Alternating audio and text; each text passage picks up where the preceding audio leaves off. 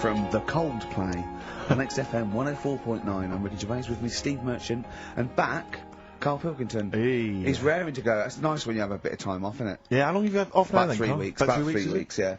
We can't do that because we're sort of self-employed and we'd be letting people down, but it's different when you get paid anyway whether you turn up or not. But good to have you back. I'm never off ill. No, it's the first time I've ever been off ill. Like, well, no, I mean, just you're off 2 weeks and then you're off.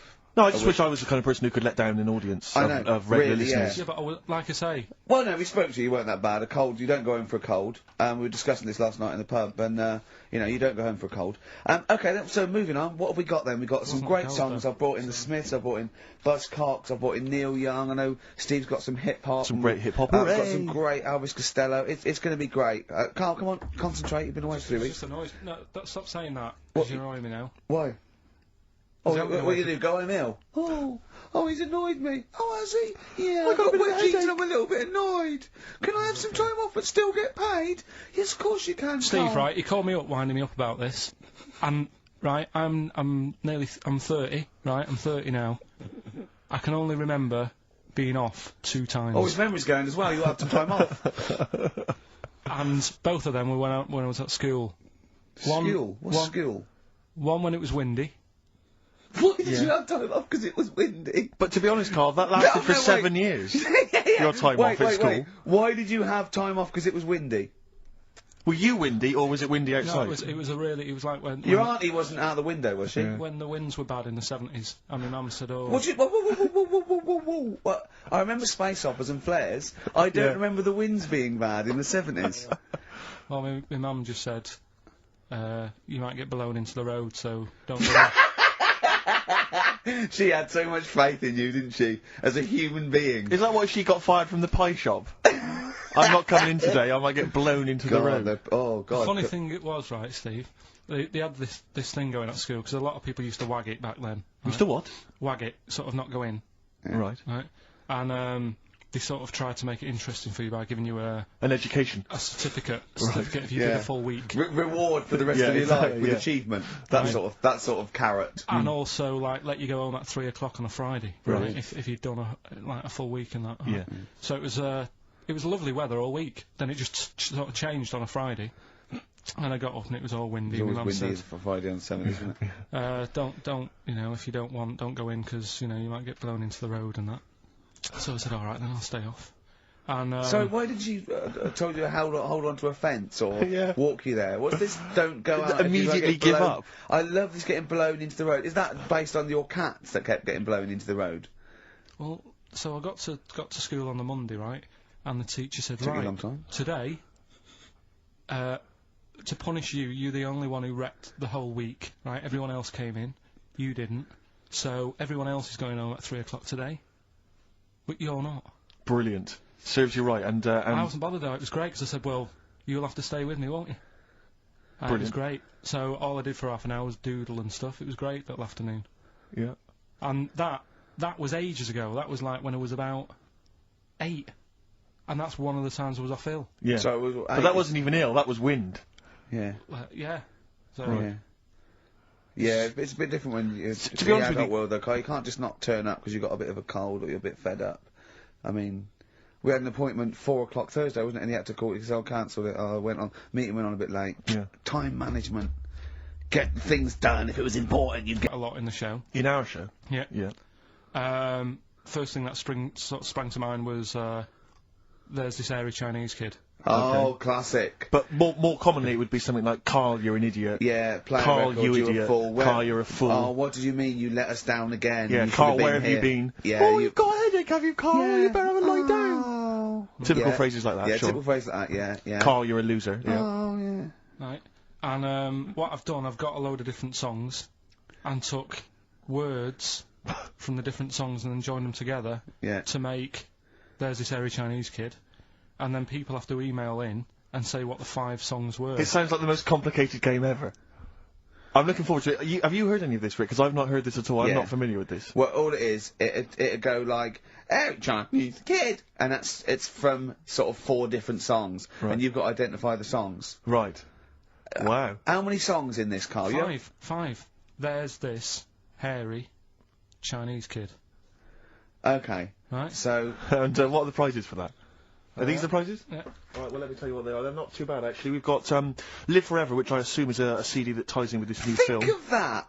A well-known phrase from the show, and it's hairy Chinese kid. Yeah. What other... Where would you There hear is no that other radio show in the life? world. This is... Go on. If you've just tuned in, Yeah, I mean, what are you do thinking? Think if you've just tuned in? You're going, well-known phrase from Shaw, hairy Chinese kid. Oh, yeah, classic. They'll be playing that in charades this Christmas. So yeah, this is a CD that ties in with this new film Live Forever, which is all about Britpop, and so there's stuff on there from Oasis, Blur, Pulp, etc. We've also got another Red Dwarf DVD, Marion and Jeff, the first series of that, excellent. That's on VHS sadly, but never mind. And also the very best of Led Zeppelin, a 2 CD set there with all the classics on. So that's not bad prizes actually. Carl, you've done yourself proud. We've upped it. We're getting serious now. We're playing in the the bigger league. We've upped the stakes. We want Heat magazine not to lose touch with us just because Rockbusters is gone. Yeah. I think they're still behind us. So we've got film. You appear in a film. We've got crosswords. How is that to do with the crossword?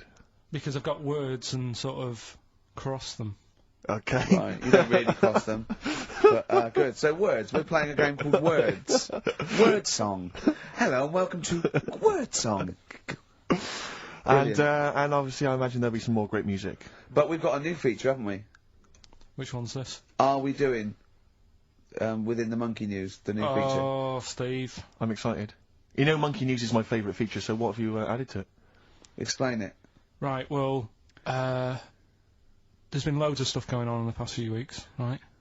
But for the times when I struggle, when sort of monkeys have had a quiet week, and there isn't that much news going on, sure. Right? Come up with this thing. I sort of speak to an expert. I've spoke to him already. You spoke to an expert, yeah. A monkey expert. Yeah. And I asked him a question. Wow. Right. The feature, it's got a good name. You know, that's the way I work. Yep. Cheapest Chimps. Right. Okay. And what I do, I asked him a question about, how much does it cost to, keep one? How much does it cost to, feed one for a week? Yeah. All this sort of stuff. So I give out like a monkey story, and if that isn't enough for people, they'll also learn something else at the end of it. Right. Yeah. So like... It sounds fascinating, can I say right now? Yeah. That's just some of the things that we've come up with. Play a record, Karl. Please still continue to listen there. Yeah. Baby, come on down.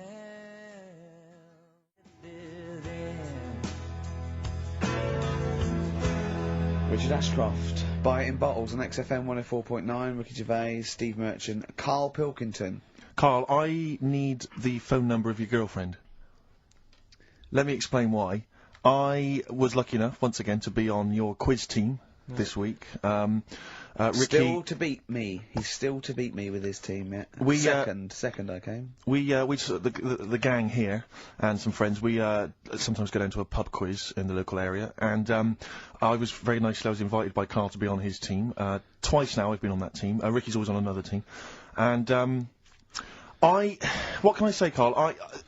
Do you mind me saying this now? Because I've analysed the team, and it's very much your team, and you've put the team together. You've recruited some excellent personnel. Your girlfriend's very, very good on the team, as is one of her work colleagues. And you normally bring in, someone like myself. I like to think I'm providing something with the entertainment section. I seem to remember last time I answered at least 6 or 7 questions that other people hadn't got. So I felt I provided something there. Karl, I rather like John Harvey Jones, who used to be called in to sort of troubleshoot companies.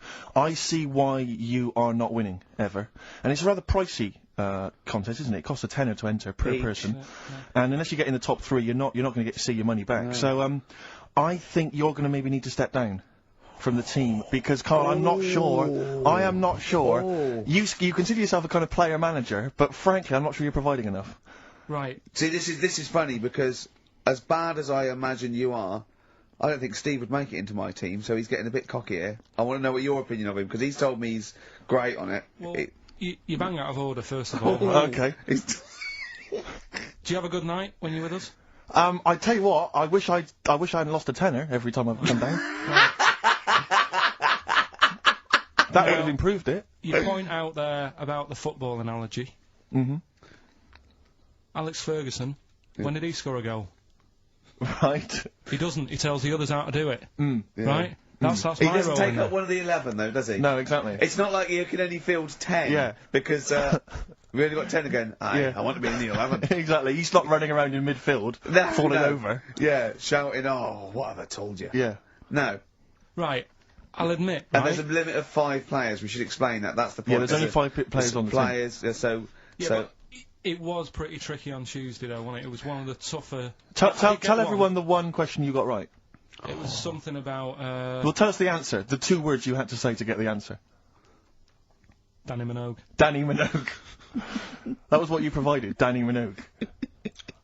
Is this valuable? Well, no, not really, because because there was at least 2 of us who also knew the answer. Oh, well, we gave him. he didn't provide anything. No, exactly. We gave it to Karl. We massaged his ego. Oh, but dear. I just feel Karl. Do you know what? I feel a bit bad now because I just sort of either had a crushed face. Then. Can I just tell you right now? He just can't believe this. Can I just tell you right now? I think the problem is this. I think there's that precious 5th position that is not being filled at the moment, I think, consistently enough by a decent player, right? You've got a solid team. I'm thinking if you want to remain on the team, you are going to have to pull your finger out and find a 5th member that is going to provide, and I'll tell you where the weaknesses are, I can tell you right now, mate. The weaknesses are natural history and science. Oh. Something which Ricky Gervais is scoring on week in, week out on his team. There is a few... Now, if he was available for a transfer, we could be fine. But we've got to find someone to fill in that space. Otherwise, I'm either going to quit, or you're going to have to step down. Because I don't think I can be on a team where there is these obvious deficiencies. There are visible deficiencies in the team. And, you know, the £10. That's £10. I'm not made of money. That's once a month. I've seen him depressed for 2 hours when he lost £20 at a casino Don't after bring 5 it back. hours Don't playing.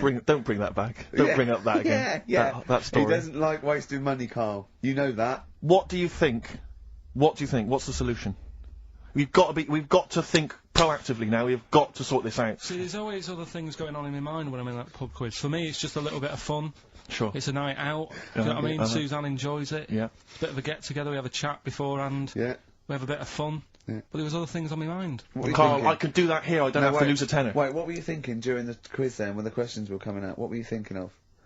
Well, what it was, right, just before the quiz started, I had to go to the toilet, right, because the rule is, right, people who don't go to it, once it starts, phones off, no more toilet. They take it dead serious, don't they, right? Yeah.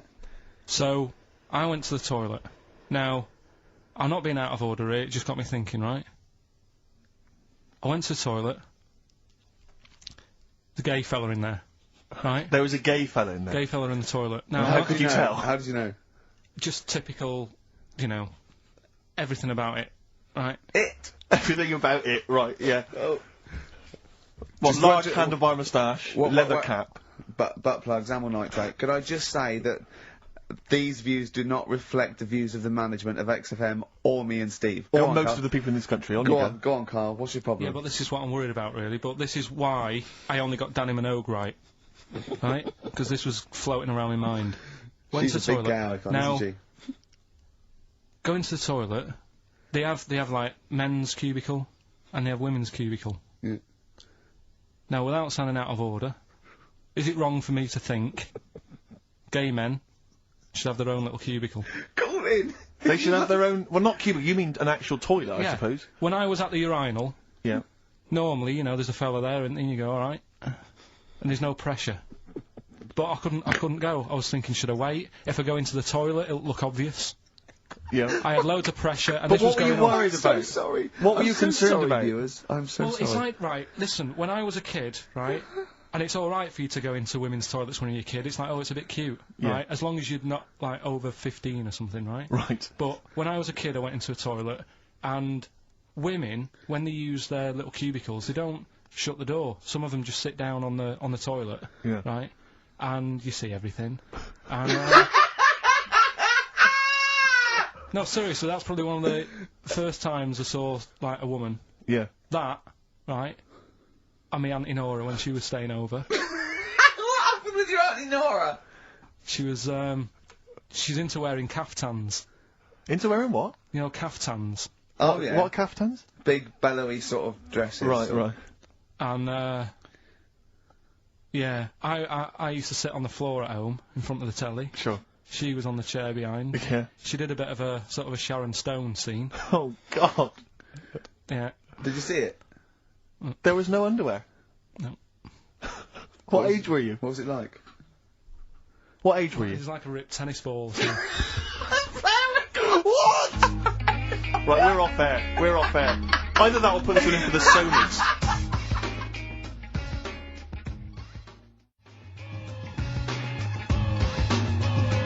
That's how I'm living. Ice-T. That's how I'm living. Bit of old school hip hop. Where's RT? Alright. Good point. Yeah. Go and make me a cup of coffee or something. Well, before you do that, can I just qualify something? I'm a little bit concerned about your toilet discussion. What exactly is your point again? I was just a bit bemused.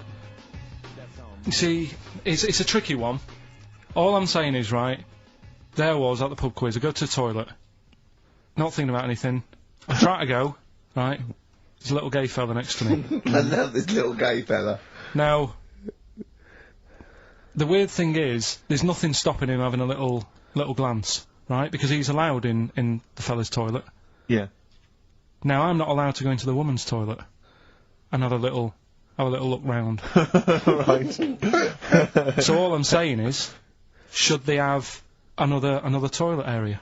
What, for gay people? Yeah. And so this would be gay men and lesbians? Is that going to complicate things? Well, I mean, I can only assume. I mean, to what point? I'll ask you a question, right? If you're intimidated, that's a shame. But you know, most gay men aren't looking at your knob. You know that. What do you mean? I can only say that 99.9% of gay men who use a urinal standing next to what they assume is a heterosexual man aren't looking at his knob. And what they're doing then? They're emptying their bladder. No,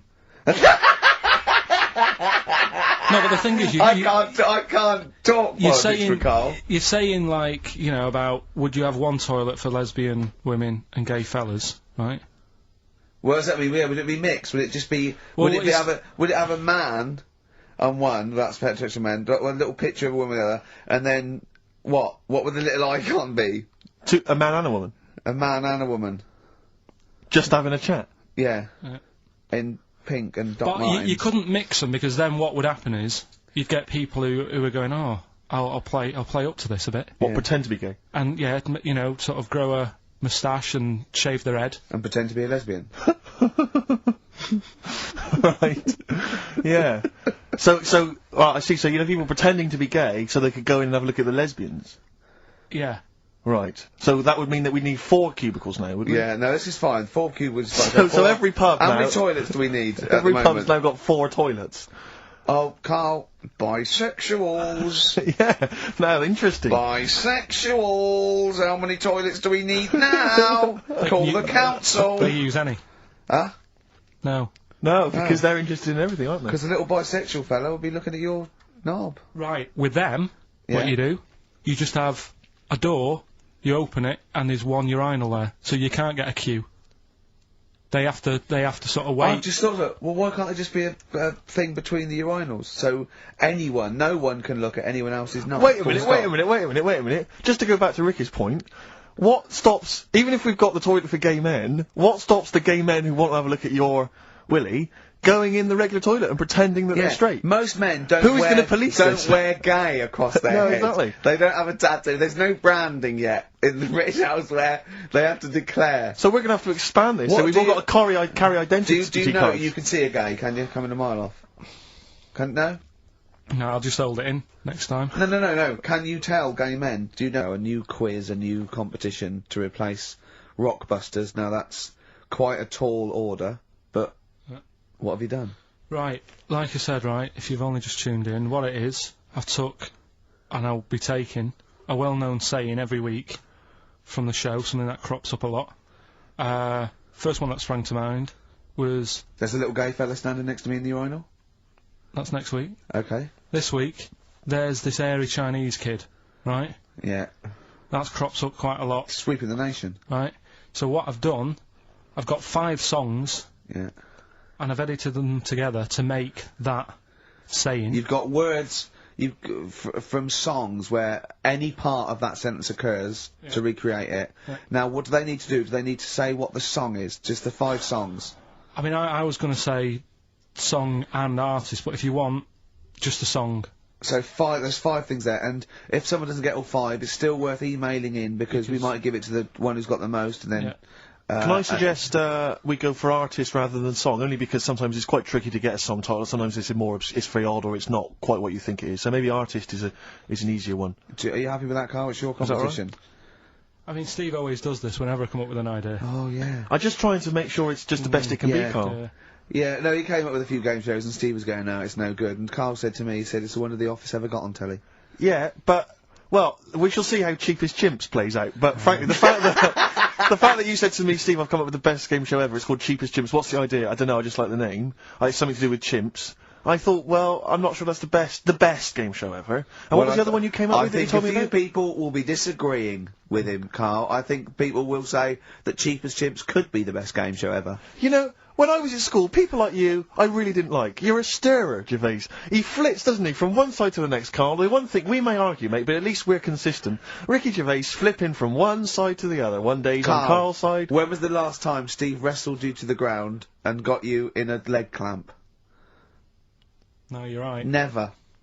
What, is that supposed to be a good thing? Well, did you see us? Yeah, I saw you struggling in Karl's office earlier. He was punching my legs to release me. We were on the floor, and I was squeezing him with my mighty legs, wasn't I, Karl? Right. It was like, I imagine that's what a crab feels like when an octopus has got it. We were playing that, weren't we? So anyway... So, I'll play you this clip now. It's 10 seconds long. We'll play it a couple of times, because you'll need to take it in. So here it is then. What are we saying? We're saying artists? Let's go with artists. Artists. So email in ricky.gervais@xfm.co.uk. Name the 5 artists it has taken to make up the saying, Give there's that this email airy address Chinese again. kid. Give that email address again. ricky.gervais@xfm.co.uk. There's this airy Chinese kid. Here we go.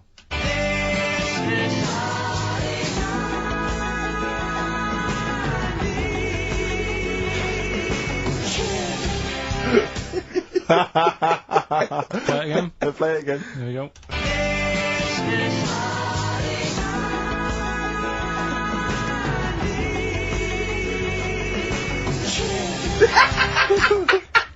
I think you better play it once more. I've got them. Have you got them all? Yeah. That's nice work. Here we go.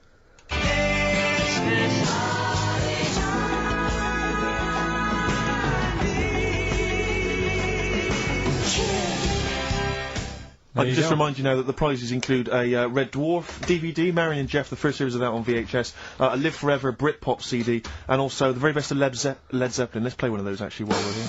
Brilliant. Rock and roll.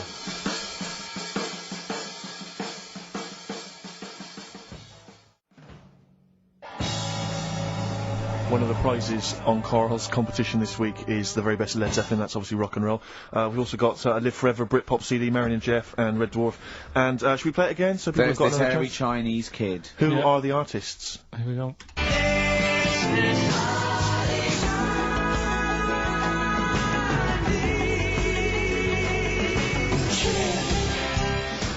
It's tricky, it's not very easy. Once more. One more.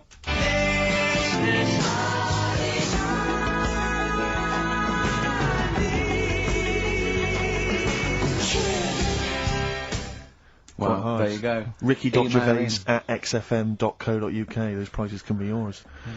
I, at the quiz, also discovered, of course, and I don't know, I'm just intrigued to know, Karl, I'm just intrigued to know.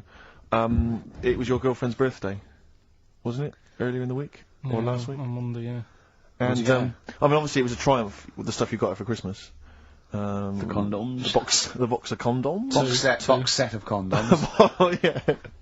Not just the singles, the whole set. Yeah, a complete collection. Brilliant. So what did you go for this time? What did you get her? Yeah, but... No, Yeah, but it's her birthday. How long have you been together? About 9 years. Okay, so, ooh, God, it must cost you so much. I know, but it starts getting tricky, doesn't it? Because I spoiled her a lot in the first few years. Yeah. So then Here's a packet of rubber bands, enjoy them. Oh. Well, it's what she wanted. Okay. I mean, you're making out as if... No, everyone wants paper clips. Come on, what did you get her? Got her a new pair of gloves. Right. Alright, well. And? What, nice leather ones from Selfridges or Harrods or something? They were good ones, the sort she likes, so... They weren't... Well, they weren't the little woolen ones that she had. Yeah. I thought that was a joke when she said he got me these, because I laughed. No, but I know that's the one she did have. When they said it's his birthday, right, it was her birthday Monday, and me and Steve wanted to get her, and he got me these, because she had those little woolen gloves on. I laughed, because I thought she was joking, Karl. That's what she wanted. Right. I've told you before about buying presents. It's Did those gloves have your name sewn in them? And a piece of string that ran over the back of your duffel coat? You know, I've never been into getting presents and that. I had the problem at that Christmas one, that time with the Victoria Plum. Yeah, we'd hate that. We'd hate to bring that back. We've done that. Because you talked about because it's kind of to do with your dad, isn't it? He's a very bad gift buyer. Was that the problem? Well, yeah, my dad just wouldn't bother. It was my mum who sort of made an effort, and she sort of worked out half of what I wanted, then she left it to me dad to get it off someone, see if he could get one cheap or whatever. I love the fact that usually people talk about, like, drinking heavily, or, violent abuse, right? Yeah. But what he's been left with and scarred with from parents is bad gift buying. Yeah, and the Victoria Plum incident. In the greater scheme of things in the world, that's not a bad thing to have, is it? Right, this is what it's like about getting presents and stuff, right? With my mum and dad. Go on. My mate, Colin, right? No, Colin Bailey. Oh, right? Yeah. He had a little Sinclair Spectrum, right? Yeah. Computer, which was like the thing to have at that time, right? You used to always go round to his house. The deal was... Not the one you had to play through the window because you weren't allowed No, that's another lad. Oh, right? yeah. This is a different lad. And the deal was, he came to our house, and my mum gave him a pie. And then I'd go round to his, and I'd stay there for a few hours playing, you know, Hungry Horace and stuff like that on it. Sure. Right? Now, my mum and dad knew that I really wanted one of these computers, right? So I waited about a year. Came round to Christmas Day. I thought, I reckon might have one. Turned out they bought me the wrong one. They bought me a ZX81 instead of a Spectrum, right? And Christmas Day, I'm there trying to load the games up. It's not working. I'm thinking, what's wrong, right? And the thing with me when I was a kid, I used to get quite sort of agitated. This is the moment, right? I found out that it needed a RAM pack to make it work, right? Looking in the thing and it's saying, and make sure you put your RAM pack in the back. And I was like, oh, where's the RAM pack? And my dad's going, I don't know, I've got you the main bit. That's it. So I was that wound up. I just was sick, right? Just sick. I didn't feel sick or anything. I just was like, oh god. Went to the sink, just sick. Because I was that on edge about it. I said, come on, we've got to get one. And my dad's like, Tandy's shut. We're not gonna get anything today. Ruined again, Christmas Day.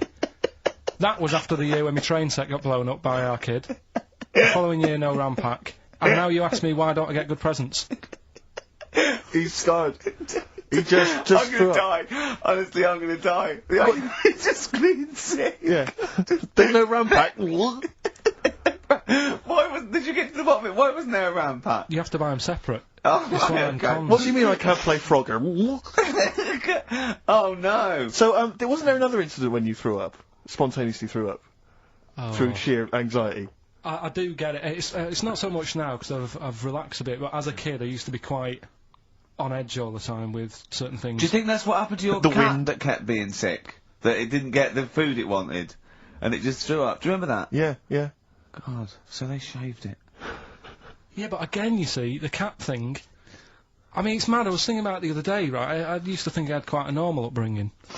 You didn't. Right, and someone was talking about Your mother once told you not to go to school because it was windy, Karl. It was not a normal upbringing. The cat was being sick, so she shaved it, so it was easier to clean. Right, well, my mum and dad went on holiday, right, and I stayed at the Rosses down the road. Oh, yeah. Only a kid, must have been about 5 or something, right? And, I was always running around in the house. I had a lot of energy as a kid.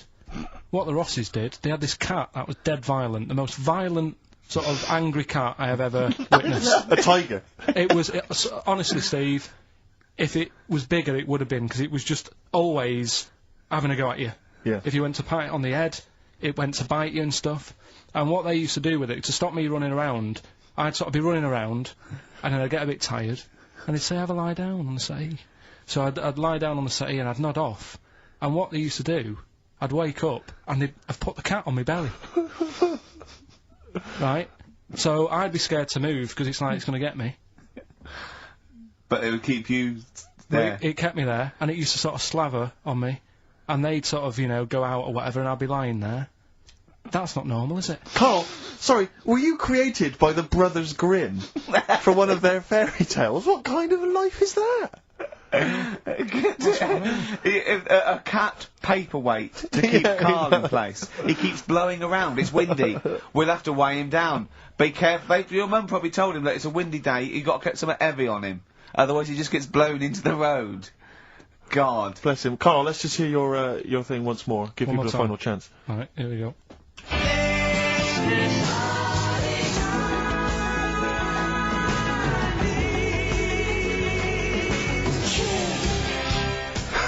Ricky.Gervais at xfm.co.uk.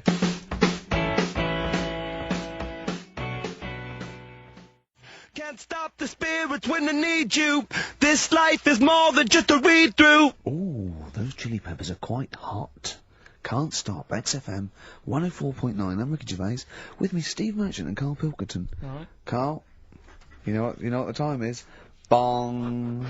Monkey news. Yeah. Right. Imagine if Trevor McDonald started like this. Yeah. There's been a lot of stuff going on that with monkeys. Oh, yeah? I was mentioning earlier how we sort of making the feature grow a bit, right?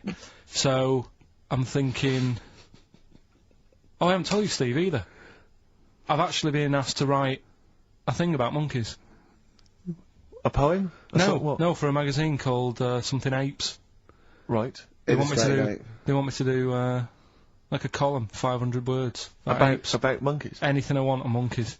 Anything. What are you going to write? Don't know. Think about it. Well, give him a typewriter. I come up with Shakespeare eventually. Yeah. You could write about that. Why didn't you write about that? The fact that you don't believe it. You don't believe that an infinite number of monkeys could type because you watch Shakespeare. Because you reckon most of them hadn't have read Shakespeare, so they wouldn't know some of the spellings. Exactly. It wouldn't happen. You idiot. Get on with it. All right. There's been a few things, but one that springs to mind is they found a load of monkeys somewhere. Right? This is brilliant. Yeah. I mean, imagine this if this was news. Yeah. Go on. Where? Somewhere. I think it was in 17th century? It doesn't matter that bit. Right? Okay. Found a load of monkeys Yeah. that are having a good chat. Go on. They're having a good chat. All right. What do They you found mean? monkeys that can talk. Yeah. They've worked out they've got about 534 different words that they're using to like have a chat about stuff. More than you. Yeah, what do they chat about then? Just, things that monkeys are worrying about. Just, where do you get that from? Who does your hair? You going out with her again, are you? Yeah. Oh, yeah. Have you seen that, Sorry, you can't just leave that. No, I'm just intrigued. I'm just intrigued to know what else. Is there any... No, Were I mean, that Were they discussing the humanity? Did you see that programme on Channel 5? Yeah. He can walk upright. Yeah. That was good, But wasn't what Did you see do how mean? well Do you mean hung he they was? taught them? They taught themselves this language. Yeah. Where? Where is this? In the wild? Is this? Is it? Not sign language. It's but in some jungle somewhere. They found these monkeys. He heard some explorer was over there, cutting through the woods and that. And he heard his name, and he thought, "That's what he went. What do you want, Ronnie?" It wasn't me. I didn't say. Yeah. I didn't say. Oh, Snodgrass. Where'd you get that gun? Yeah, exactly. Well, there's only me and you here. Yeah. It's weird, isn't it? No, it's not weird. It's not true. Well, right, come on then. What's next? Once again, but what I'm thinking, that did happen. So, well, and to sort of add to that feature, that's not true. we're doing cheapest chimps. Right. Can I just say now to the audience, if you thought that Rockbusters was bad, if you thought that piece of rubbish earlier about the Chinese hairy kid was bad, I'm suspecting this is going to be really not very good at all. I'm just pointing the finger. What do you think of it? What do you think of his negativity, Karl? He keeps doing it. I just don't think you should start with the name of the quiz first. This is my only concern. You come up with cheapest chimps, and now you're trying to construct a game around that. And I'm not sure it's a proper... Well, okay, what is the game? Let's hear it. Right, it's about a chimp, right? Surprising. Spoke to an expert about them. Who was the expert? Someone at London Zoo. Okay. How many bananas do you think the little chimp that they've got at London Zoo eats a day? Right. How many bananas does a little chimp at London Zoo? Can they call in for this? No, I'd leave it. I'm just testing it out on Steve because we've already got an email thing going on here. So how many bananas do they eat a day? One chimp per day. How many bananas? Yeah. How many bananas does a chimp eat a day? And does this mean that, because sometimes I've seen them on the telly, they peel one, they'll just eat a bit of it, then they'll throw it away. We're talking a whole banana? How many bananas does it eat a day? How many bananas do you eat a day? Getting angry. Come on. Well, I'll try and have 2 if I've got time, but I'm pretty busy. Well, I'll go swinging on your tyre. How many do you reckon? I think a little monkey, tiny little monkey, per day, over the course of a day, I reckon he probably eats 15 bananas. Right, Ricky, what are you going for? Little chimp at London Zoo. But hold on, but presumably they don't only feed it bananas. So Okay. so the question is, It's how many bananas does it eat? Come on, yeah, Rick. but how many does it get given? It would eat 15 if it was given 15, but it might be given one slice of banana, 15 oranges, 200 potatoes, and some lettuce. How many bananas does it eat? Come on. It's 5. Have a guess. 5? Yeah. Right. It's only 1. Yeah, because it only gets given 1. Cheap as chimps. What? So it's pretty cheap to have a chimp. Right. I'm on your side now, Steve. I don't understand what happened then. What, so at the end of it, you always shout cheap as chimps. Is that what? That's the quiz, is it? Oh, play a record. Wait, Karl. so is that it? Is that seriously Is it? that it? Was that the first instalment of Cheap as Chimps? Yeah. We'll have to see what the press say about this. And why does it only eat one banana? Because it only gets given one banana. I think that's all it wants. No. So you don't even know. You didn't even bother to ask him. It wouldn't just get given one banana and nothing else. It would get given banana and then lots of other stuff like apples, oranges, carrots. It would get given a balanced diet. Cigars. Yeah. So it's just how many do they give it at London Zoo? Who is he and what is he to you? We have not had any successful answers on your quiz, Karl. We've had people who've That's got what you get a when you maximum put of 4. a duck in a microwave. Yeah, yeah. Bill Withers. Nice. All right. Cheers. So I'm not talking about cheapest chimps. That's safe. That's going to run and run. Yeah, that is going to run and run. That's really got legs. I'm going to check the press Monday. I can only assume it's a triumph. Exactly, another Pilkington triumph. Yeah. I'm going to give the prize, if you don't mind, Karl, to Karen and Jeff Gillian, because they're the only one that got. They were the only couple that got the second answer, which was very, very. But tricky. they got 4 today. But they only got 4 right. 4 is the top answer. So should we give the answers play it, now? Karl, and then tell us who each one is. Right.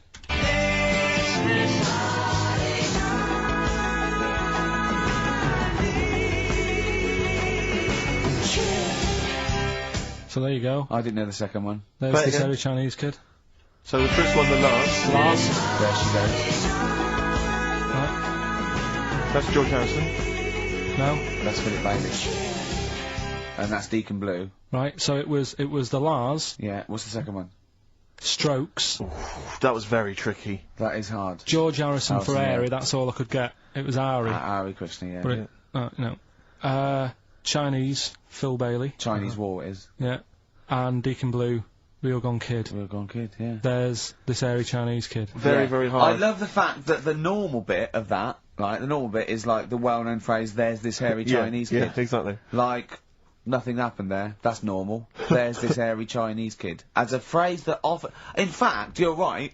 We must have said that phrase 20 times today. When was the last time that was said 20 times? Never. I don't think it's ever been said anywhere. There's this hairy Chinese kid. I mean... Even in China. I don't think it's... Well, it's very rare. Definitely not said in China. The prizes they've won. The prizes they won: Red Dwarf DVD, Live Forever, the best of Britpop, Marin and Jeff on VHS, and the best of Led Zeppelin. Well done to Karen and Jeff Gillian. I've also seen no proof of this hairy Chinese kid. None whatsoever.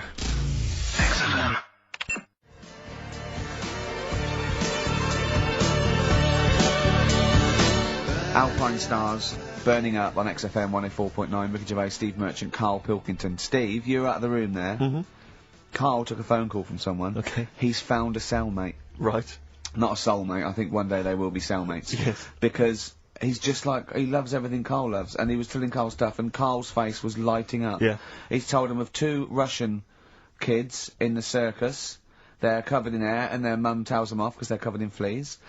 Karl said, see, that annoys me again, innit? They do something else. And the bloke went, yeah, they should just make money out of being hairy.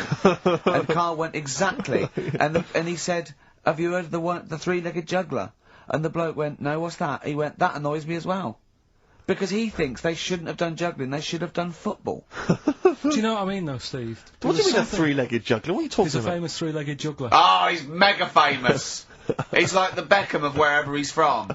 But the other day I was looking in, I don't know, Bizarre magazine or something, right?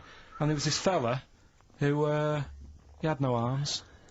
So you saw a picture of him, his job was fixing watches, did it with his feet. Go on. Well, it's just, why pick the most hardest job to do when you haven't got any hands? Crush grapes. Or... Do you know what I mean? That annoys me. Oh, crush grapes! Imagine him being told that he comes into the careers advisory where they go, now, what do you want to do, Hargreaves? Make watches? Right, take a look at your arms. Crush grapes, mate. Sorry, you're a grape crusher. Next. Brilliant.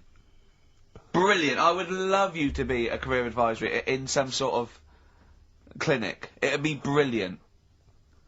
I like the fact that it annoys you. Here's a man, he's got no arms, he has learned to fix watches with his feet. Yeah. An incredible talent, incredible skill, he's utilising that brilliantly. That's annoying to you. You are angered by it. Right, I'm only being honest. Now, you be honest, right? Your watch is broke. Who would you go to? You're in a rush. You need it fixing in a rush. Now, you need some fresh wine.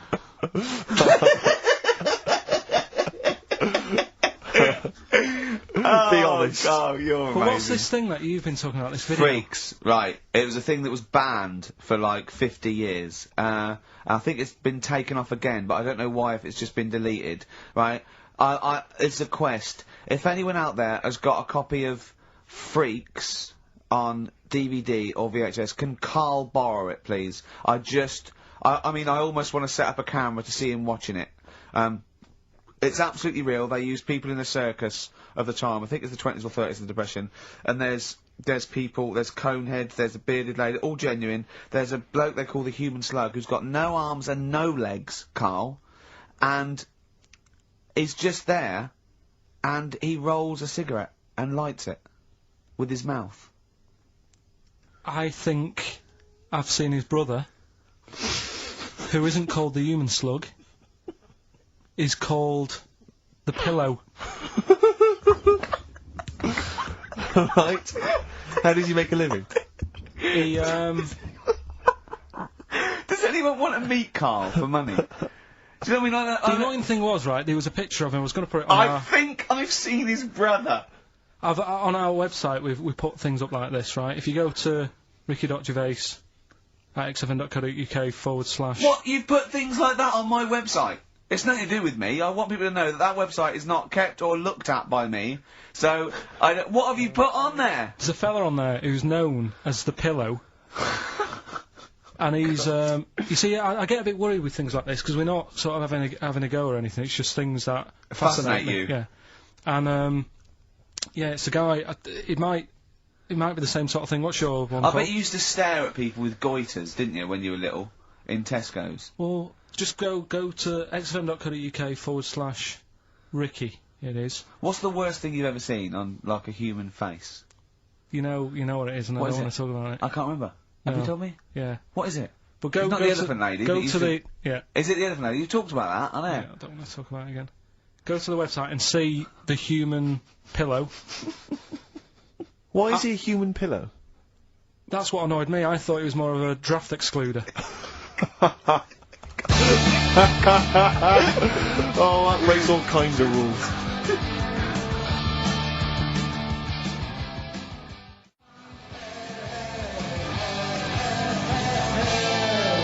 Buzzcocks, harmony in my head. Now, things are flying here at XFM. People have called in. There is a video of Freaks on the way. Karl's going to see that within the week. That's exciting. That is exciting for me. Do you know what I mean? About our education of Karl. We started off trying to teach him about science and history, and now we just find that he likes pictures of hairy Chinese kids and women. Who doesn't? No, true. You've got a theory about pictures of freaks, haven't you? You see, you always bring things up that I don't want to talk about, because I'm really worried that people, if you've just tuned in for the first time, it's the first time you hear it, and we're talking about airy Chinese kids. Yeah. Talking about the human worm. Karl, listen. People don't think that you're taking the piss out of those people. They lump you in with them. Do you know what I mean? They think that you're a freak of nature. So you can say anything you want. Do you know what I mean? Because it's honest, it's from the heart, it's genuine. So, don't worry about that. Yeah, but Suzanne was saying last night that I've got a heart of stone, or whatever it is. Why? Because I wasn't crying at Comic Relief. And all I always used to say to her, get out Elephant Man, let me watch that for 30 minutes, I'll be crying my heart out. Why? Why do you care about that but not... Because it's... That is more real, isn't it, right? Think of John Merrick. Sorry. What, the film starring John Hurt is more real than footage of starving people in Africa? No, but what I'm saying is, think about... See, this is why I didn't want to bring it up, because people are gonna just say... Well, you're allowed to cry at what you like. People can't have you for not crying at someone and crying at someone else. Imagine that, like, if you've seen the film, you know, his head's all, you know, messed up and that. Yeah. He's getting picked on all the time. Yeah. By Michael Elphick, I remember. Yeah. It's just really, really sad. Whereas, you know, we're trying to help out. But you give him a bun people. and he forgets it. Do you know what I mean, though? He never forgets, Rick.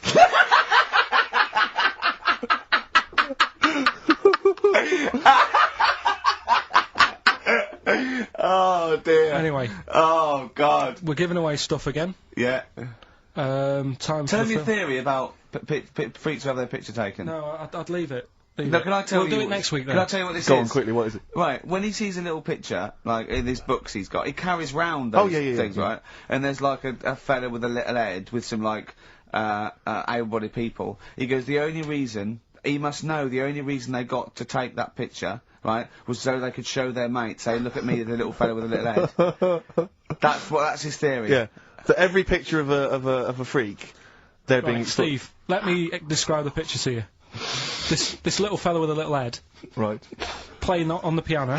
I've seen it. All his family stood around, and mates and that. When have you ever seen a picture of someone playing the piano and everybody wants to be in on it? Right. Doesn't happen. Maybe it was one of those kind of Christmas cards they sent out to It everyone. wasn't. You could see one of them was like in a rush to go away. He was probably planned to go out, and he was like, but they were taking a picture. It's, I'll be in it then before I go out. And it was all... It's out of order. Yeah. If you say... do you know the one I mean? do know the one you mean, yeah. What about the one in the, when you went down to Cornwall? In that little We'll pub? talk about that next week. What, you want to get on, do you? Yeah, right. We've got to give away another prize. Yes, you lucky people. For those of you that haven't seen it, and do not have the requisite £4.99 to buy it yourselves, you can win on VHS cassette, panned and scanned. Billy Elliot, the special edition, includes bonus documentary, The Billy Elliot Boy. Oh, and, I'd like to see how they really sort of made that film. Exactly. Well, it's the hit film Billy Elliot, and you can win that on VHS. Because Karl, I assume you have included yourself in an excerpt from the movie. Taken a scene from the film. Who do you play, Billy? I'm playing the part of Billy. Brilliant. And we'll have a question at the end of it. Come on. Brilliant. 2, 3 part of all way and go. Alright. Just been down the ballet. So I don't know where you... What are you looking like that for? What's wrong with ballet? What's wrong with ballet? Yeah, well, what's wrong with it? It keeps you fit and that. What do you think, Auntie Nora? You think about me doing ballet? I used to go to ballet. There you go. She used to go to ballet. I used to say I could have been a professional dancer if I'd had the training. Bet you were pretty good, weren't you? Wasn't the time you had wind for 5 minutes, was it?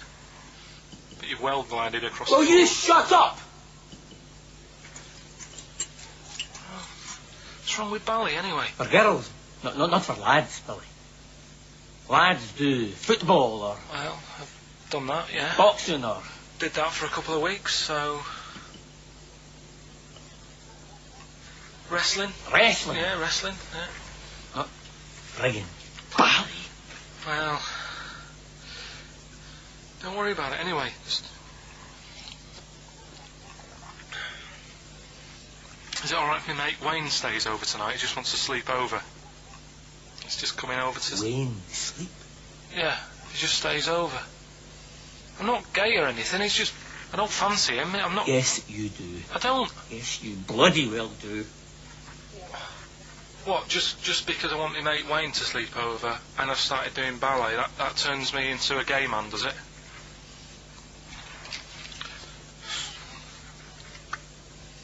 You haven't seen my Village People album lying around? You're asking for a hiding. Just joking, just having a laugh. Just didn't mean... I've had enough in here, I'm going out. Look, from now on, you stay here, you look after your nana. Got it? Yeah.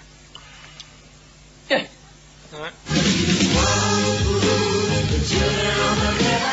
Well, there it is. What's the question? Powerful. I'd like to know what was the name of the actor that Karl was taking the role of. Does that make sense? That's not grammatically quite right, but anyway, yeah. Fine.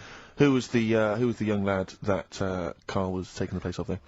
Name of the actor, not the character. And just email in ricky.gervais@xfm.co.uk. You can win yourself. You gotta be fast. You can win yourself a VHS edition of Billy Elliot worth £4.99 price. I'm going to leave the sticker on, which has actually got the price on. Brilliant. I'll leave that on so you know just what you've got in your hand.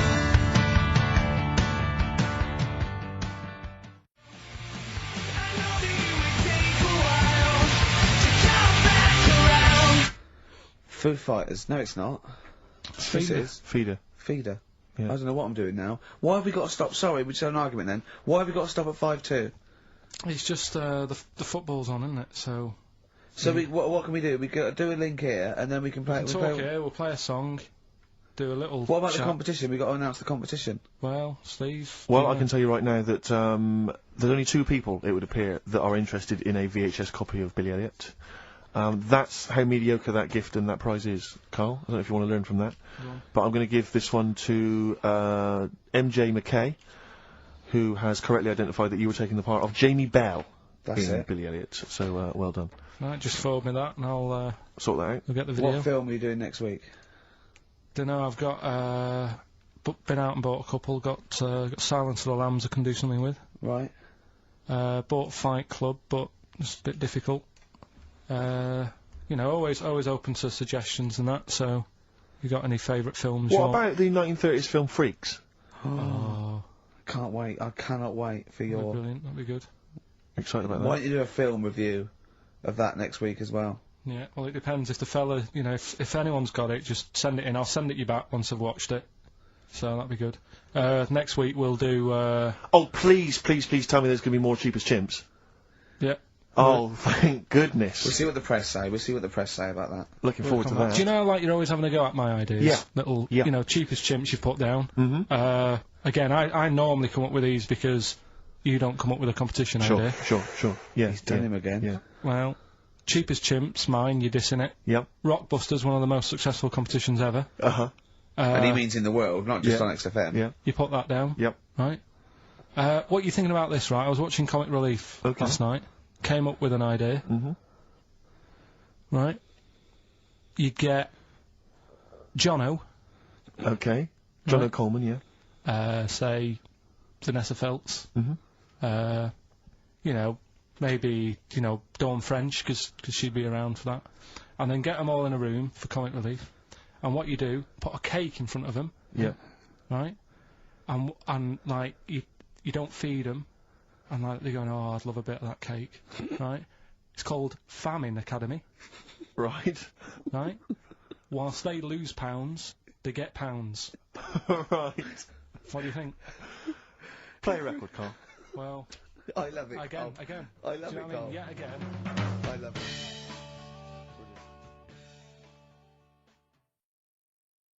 Oh, that's them Red Hot Chili Peppers, and they can't stop. I'm Ricky Gervais, with me Steve Merchant and Karl Pilkington. You're listening to XFM 104.9. Coming through today, it's noisy again out there. It's a nightmare. A lot of people marching up and down. What's that about? Well, from what I can work out, there's hundreds of them, millions of them, and they're all shouting really loudly. What do we want? Peace. When do we want it? Now. What do we want? Peace. I want to go, shush. Yeah. We all want a bit of peace on a Saturday. Yes. Keep it down. Please, I can barely hear myself think. I know. And he's not listening. Tony's not listening. He can't hear from there. You may as well give up. He's not listening. There was 1 million of you last time. It didn't do anything. Hey, but Steve, there's no attitude. You know what? I couldn't find Boy George's War is Stupid, so here's a bit of Dylan. Bob Dylan. The times, they are a-changing. The thing is, Rick, it makes me wonder if, the times, are they changing? I mean, it seems to me that life's pretty much the same as it was way back in the 60s when Bob Dylan wrote that song. Got any idea what you're talking about? No idea whatsoever, You Rick. don't really know about politics, do you? Know anything about it. Don't even read the papers. Got no interest, really. Yeah. Not particularly informed. My life's cushy. Won some awards and stuff. Doesn't bother me. So, on a serious note, though, here's a bit worrying. I want somebody to put my... Do I have to get gas masks or something? No, because there are guys out there in Leicester Square today wearing novelty hats. If they don't sort this war out, then no one can. Okay, well, I'm not talking about it. You would worry about it. I would worry about it. Well, you, maybe Steve. Why? Sort of people who are successful are worrying about it more than other people. Just because, well, they've got more to lose, haven't they? Right. No, do you know what I mean? You see, like, Bruce Willis on the telly saying, oh, it's not good, is it? And it's because he's got a big house and loads of cars. If you live, you know, on a council estate, it's like, well, if it gets bombed, probably doing us all a favour, we'll get nice new blocks of flats to live in and that. It happened with Manchester, with the bomb that happened, and they bombed the Arndale Centre. Did us a favour. Got a nice new Marks and Spencers and that. So hold on, this puts a whole new twist to the argument when people say bombing the world's poorest countries is wrong. Because I remember when the Afghan problem was on, people were saying bombing the world's poorest country is wrong, but it's like home improvement, according to you, then. Yeah. Because they've got a brand new B&Q, have they, over there? They're popping down there every Sunday. Anyway, let's not go on about it, because... Well, think what you're saying. Yeah, I know. My family was killed, but look, a carpet warehouse. Yeah. Do you know, I think, you know, people don't want to hear about this today from us. They want to hear, you know, the new features, the songs of phrase. What song's a phrase? It's the feature we started last week, where we take clips of songs, we make up a phrase from the show. I mean, a famous phrase, last week's world famous phrase was, there's this airy Chinese kid, you'll remember. Yes. Well, it was called Crosswords last week, but Phil emailed in a good suggestion and said call it Songs of Phrase. Brilliant. Songs of Phrase. Songs of Phrase, but perfect. So are we still going with Cheapest Chimps? We're persevering with that, aren't we? Got some Cheapest Chimps lined up. We'll be doing that before 3 o'clock. Yeah. Great. Again, who else can say that? So for the next 2 hours, everyone should just bury their head in the sand, ignore the world's problems, and enjoy features such as Cheapest Chimps and songs of phrase. And a bit of cheering breaks. Oh, class. Oh. Trying to stop suddenly in Italy. TB. Cheering breaks. It's like a rockbuster, Karl. They were the good old days. I know, yeah. Painkiller. On XFM 104.9. But look, Rockbusters is gone. Forget Rockbusters. Long live Songs of Phrase. Over to you, Karl. Alright, well... You know Rockbusters was one of the things they were protesting about last time. that was why I just had to listen to them. They just kept stopping me in the street as I was trying to get to the tube. We've got to stop Rockbusters, it's run out of steam, they said, and I'm glad. Yeah. That's why they always do it on a Saturday. Yeah. They make their way to Leicester Square for 3 o'clock. Yeah. Right. Songs of Phrase. What it is. Songs of Phrase. We take a phrase from the show. Last week, it was, there's this airy Chinese kid. Right? Yeah. Today, we're going back to the good old line of, about you never see an old man eating a Twix. Sure. Right? How long is that? No, you'll never see an old man eating a Twix. You'll never see an old man eating a Twix. It's not as many as you think, though. It's not that many. Well, how is it not that many? Right, well, first of all, anyway, don't worry about that. I think there's about 5, I think. Hang on a minute. Oh, God. Why do we leave him alone to do this, I don't understand. Do you know what I mean? It's like, I tell you what, we were flying then. 6 different songs. 6 different songs! That's a lot to get, Karl. But what happened is, I couldn't find a song with Twix, so we've changed the chocolate.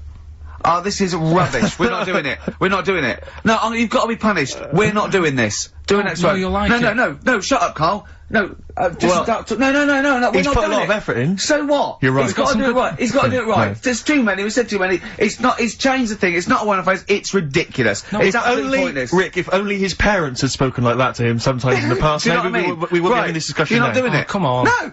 We're not doing it, Steve. What do you think? I'll tell you, we've got the prizes, but I'm not even going to bother giving. I'm not even going to bother. I think we'll just share them out amongst homeless. Absolutely. No. There's troubles in the world, and I'm not going to let you faff around doing nonsense like that. It's ridiculous. Well, let's do it for this week. Let's play a beautiful song. What do you think? I'd love to hear a great song. Yeah, the times they are changing. We've said that.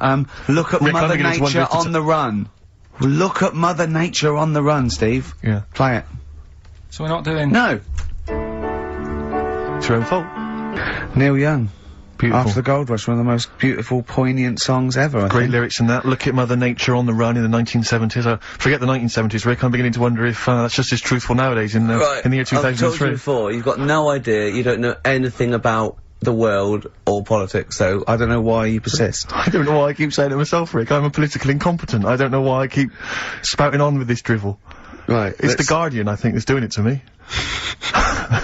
It's all second-hand information. I just read it in there, and I just think it was a good idea to get on exactly. I keep thinking I can pass it off. You don't really care, do you, about anything in the world, really, as long as it affects you? I haven't exactly. Yeah. Unless I'm personally affected by these things, I don't care less. Well, I'm the same. Now, Karl, the big question, as we know at the moment, is whether we're going to let you do songs of phrase or not. Rick, I should tell you now, there has been a flood of. Oh no, there hasn't.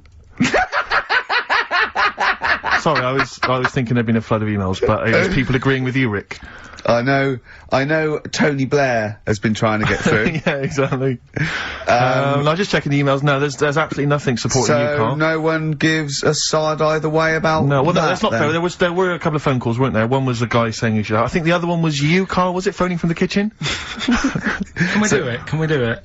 Right. No. If you don't like it, we won't do it next week. But I've made it. I don't know why you did that. We thought of lots of stuff you could do. You chose one where you have to have 10 words and 6 songs to choose. You haven't got Twix. I don't know what you've substituted Twix for. Okay, I mean, I've got to say now, I'm going to sit on the fence, so I'm quite intrigued. Okay, right. What have you substituted Twix for? Well, I can't tell you. Of course you can. No, I can't, because people have to listen to it and work out. Alright, let's just hear it. Let's hear it then. No. They know what, they have to know what the word is, they have to tell what the song is, or the artist. I prefer just to play it. No! You've got to tell them what it is, because they might not even know what word they're looking for. Let's hear him out. Rick, please. Right. Democracy, that's what we're fighting for. Come on. Right, you turn them up. Right, okay, I'll put the headphones on. Go on then. Right. Okay, so, hang on, the phrase originally was... you never see an old man eating a Twix. Right, and we're trying to identify a number of songs which you've used to make up that phrase. And you email in xfm.co.uk/Ricky with as many as you can get, and whoever gets the most right can win some so complicated. This is so complicated. Right, here we go. I'm baffled by the email address. I couldn't figure that out. What's the email address again? xfm.co.uk/Ricky. Right. Right. And there's some link on there, is there? That yeah, that you just press and it comes through. Brilliant. That. Right, here we go then, right? And you'll never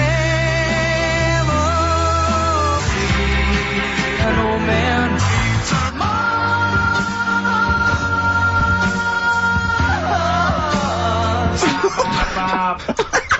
I missed a little bit at the end. Let's hear it again. Mars, ba ba ba. Let's hear it again. And you'll never see an old man.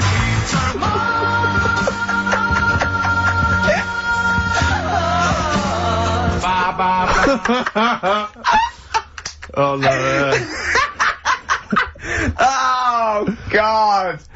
Okay, right, we'd say the prizes, Steve. Right, so how many songs were there? Do we know? I think there was 6. You think there was 6? And you'll never see an old man eat... oh, it might be 5. 5 or 6. Yeah. Anyway, why not email in the answers and how many there were, and you might be in with a chance of winning on DVD the original series of Citizen Smith with Robert Lindsay. That was good. Paul Whitehouse's Happiness, the first series of that on DVD. We've also got a couple of CDs here. The Best of Britpop, Live Forever, Oasis, Blur, Radiohead, and all the rest of them on there. Right. Supergrass's current album as well. That's I think it's the current album. Yeah, it is. And okay. Less convinced by this one. If I tell you that some of the artists include Delamitri and Deacon Blue, then I know you'll be rushing out later, Rick, to buy this. Scotland Rocks. A compilation of... Is Wet on there? Let's see. What about Biss? What happened to Biss? Let me see, I'm not gonna... I tell you, it doesn't... I mean, we've got Gun on there. Oh, yeah. We've got... Oh, baby, lately. Aztec Camera. Yeah. Big Country, obviously. Proclaimer's not on there. Wait a minute, where's Runrig? There they are. There they are. And, obviously Rafferty, Baker Street. Do-do-do-do-do-do. Brilliant. So that's definitely worth, entering for, surely. So, xfm.co.uk/Ricky. Play it one more time, yeah. just in... Right. And you'll never see an old man turn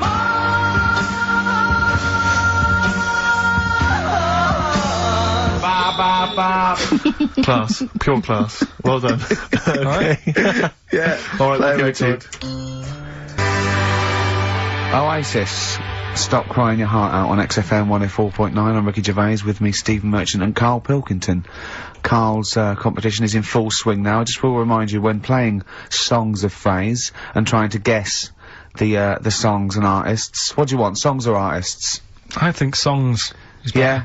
Alright. But that's ambiguous, isn't it, what a song title is? Where yeah, if you know the artists, definitely. Maybe the artist that cleans it up really. Yeah? Yeah. Artists. Okay, you know if they know what it is, because that'd stop any ambiguity, won't it? And don't worry if you haven't got all of them, because the winner last week didn't have all of them, but it's the closest one. I understand when you're trying to guess what's in Karl's mind, you can only get so close. Yeah. Do you know what I mean? He wants us to bring in Darren Brown. Because he won't be able to read my mind. And Yeah. I think he's right. I think he might be. I think he's the one person that could outwit Darren Brown. Yeah. Now, moving on, Karl. Should we just play it very quickly? Just play again. Just if you're in case you want to join in. Go on then, one more time. Here it is, songs of phrase. and you'll never see an old man turn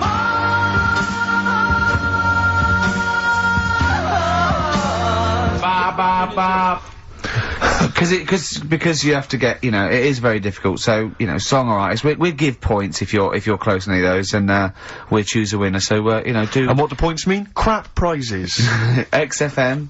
xfm.co.uk / Ricky.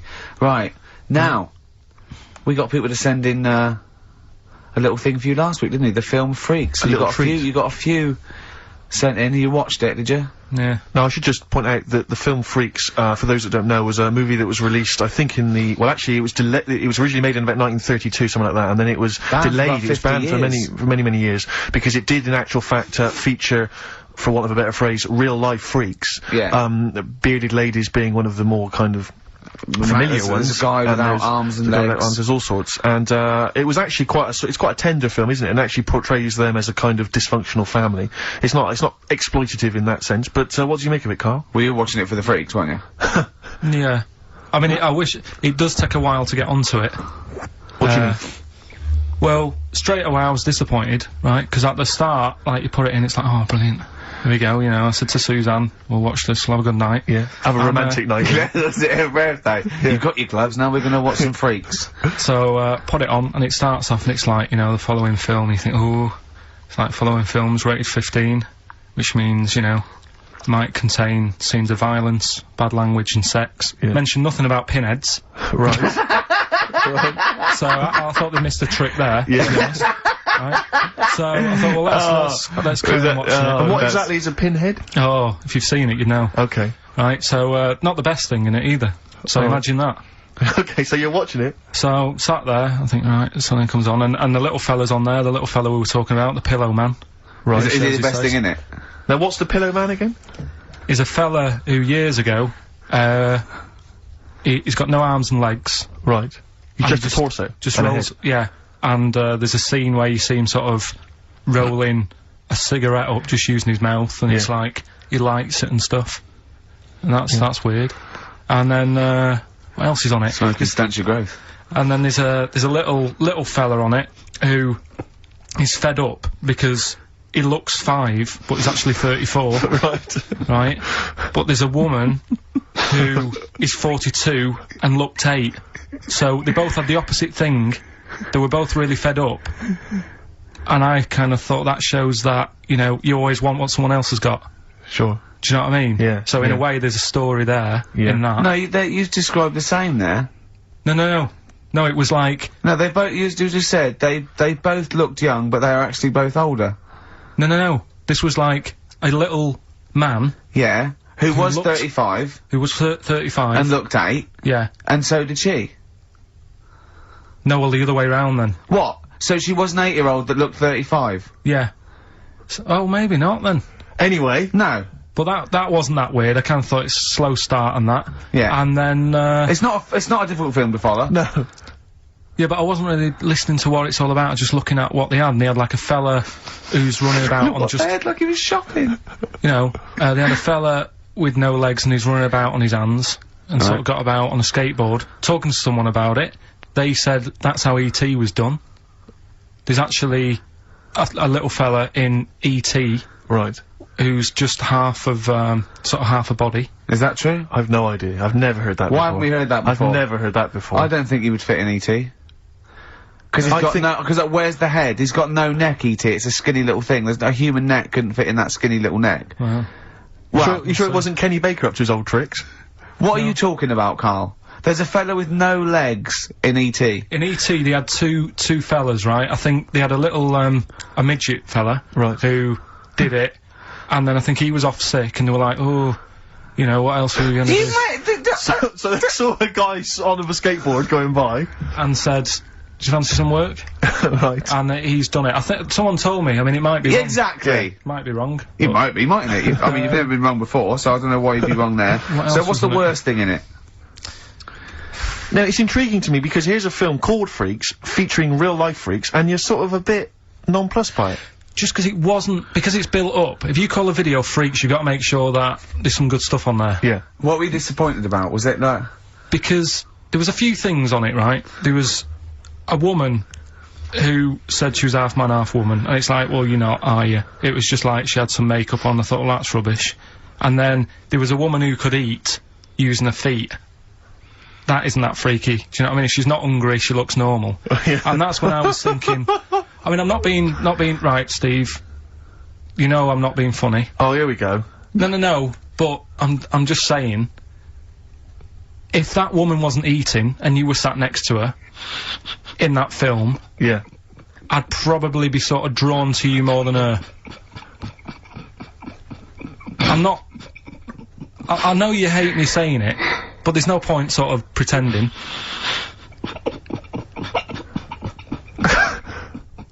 Do you know what I mean? Oi, Muttley, what are you sniggering about? The fact that he's...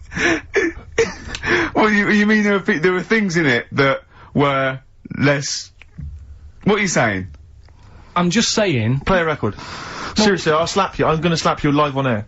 Yeah, but you always get... I'm slapping you live on air, I swear to God. Alright, play a song then. He's playing a song. I'll play the song. Keep the fade up. No, keep the fade up. Bruce Springsteen, Atlantic City from the album Nebraska. So melancholy, that one. I love that one. Wow. So, Freaks then. All in all, not as amazing as you first hoped. It was built up too much. Do you know what I mean? It's like... Is that my fault for getting you excited? I just can't believe it. I hand you this thing on a plate. So I know, but... And I'm not being out of order, Steve. I'm just being honest. We've always said that about this show. We only talk about stuff, you know. Yeah. You know, being honest and that. Yeah, no, sure. And I've always said the first time I saw you. Sure, no, you've always been honest, and I've always been honest with you. I've always said that, you know, you've got the intelligence and insight of a gnat. Yeah, but if I keep quiet, people don't know that. Sure. Alright, incredibly they do, Karl, because you look stupid as well. Well, you know. Yeah. No, but Karl was being nice then. You don't... I'm just saying, you're a good bloke, and now I've got to know you. Sure. Yeah. The first time was weird when I saw you. Yeah. No, leave it. Don't just try to interrupt. Just let it go. No, I'm just saying. The first time it was weird and that, and then weeks go by. Sure. And the weird thing is, I kind of thought maybe he's not that odd looking. Yeah. And then you went to LA for 3 weeks. Sure. And when you came back, it was like the first time again. Right. Okay. No, Okay. Right. No, stop it now. Yeah. Everyone, stop it now. No, but I just think I'm a little bit more consistent because I've always thought you were an idiot. I don't want this. Don't argue. He was just okay. No, I just you know what I mean. My opinion has never changed. I've always thought you're an idiot. No, it's just all nice. Let's look. Peace. Shut not up, war. Fatso. Peace, not war. He's just such a stirrer, isn't he? No, he loves it. Don't think I didn't see you whispering behind the microphone about what to say to Karl. Look what I've just drawn, Karl, subconsciously. Yeah. Let's see. I drew a picture of him, it's going to be on the website. It's not been on the website. No, it's going to be. I drew a little cartoon of him. No, not yours, I drew one of Karl. Right, okay.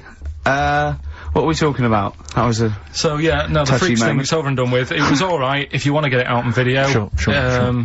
You know, it's probably worth a look. Yeah. There's a couple of things on there that get you thinking more, you know, it's like how their life is and stuff, do you know what I mean? How it's affected, and like the little pillow man, or the fella who's got half of his body missing.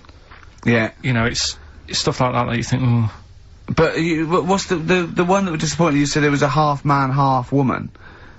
Yeah, I don't quite understand that one. Do you mean hermaphrodite or half? I can't remember it. Do you mean it was one sort of like it had bits of both?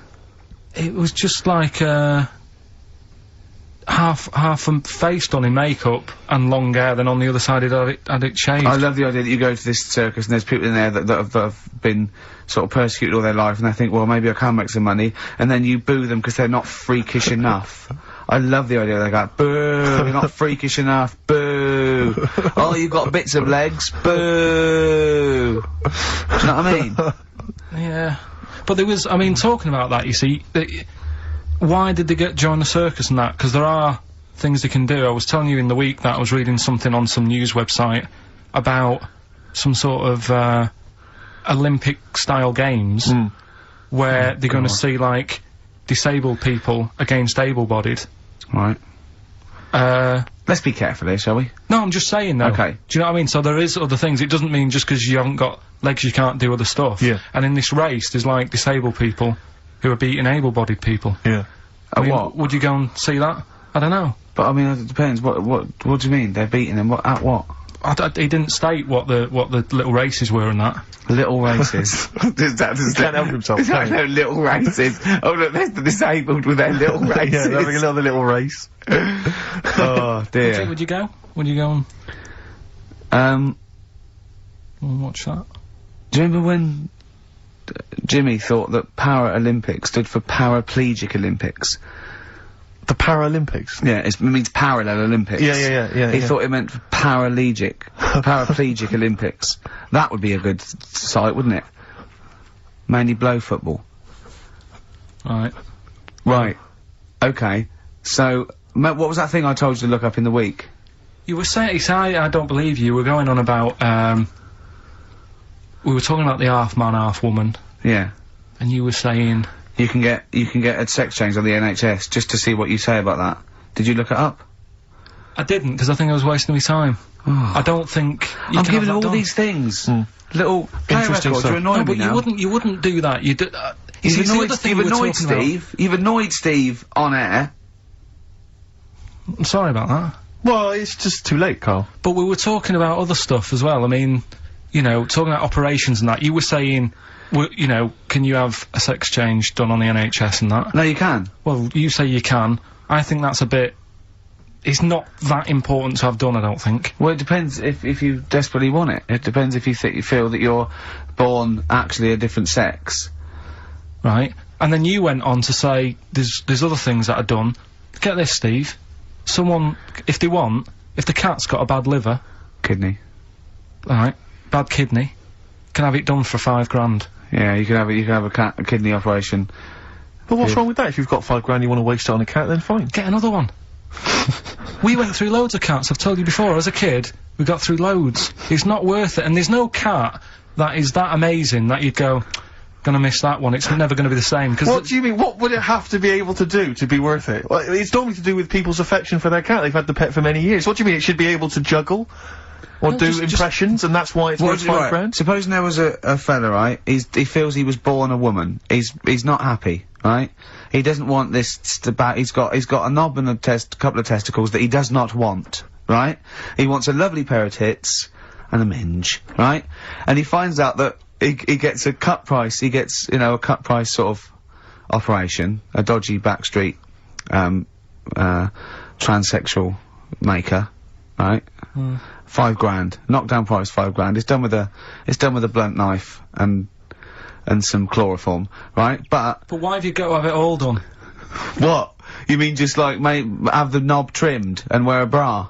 Well, yeah, I mean, are you saying if you have it all done you get some sort of offer, if you give them something? No, I was being flippant. I'm saying, I was trying to get down to 5 grand. Supposing there was a fellow, he had 5 grand to give away, right? Some old woman with her cat is gonna die. Or some fella who wants his knob chopped off and a lovely pair of tits put on. Who would you give the 5 grand to? So, hang on a minute, so there's a fella who wants to be a woman. Yeah. And there's a woman who's got an ill cat. Yeah. Ooh. You see, I'd be annoyed. Is this 5 grand? Is this my savings, or...? No, just, you get given 5 grand, and you go, but you've got to give it to a charity of your choice. And it's got to be one of them. You give them 5 grand. I'll tell you what I'd do. What? I'd find out what the cat looks like, get a replacement, right? Say it's had the op. She's loving it, thinking it's happy again. Yeah. Give the fella the money. Right. Do you know what I mean? Well, so you're basically saying that you'd rather have the bloke have his knob cut off and stuff than I'd have to have a chat with him first and say, what's your problem? And say, why do you need this doing? And I think they go through that. I think they go to counselling and live with a woman for like a second opinion thing. I'd just be saying, right, are you sure? Yeah. But 5 grand on a cat, even, it can only be for people who have got loads of money, right? And it's like, well, 5 grand, it's nothing. Well, I think this debate will rage on. Should we play a record and come back to this? Think about it, though. Yeah. Bit of White Stripes. Placebo. Bitter End on XFM 104.9. I'm Ricky Gervais, with me Steve Merchant and Karl Pilkington. Karl, you're looking all flustered and confused again. Still sort of don't get it. What don't you get? Well, that's a long list, Rick. Yeah. The, you know, if you have your... knob cut off. Yeah. It's because they feel like they're actually born a woman, and they're not living right. They can't live properly with all these things, you know. Well, I mean, there are people that are genetically the other gender. They've just grown, you know. There was one woman, actually, who was a scientist researching it and found out genetically she was a man. She had, Y chromosomes, etc. But this is something different. This is both psychological and everything else. Sometimes it's that thing again, isn't it? You can't always have, you know, what you want. It's like, I'd like to have hair. Do you know what I mean? But it's a bit easier. You can wear a wig. You can't go round, really. Well, you can put on, you know, false breasts and tuck it in. That's just it as well, isn't it, you see? You say, you know, you could have the operation done and that, and yeah, you might sort of feel as free as a woman down below and that, but at the end of the day, you still look like a fella. Yeah, here's a bra and a split tennis ball. No. They'd be just like Auntie Nora. Do you know what I mean, though? Well, yeah, but it's about their outward appearance as well and how they feel publicly. Don't forget, a transsexual, it's not a transvestite. This isn't just a builder in a dress. They have the hormone replacement as well, so they get estrogen, so they and electrolysis, so they have, you know, their face looks different, they don't go bald, they're slighter, they you know what I mean? They're the real thing. A transsexual is now the real thing. Biologically and politically and... But they'll still be a man, won't they? Well, it'd be embarrassing if they don't tell their new partner and there's pictures of them, you know, down the pub when they were 24, but you probably sort of get over that, don't you? They go, who's the fella with the beard drinking the yard of ale? That was me. Well, interesting story. Probably should have told you this before the honeymoon. Do you know what I mean? It's like, you can have all that done, right? There's stuff, you know, you could have your bits done, right? You can have, like, false teeth, but you know that when you see an old person with a good set of teeth, it's like, well, they're false. There's no way you've got good teeth like that if you were brought up in, like, the 30s. But what would you do if Suzanne said, look, I've got a terrible secret, and she showed you a picture of this kid, this little boy, growing up, you know, playing football, and then the pictures stop at 20, just before you met her, and, she goes, and she shows you a nice pair of bollocks in a jar, she goes, they were mine. Well, first thing is he'd take back the gloves you bought her last week. Would you go, oh, I can't go out with you now? Or would you say, well, you're the same person? I've blown his mind. That's frazzled him. I really have freaked him out there. She is into sport. Eh? Should we play a record while you give her a call? No, but look, what I'm saying is right, it doesn't matter what you have done, we can wrap this up here, because I've got it sorted, right? Okay. It doesn't matter what you have done, at the end of the day, it's obvious that you've had it done. If you're a fella and you've been changed to a woman, I could spot you, right? Mm-hmm. If... You can't, though. I tell you what, I was at Suzanne's mum and dad's, right, up north last week, and I went to the off licence, right? Yeah. And I went in there, never seen this fella before, right? Soon as I walk in, I eye him up behind the counter and go, alright, mate. Oh, hello. Oh, hello. I notice he's got a wig on, right? Yeah. Now, it was, I kind of looked and I thought, yeah, it's a wig, whatever. And then, I thought, I wonder if it is, and as I got to the till, I said, how much is that? He said, 50 pence, I said, great. And as he turned to the till... Were you buying Suzanne a gift? As he turned to the till and he did that sort of angle, you got the profile, you see the bit sticking out of the back, you go, that's a wig. I know what you mean. Yeah. I know what you mean. And it's like a little. It just the last inch just lifts away from the neck. Yeah. Yeah. Now, everybody who goes in that shop will probably know him as having a wig and that. He keeps him happy, but everybody knows. So what I'm saying is, it's like. But could I just say, transsexuals put in a little bit more effort than a fella who's plonked a rug on top and held it down with some duct tape. Do you know what I mean? You know, the only giveaway often with a transsexual is the big hands. They can't do anything about that. That's the only thing, you know. Right, but I mean, transvestites are different. You know, they are builders in the dress. You go in a supermarket, you turn around, you see a 6-foot woman, huge head. You go, all right, love. Do you know what I mean? You know, down below, she's packing more than us 3 put together. That's what I'm saying. But you know what I mean? That's when if Eddie Izzard, right? You're meeting Eddie Izzard, right? Who likes to pop on a dress now and again, right? What's the politics with that? Do you go, as he walks in, he's all in evening gown, and he goes, alright, Karl. And you go, alright, Eddie. And it's in a busy pub, and you go, oh, why is he? And you go, do you say, do you want a pint of bitter? And slap him on the back like you would a mate? Or do you go, that's lovely. That's a lovely dress. Do you know what I mean? What do you do? What do you do with a transvestite? Would you compliment a transvestite? On their lovely dress? If he was wearing a nice dress. In the same way that you would if Suzanne was wearing a nice Probably in a frock. different way. I'd probably say, that dress, you know, looks nice. Be even nicer on a woman. Right. Do you know what I mean? So you try and change the way they think. Yeah. Yeah, you'd want to teach them a lesson. Yeah.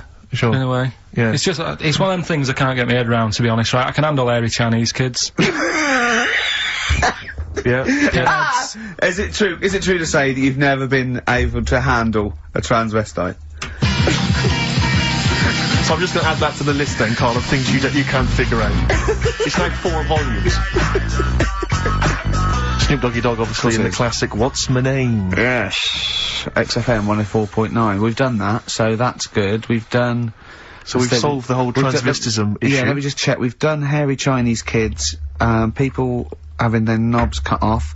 I think we've touched on the war as well. We've sorted that out. We've done freaks, haven't we? We've done freaks with no arms and legs, haven't we? Take that. Just don't think there's any other areas of possible offence. Have we done Forrest Gump in a wheelie bin? Well, we touched on your Auntie Nora, but haven't mentioned her fight for 5 minutes, or her showing you her clunge. Hold on, let me see. I don't know if I think we might have... I'd definitely like to hear the word clunge more often. Yeah. On this show. Her Mary. Anyway, leave that. Yeah, clunge, Mary. I'm still none the wiser on that, but... we'll leave it. Right? I love the fact you are such a you're such an old man, aren't you? You're such a reactionary old man, the way you talk. You are the sort of bloke, I imagine you and your father stood in a pub, if a man came in a dress, oi, you're a bloke in a dress, take it off. We were talking last week we were talking about things that you can, sort of say and do when you're sort of like 40. I thought another one, nod to a policeman. Yep. Definitely. They're on the beat, they're going along, you're going your duty, you're going on, yeah, I know you're alright, Yeah. Never mind these youngsters shouting at you and knocking your cap off.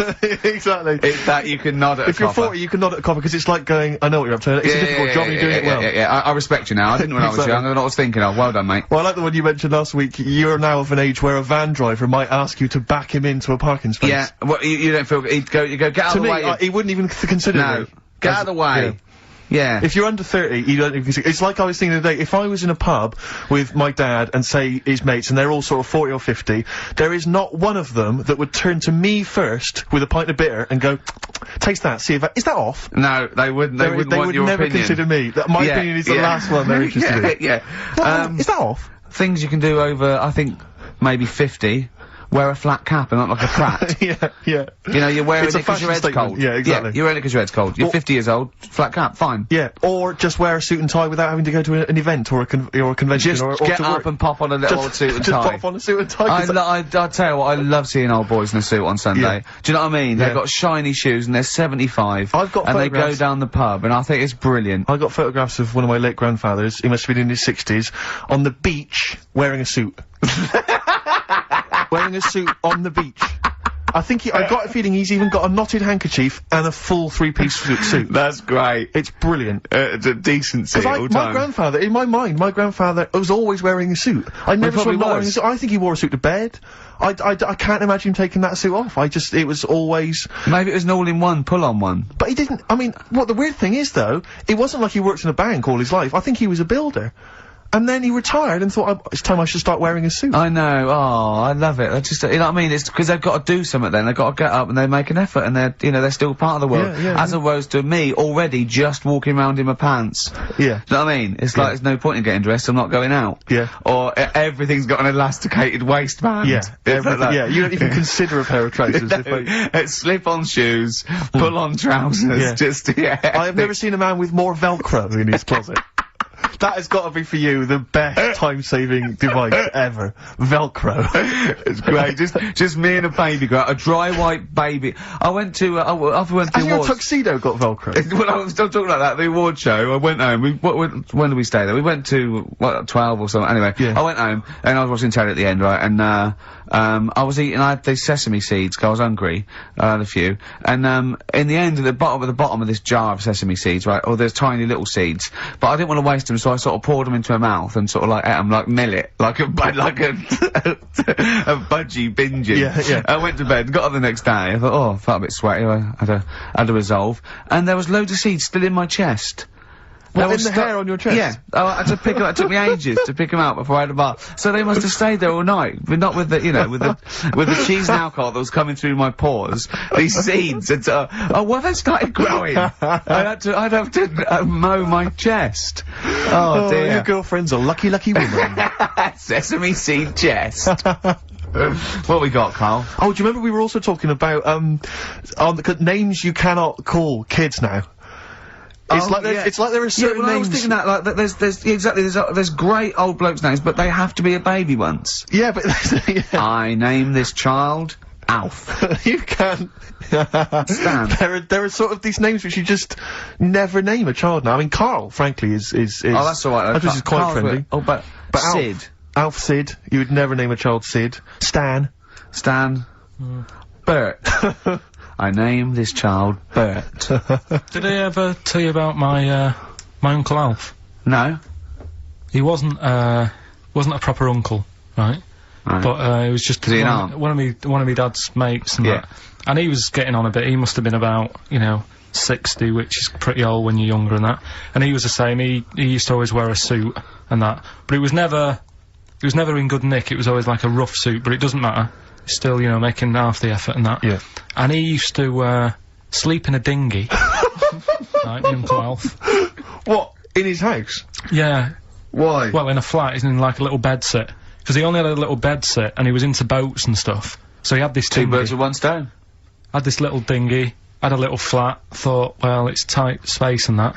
He had a dinghy as a bed, and he had 2 tellies, right? He had 2 tellies, one that the sound worked on, the other one only the vision worked. So if you wanted to watch a programme, you had to turn them both on. Put them both on like BBC One, turned one up, and watched the other one. Wow. That's extraordinary. From his dinghy? Sat in his dinghy.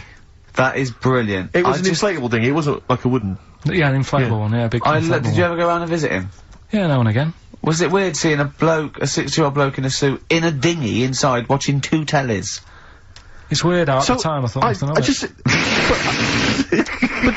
Which of the TVs stopped working properly first? I mean, did he... let's say the sound went on one of them. Yeah. Did he carry on watching the other one, hoping...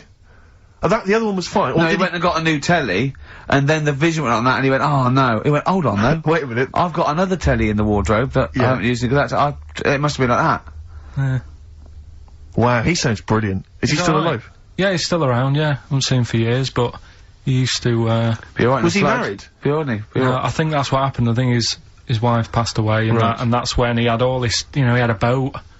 And it's like, oh, where am I going to put it in a bed sit? And it was like, hang on a minute. Yeah. You know what I mean? Sleep in that. So, yeah. I wonder if he ever brought any women back. Just the idea of bringing them back. Getting down to it. Shall we move into the bedroom? Ahoy! Oh, that is fantastic. Missy Elliot, Gossip Folks on XFM 104.9. Ricky Gervais, Steve Merchant, Karl Pilkington. Now I know we're not meant to mention the adverts, and I'm not slagging off the advert. It's that National Lottery advert with the little Welsh fella saying your money from the National Lottery goes towards mountain rescue. And put it out there, we've saved a lot of people. Now that's fine, that's great, well done. What I'm annoyed at is why those people are allowed to go up the mountain in the first place. Yeah. Don't go up there, it's dangerous. Yeah. You're at your own risk. Yeah. Do you know what I mean? Definitely. It's ridiculous. Just posh, beardy twats climbing mountains and sticking a flag up there. Why climb? I don't want you to. I don't want you to. Am I paying? Is there any point, Rick, where I am paying for people to get rescued from mountains? I'm not sure. I think the lottery's doing it now. Fine. Because I'll tell you, if it was my money, I would be livid. Well, that's the point, isn't it? I mean... you should have to take out insurance if you want to climb up a mountain. You should pay for it. Yeah. If we save you, it'll cost a lot of money. You owe you. I'll be paying it back for the rest of your life. That's the risk. Yeah. Not falling to your death. Exactly. But never being able to play it. They're all posh and rich anyway. Yeah. But it's just like, a cat gets stuck up a tree and the farmer come out because he doesn't know any better. Imagine if that was a bloke. I'm stuck up again. Stop going up there! Yeah, but that's what I'm saying again though, it's only a cat, so leave it up there. Get another one. Absolutely. And there's the skeleton of Tiddles. I couldn't be bothered to go and get a ladder. No, but it's the same. A few weeks ago everyone was making a fuss over that sheep. That was the first cloned sheep. Yeah. And it died. Clone another one. Oh, wow. If only you could do the same with mountaineers. Yeah. Oh, it looks the same, the beard's the same, they all look like Brian Blessed. Yeah, exactly. Oh. Did I ever tell you about the time that my father, when I was younger, we went on holiday, my dad he'd bought a little boat, little sort of wooden boat, make a 3-seater, and he and a friend of his went out with me in the boat. I was maybe 12 or 13. Went out and we sort of so I think we were on we had the little motor, outboard motor, chugging out. We just thought we thought this was real seafaring stuff. Brilliant. We'd lost sight of the beach because we'd gone round a corner of like a mountain, or like a, what do you call it, like a cliff. And so we were just round the corner, and there was this buoy, like just floating in the water. Not a boy, but you know, like a buoy. And, very tricky to explain that on the radio. It's the same word, isn't it? Buoy, a buoy, and a buoy. Yeah. And so we float past that and we're just chugging along. The motor conks out. Oh, I can't believe it. We have to row back in. So they're rowing away, I'm just sat there. And we noticed that every time we sort of think we've got past this buoy, it just seems to be back where it started again. And we realised that the tide is taking us to, but not taking us out, taking us towards these rocks. And we've got ravaged rocks. And we were a bit pretty scared, because I can't swim very well, or I couldn't at the time. I think my dad had maybe bought, you know, he didn't, I'll be honest with you, I inherited a lot of things from him, one of which was his carefulness with money. just the one life jacket. How deep was the water? Which I seem to remember he tore off my back and put on himself. So the water's pretty down. I mean, you know, I'm not saying we would have necessarily died, but it was pretty scary, because the boat, you know, we were going to go crash into these rocks and stuff. It was getting pretty unnerving. And so they're sort of rowing like mad, trying to we're just not making any progress, and we're beginning to think that this might be the end. And, this boat, this kind of ferry boat, comes chugging by, doing tours, ching, ching, ching, ching, ching. And it comes by, and my dad goes, oh, wow. We were going, brilliant, they can help us, they'll throw us a rope, they'll tow us back in. He was going, you've got to be careful though, hang on, because according to the laws of the sea, if he rescues us, Steve, he can claim my boat. The laws of the sea mean he can claim my boat as salvage. I love the idea of that's like a reward. That's doing that. But what I like is, his 12-year-old son might die, he's thinking about the boat. I know, but also, the other thing, of course, is that I like the idea of this ferry master going, yeah. The boat be mine now, or take your son. Yeah. Let me think about it. I need a new bed. That'll be just right. King size. Oh dear, that's lovely. So we've done a lot of stuff today. We've covered. We've done Auntie's Minge. We've done. Oh no, what else have we done? We've done chop your bollocks off for free. Yeah. We've done the operations for £5 which I'm not happy about. Yeah. Leave the cat up there. Could spend money. We've done most stuff. I think we've done a lot. We still haven't done Forrest Gump in a wheelie bin, but we can leave that till next week if you want. See, I still think there's something in the spending money in areas that it's not needed. Like, well, you know, the fella, if you haven't, you know, if you've only just tuned in, you've missed a debate about a fella who needs his tackle taken off. A debate makes it sound like it was a bit more informed than it actually was. Well, and I'm just, you know, all that time, that was probably half an hour ago, and I've still been thinking about other things that it would be good if more money could be ploughed into things to get them out there. Like what? Do you know what I mean? Well, I was looking, you know, I'm a fan of going on the web and that. Sure. And, there's inventions, right? We were talking about a few weeks ago, inventions that are out there, and there's some that, you know, are well known by famous people who have brought stuff out. Do you know why we didn't go on with this? Because I remember saying to you about Einstein, it was clear you think it's clever, you weren't impressed with it. I said Einstein, and you went, this is a quote, you went Einstein, well yeah. Now, I've never needed, you got it wrong, you went, I've never needed MC² in my life, but the fella who made the video recorder, I watch one a week. Yeah. Right. That's right. Brilliant. And it's the fact that everybody's got one good idea in them, right? Like Newton said about the apple. Yeah. I did Rockbusters. Yeah. Right? And there was this thing that was on the website. So they shouldn't be spending money on investigating, sort of medical procedures that might help people. They should be spending it on what, Karl? Well, I found this thing, right, Ricky? Brilliant. Yeah. What it was, little sort of mops. What? Little mops, like little mop heads. Like floor mops? Yeah. Right. Fit them on your cat feet. If you've got a cat... right, if you've got a little cat... Yeah. Put these little things on the feet, and there was a picture of one, just like walking around the kitchen, like that. Looking a bit like that. Nick, right? you can't do looking like that on the radio. No, but it's just looking a bit sort of fed up, but he didn't really know what was going on. Walking around, you see like the woman of the house, sat in the background having a cup of tea. The cat's there, walking about on the kitchen lino, mopping the floor. That's what I put my money into. Can we get shares in this? No, that's an invention. How good is that? Yeah. Can we get shares in that? It's good though, isn't it? I'll tell you what, I'll market that. If so, I'll, yeah. That's amazing. I just like the idea of people struggling with their cat to get, hold on though, wait a minute. What if it had a bad kidney? Ah, well then it's worth paying $5 grand. I suppose a year, because it'd cost a cleaner that, wouldn't it? Yeah. So that's what I'm saying. I mean, there's loads of other things out there that gets loads of praise. Of course, you can stick a brush in its head and make it go down the toilet.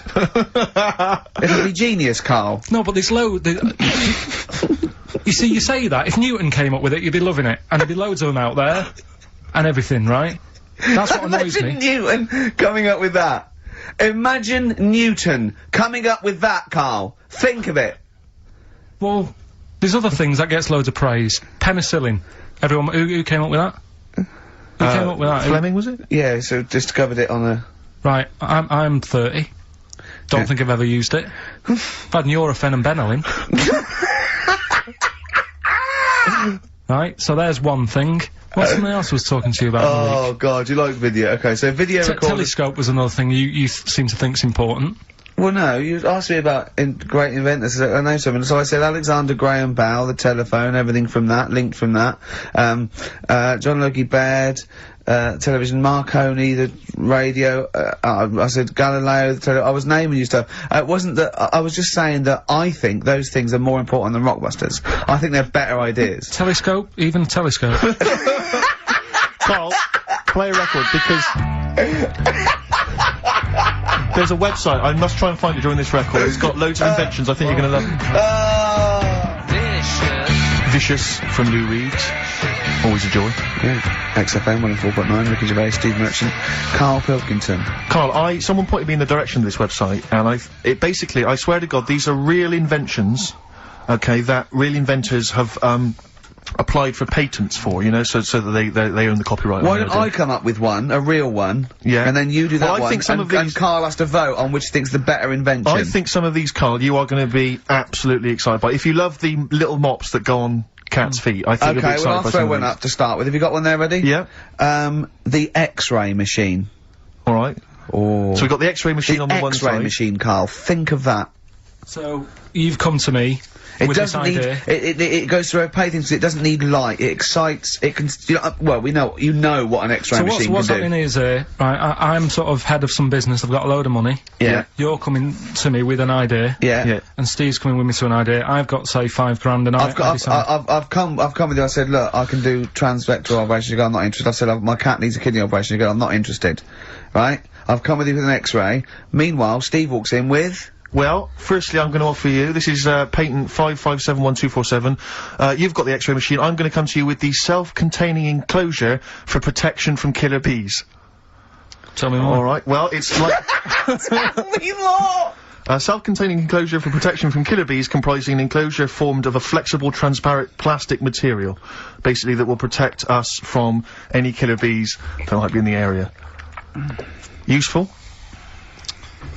Yeah. Don't decide yet. Okay, I'll come up with another one. Refrigeration. Refrigeration. The combination toy dog and vacuum cleaner. Let me read a bit more, don't judge yet. A toy dog closely resembling a real dog and having a hollow interior in which is mounted a vacuum cleaner having a suction hose which is retractable from the tail end of the dog. This enables vacuuming a dog after a haircut and grooming without causing fear to the dog.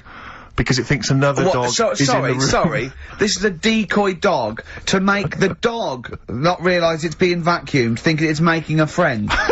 There's a picture of it. Karl. Do you see what we're talking about there? That's a dog that looks... It's a fake dog, but it's like... Do you see that why the cat with the mops is on Steve's side, and why sort of X-rays, refrigeration, things that are on my side, and Newtons and MC squared, as you... Can you see the difference in these can you see the pattern emerging and the difference? Yeah, but you see, to me, which are you impressed by? Are you impressed by the sanitary appliance for birds? I'll have a look at it. It's if you've got a domestic bird, maybe a budgerigar or something, but you're tired of it crapping everywhere. These are very tiny nappies that go on a That is real, isn't it? Look, there's a picture, there's a diagram there. Can I put the microwave up against that one? I know I need the big guns to come out now. Oh, what are you thinking? I know you're Budgie nappies or the microwave? It's weird because... Karl, are you tired of petting your dog or cat? I bet you are. That's why you need this patent petter. It is an arm on a piece of wood that will go up and down and stroke and pet your dog for you if you've not got time to do it. Well, I can only put up interferon, the cancer cure against that one. Exactly. Yeah. You see, a lot of these things... These are all genuine inventions? Yeah. And if the time was right, we'd say... Get 'em made. Do you know what I mean? If there was a bad swarm in London, I'd be saying get the bee-man on. Yeah. Right? Well, lose the X-ray machines. I don't care about broken bones for now. Well, at that moment in time, that would be more important than... Do you know what I mean? We know people have been stung. We don't need to look inside them. Sure. Do you know what I mean? It's all about... It's like the telescope now. Isn't it impressive? Sure. If you want to see something in the distance, get on the transport and go and see it. Do you know what I mean? You don't need to look at things in the distance. Right, sure. Whereas budgerigars are shitting and pissing all over people's homes. Could we put these... I'll tell you what, Karl. So it's... Looking at supernova and trying to find out more about the universe, its conception and its eventual end. Forget that, Rick, because I've got the cheese-filtered cigarette. Oh, now tell me more. This is a cigarette where the filter is actually made from cheese. Apparently cheese acts as a very good filter for tobacco, so the smoke passes through the cheese, thus you will induce a kind of smoky cheese. And also, smoking, you know, might make you a little bit peckish, and you can just nibble that, so there's no dog end lying around the pavement. Or budgie shit. It's a cleaner place, and you haven't been stung. Brilliant. Right, now listen, so that's that done. Yeah. We've done that as well. Yeah. We're running out of time. We've got like 5 minutes left. Winner, for songs of phrase. Alright, give us the answers. Right. We did this at the start. We haven't even got time for the film thing today. Oh. But we'll do that next week. Songs of phrase. It was a phrase, you never see an old man eating a Twix. I love the fact that we haven't got time. Like, we've had such important stuff and it's been so jam-packed and interesting. Not that it's been drivel with gaps we could have filled much better. Yeah. Don't look at it like that, like, What, with his film quiz? Come on. Oh, dear. So, songs of phrase, you never see an old man eating a Twix. We had to change it to Mars Bar. Here's what we had. Jerry and the Pacemakers. Echo and the Bunnymen.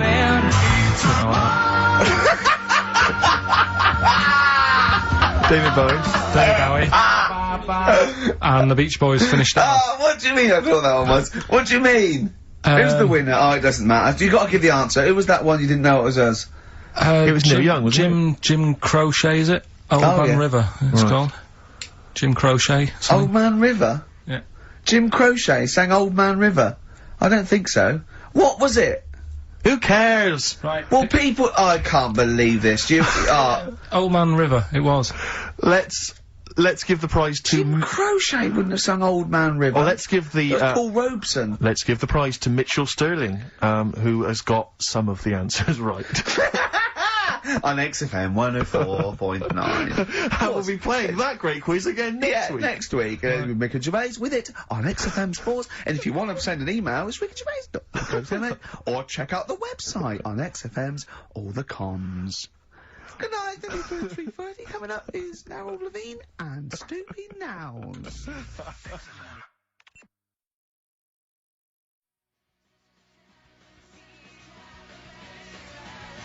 Placebo, The Bitter End on XFM 104.9. I'm Ricky Gervais. With me is both Stephen Merchant and Karl, the K-Man, Pilkington. Oh. So... You've already got that. That's safe. It's only 4 minutes past. You've had placebo, and you've got us three. So you're definitely going home with that. Yeah, whatever that's happens. safe. That's on its way to the hospice. Exactly. You've banked that. Yeah.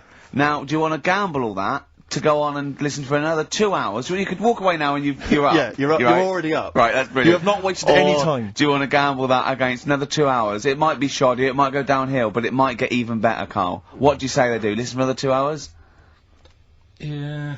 See, we shouldn't have done that. We shouldn't have asked Karl, because a lot of them now are already taking what they've got. And what they've got is great, Rick. What they've got is lovely. They're loving that. They're going to enjoy that. We have got monkey news. We've got cheap as chimps. That's not the same thing. How many radio stations have got 2 ape-related simian features? Rick, can I point out now, a lot of people are making that mistake. A lot of people are thinking that monkey news is exactly the same as cheap as chimps. It's not. Let's keep that clear. It's not. It's in the same ballpark, but it's not the same. There are apes. They're involved. They're involved. Yeah. We've also got some great music. Yeah. We've got an amusing sketch about a fly. And Mystique is dropping in. Let's hope the Mystique ladies are coming in. Singing I want to kick off with a song that is, you've got like half a dozen posing songs that when you're sort of like between 14 and 18, they were the ones you'd put on to get ready to go out, or just pose around, or be that pop star, or think you're on stage, or whatever, or in the video. Yeah. And embarrassingly, I dug this out and I remembered I used to post this like a mother when I was about 14, right? It's this Street Life by Roxy Music. You used to do... Mine was Oops Upside Your Head. Yeah. It was just me on the floor in my bedroom. One day there'll be other people in this imaginary pose. yeah. Elbows going everywhere, knocking over vases. Yeah. But then I remember later, it was Black Lace's Superman, which is something similar. Do you remember that? That was brilliant. Wow. Spray, ski, da-ding, da-ding. If you've, out there in Radioland got any funny jokes, then call in. Email them in, because we need some. Oh.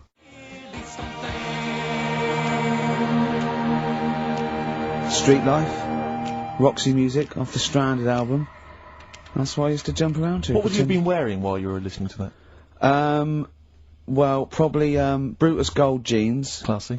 Or green flash pumps. Sure. Any socks? I would have had socks, yeah. Yeah. I'd have probably been wearing the shirt my mum got me from Tesco's, which was again a Brutus shirt, and it had women in bikinis eating bananas on a chaise longue. Of course it did. So lots of small ones, or just one big one? Lots of little small ones. Yeah, so you know, so that was that. A trilby? I didn't wear a trilby. Did you have a toy with a trilby? I remember when I went on holiday about that time, and I was at 14. My older brother had this leather jacket, and I was on the beach, just you know in the shorts and that, and I went to get an ice cream or something. I said, "Can I borrow your jacket?"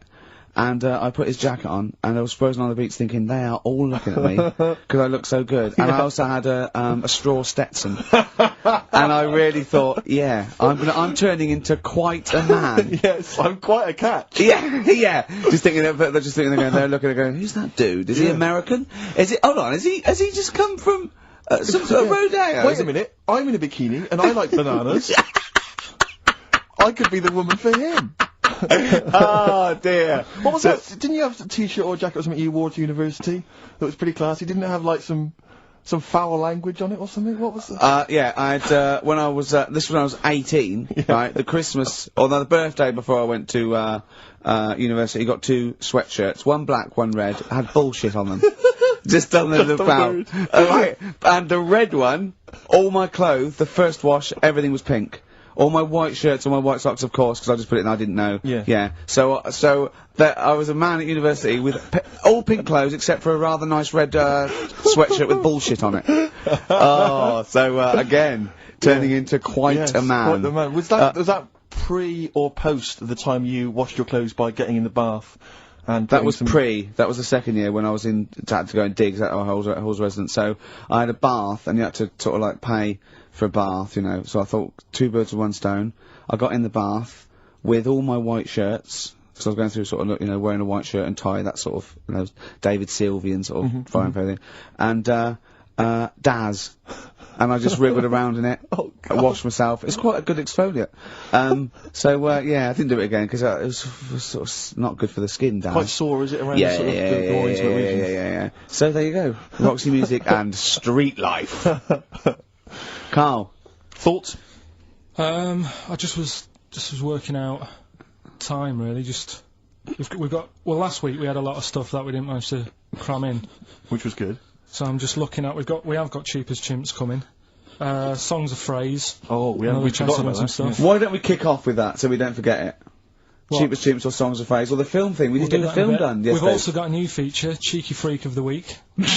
Yeah. Incidentally, I should just point out now that someone has, Ashley Phillips has emailed in, because obviously with Songs of Phrase, what Karl does, for those that have not heard it, he takes a phrase that you might hear commonly on the show, and then he uses various songs. There's this hairy Chinese kid. You never seen an old bloke eating a Mars bar. And, as I say, he uses different chunks of songs, and he makes up that phrase. And, so he has made some suggestions here, Karl, because he thinks that the more common "Karl, you're an idiot, fool," etc., perhaps a little overheard, he'd like to, maybe hear "Karl, pause, I don't know where to start," which is a common one from Ricky. "Karl, which bit of that do you actually think is true?" And then there's the regular dialogue between the three of us.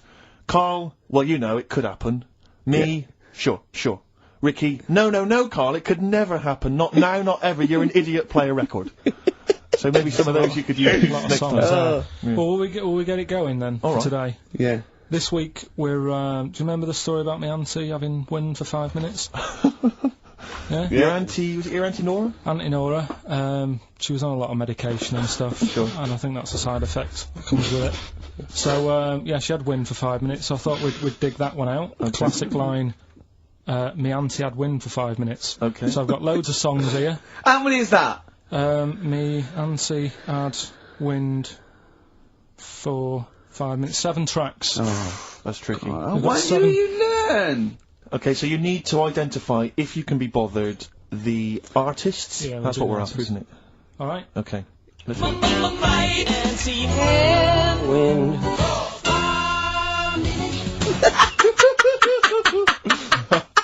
play it a few times. Just remember, as many as you can get, because the winner would probably be, you know, who gets 5 or something. So don't worry if there's a couple you can't get, because you could still probably win. Here we go again.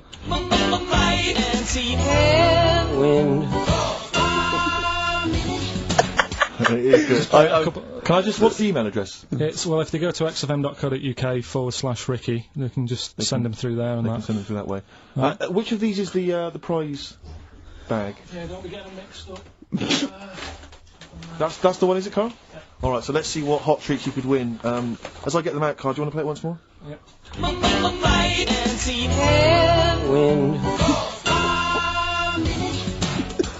I recognise all of them except one. Yeah. Right, let me see what we've got here. Once again, Karl, you excelled yourself with an arbitrary collection of DVDs. Just hanging around, were they? Just hanging around. Again, I'm always interested to know which of our XFM listeners has tastes as broad as this. Go on. We've got the recent BBC adaptation of The Hound of the Baskervilles. Brilliant. Okay, fair enough. That's We've all right. got, what's this? Is this the... This is something involving Air, the band Air. I think it's a single at best. Yeah. This is probably worth having. This is the current Flaming Lips album, so you've excelled yourself there, actually, Karl. That's not bad. An XFM mouse mat. They're as common as muck. Oh, hold on. You can't give away that mouse mat. It's a piece of foam. Now, I was going to dismiss the oddball sci-fi movie K-Pax, featuring Kevin Spacey and Jeff Bridges, but Karl, is it signed by Kevin Spacey? It's signed, yeah. It's an actual... so win that and put it on eBay for £4.50. And, man alive. What is that? Just look at their faces. No! Karl! Don't give that. No one wants that unless it's ironic. Series 1 and 2 on DVD of popular northern-based sitcom Bread. Buy it, sell it. The game's getting hard because someone's dealing you a losing card. Right. They all had a go. All the actors had a line on that song. Oh, Play the clips again. Play the clips again. I really want to win it now. Here we go.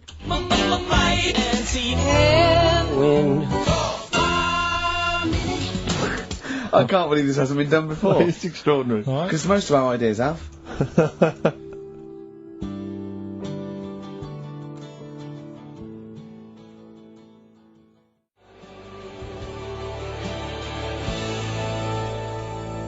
Verve, Lucky Man on XFM 104.9, Ricky Gervais, Steve Merchant and Karl Pilkington. The emails, I should point out, aren't flooding in on the No, but it competition. always takes time when they go through the website. Does it? Yeah. Okay. So they'll be arriving in a bit. Do you want to play it once more for those that have just joined us? Alright then.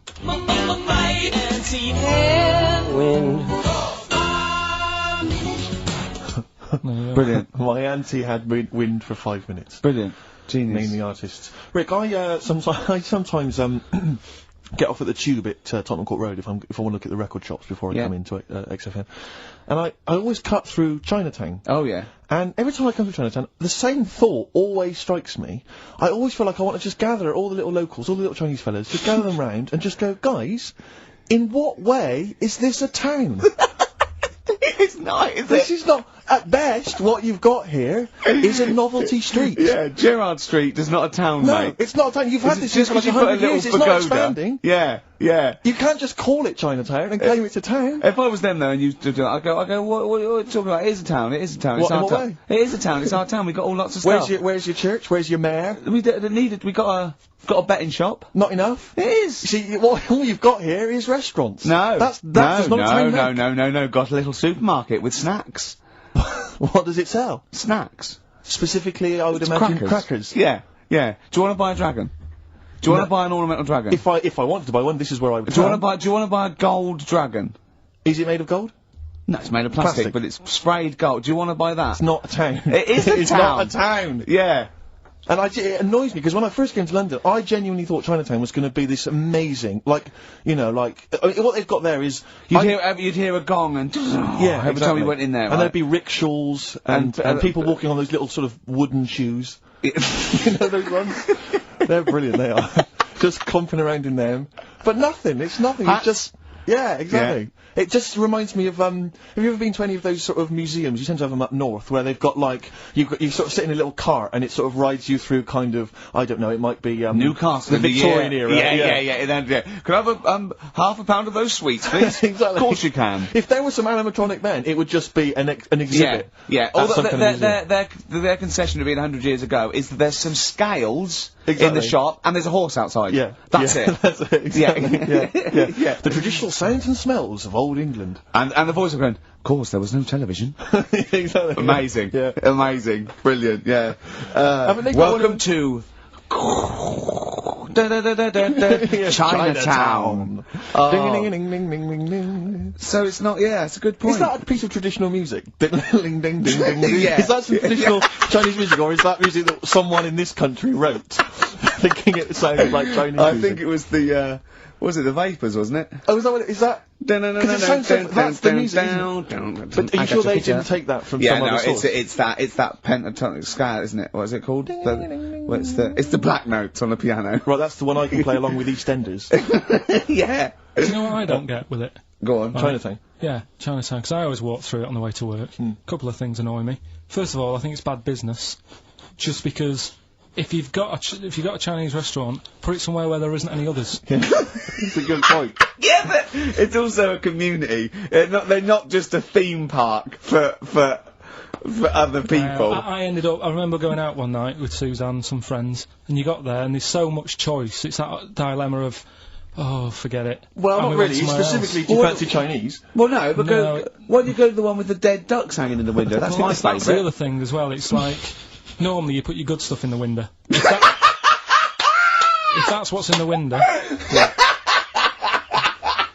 Right? Yeah. And the other thing that annoys me, walking through it today, there's always lard on the floor. What, in the street? In the streets. It is, honestly. I'm scared I'm going to slip over. It's because all the restaurants and that. But why is it? Oh, that's another point. Well, it's not oozing out of the restaurants. No, but why is it?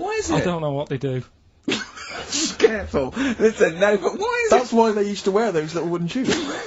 No, okay, we've got... No, but the thing is as well, they try and wash it with water, which doesn't work with lard, and it's like oil. Famously, yeah. You know what I mean? Even I know that. Yeah, you've got to scrub it. So... You think sorted that out. Yeah. You think they'd know, wouldn't you? Yeah. Right. Anyway, thanks for your thoughts on Chinatown, Karl. Right, I'm going to play this thing again, because it is a bit slow today, the email. Yeah. Oh, because it's too hard. It's not too hard, there's just clips of songs. What are the artists? Email in.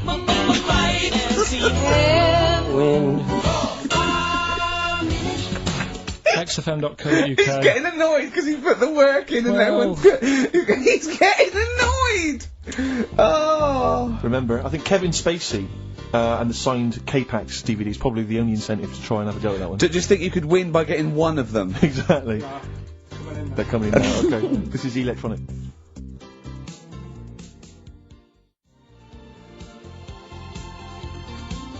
Electronic, getting away with it. Definitely. Do you reckon we'll get away with it? You see, you've worried me now. Yeah, I don't know. He's worried me. My apologies if you're offended at all by my reference to those little wooden shoes. Don't worry, that's not going to help, Rick. That Chinese women used to wear. I don't think they still wear them. We've only had one complaint, haven't we? We got from the Sonys, that one about talking about the swan's penis, but. Yeah. You know. Things about complaints is that people complain all the time. It's whether it's upheld because it goes from authority, and then they have to go, oh yeah, look, that was in poor taste or pre-watershed or some of the things you said on TV though, you must have been stung. But obviously I've only had one upheld, one serious slap on the wrist for something I said. But what was he saying? Can you repeat it?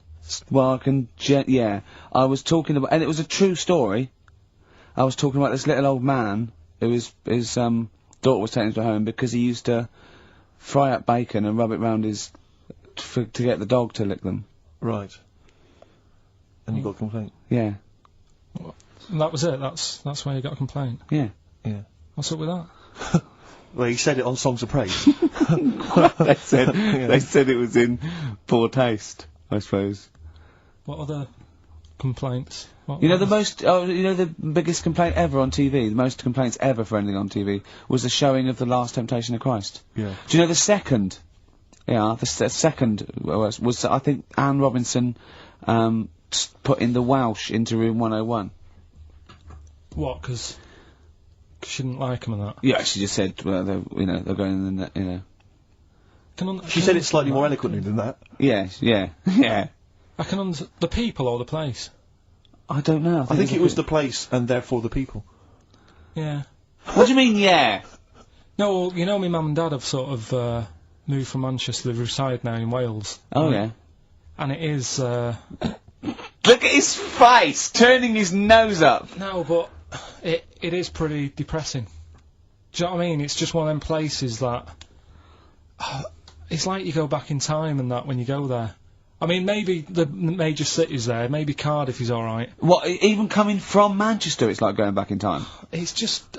it's like one of them places that it feels like every day is Sunday. Do you know what I mean? It's just depressing and grey and slate Lots of everywhere. vicars walking around going, I'm late.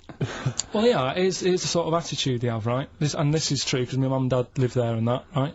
And they love it, it's alright, it's an healthy place to go when you get older and that. But, this is why they don't move on in Wales. Well, I'd just like to make another... No. Sorry to any Welsh people listening, we're not saying you don't move on. Karl is. No, but... Sorry about the little Chinese shoes again The thing as well. is, it's good that, in a way, that they do that, and they don't want to be, like, you know, rushing about everywhere, because the way London isn't that great either, is it? Because it's totally opposite here, right? Yeah. So I'm not having a go. It is a bit dull. I think even people who live there will agree with me. Okay. Right? But, like, one of the shops that my mum and dad use, right, it's only a little sort of villagey type shop, they can't be bothered staying open for hours and hours, right? Because there's not enough people who use the shop. Yeah. So what you do is, they get used to what you buy, and They leave it out. they put it in a phone box outside. They put it in a phone box? Yeah. So it doesn't get wet. So my dad's loving that. Well, Once he yeah. found that out, it was like, brilliant. But how is that a bad thing? That's brilliant. Well, it's not for other people, it is for my dad, because he's picking up all sorts of stuff. Oh Chickens. no, he's not! Oh, yeah. He's not nicking other people's shopping. Well, it's not like nicking, is it? Because it's not theirs yet. Oh! And you've stitched him up on radio. Well, of course, because they're going to think, who is there in town with a Manc accent? Who hangs around a lot, yeah. keeps making phone calls. And is getting fatter. Yeah. That's You've stitched him I right love up that. there, I Karl. love that your dad was excited when he found out. Oh. I can't believe that he's moved there. He's retired to this little village where it's based on trust and community, and he is abusing it. He's using his scally Manc ways. Bloody hell, Lakers. There's no bread again. There's old women Was going empty? hungry.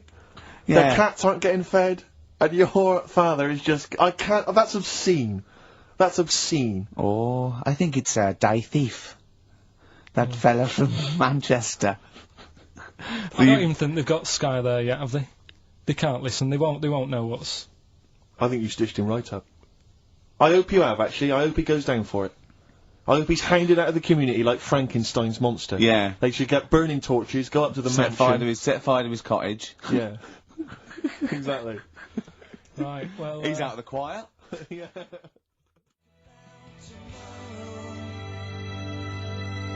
Forget about tomorrow. Feeder. Right. Listener, I'm talking to you now. Have you seen these posters around with me and Steve on it, right? It's embarrassing, right? We were mucking around at a photo session, and XFM wanted to do some posters. We couldn't be bothered to do them again, so we let him have this one. Irony comes back to haunt you, and it looks like I think I'm Simon Temple or something, and Steve's alright. But we think that Karl should be in it. Definitely. Karl doesn't want to be in it, but it looks like everyone listens to this show for Karl's, basically, you know, innocent stupidity and some great tracks. Exactly. They don't listen for us anymore, No. Steve. So I think it should be a campaign to get Karl on the poster. Yeah. Well, I should point out that I think XFM are more than happy to have him on the poster. So it's just him. You don't want to be on there, do you? There's no need for me to be on it. Of course there is. Why not? I get so many emails here as I'm sat during the show reading them. So many emails saying, what does Karl look like? I Well, want if they go pictures of to Karl. xfm.co.uk/Ricky, we've got those film bits on there. Those video mock-ups where I'm part of it. You can sort of... That's not see it enough, on there. Karl. People want to see your face. You're part of the show. Not You're an bothered. intrinsic part of the show. Yeah. Yeah, we'll get you on the poster. Why? Just, it'll be too much on a poster. They can only take in so much. What Just do you leave it. mean? They can only Leave it, take it's in good. so much. Yeah, it's good with two people. No. It's enough. So what do groups do then? Well, they haven't... It's like Ringo Starr is being left off the cover of Sgt. Pepper. Yeah. Or Rutherford doesn't get in a look in with Genesis. Exactly. Well, You know. Which would be outrageous. Yeah. Oh, sorry, Tony Banks, you can't be in this one. Yeah. It's just me and you will be very. You see, you look like the Collins, so but you've got to be I in there. don't photograph that well either. You're joking. Is No. it because you look like a little cue ball because it just shines off the But top? a lot of people as well, you should dispel the myth. A lot of people think for some reason that you're fat. A lot of people say to me, is he fat? No, but that's because I haven't got much hair, so it looks like my head's big. No, they haven't even seen you. They just think from listening to the show that you're fat. That's because you're northern. They think you just eat chips and complain about the weather. Well... Complain about the south. I just think you could answer a lot of your critics. But then, you see, what I don't like about this world, a lot of people judge people on the way they look. Yeah. Oh. Like you do. If only more people thought like that, Steve. But Karl, you judge people on the way they look. Yeah, I know. That's what I mean. But I couldn't with me, could I? Because I don't know what I look like. What? If I was listening to me on the radio, I wouldn't be able to say, oh, he's a, you know, slag me off and that, because I don't know what I look like. And I quite like that. Do you know what I mean? I've lost. I don't know what Absolutely you're talking about. Lost. Just believe me, right? I'm right on this one. It's best if you leave it. Well, we're not going to leave it. We're going to get you on the poster. Yeah. I mainly have to see myself on videotape this morning. I showed him, you know, the animal show I did, the show. Yes. I'm doing a video, and I did behind-the-scenes footage, and I've got you've seen it, haven't you? I feel a little bit of Karl on there, isn't there? Yeah, it's great. Yeah. It's lovely. He can't believe it. He said, is it playing slow? Because he's so slow, when I come into the office going, alright. That's how you talk. I'm head as well. I look like I'm looking into a spoon. I'm not happy with it.